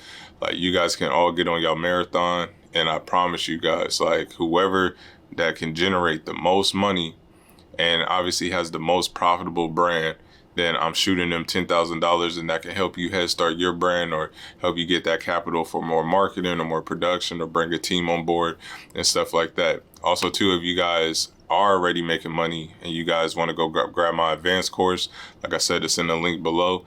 And I appreciate every single one of you guys going out of your day to watch content that we created. Me and my team have worked extremely hard over the past few weeks making. And like I said, if you guys want a free 10 racks, you know, you got 90 days to make it happen. And it's really not that hard, because this course was designed and built out for you to make anywhere between $100 to $1,000 a day with your brand. So with that being said, I love you guys and take care. I'm out. Peace. Okay, so you guys made it all the way to the end of the course. I can't thank you guys enough. I hope it was a lot of value in there, and it gave you a perspective of understanding and overstanding on what it takes to being a CEO, what it takes to, you know, the core principles of running a clothing brand, from the marketing, sales, production, and design. I highly appreciate every single one of you guys that have joined. Like I said, we have another course that's way more advanced, but I feel like this course is good enough for you to go out there and start making anywhere between $100 to $1,000 a day. Yes, a day. And if you have made money, then I highly advise you to click the link into the more advanced course. But if you have not made $1, I highly advise you not to go get the more advanced course, because I purposely did not put everything inside of this course. I made this course specifically for those people who are just starting out, that are just trying to get their brands off the ground. And this is enough information and enough resources to help you guys, every single person, every single one of you guys, to literally go from $100 to $1,000 a day with a brand new clothing brand from scratch. And like I said, once you guys have consistently started bringing in numbers like that with your clothing brand, then I highly advise you guys to click the link into my more advanced course, where I really go in depth on the front end and the back end of the production line, the sales, the marketing, and the design side of things. But like I said, I can't thank you guys enough. You following all the way through with this course is showing me that you guys are serious, and you guys are not curious about your life and about your brand, and you guys are trying to make a real dent and a real impact out there. If you guys want to message me or get in contact with me at all, you guys can follow as well the free Discord group. It's 100% for free, even though that we do have a premium in there. But like I said, I wouldn't even join the premium until you have a little bit of motion going with your clothing brand. And I wish every single one of you guys the best of luck out there, and I want to see every single one of you guys prosper and succeed with your clothing brand. And that is exactly why I made this for free for everybody. Like I said, there's a lot of people out there selling information, and they not really practicing what they preach. As you guys can see, we literally are in the back of my office. I know what it's like starting from zero and literally having your clothes on Grailed, and people are buy, selling, and retrading, you know, a concept that came from your thought, you know, and just making a brand that went from not valuable at all to really value within the marketplace. And that's what I want for every single one of you guys. And that was my whole purpose of making this free course for you. So like I said, I wish every single one of you guys the best of luck, and love is love to all of y'all. I'm out.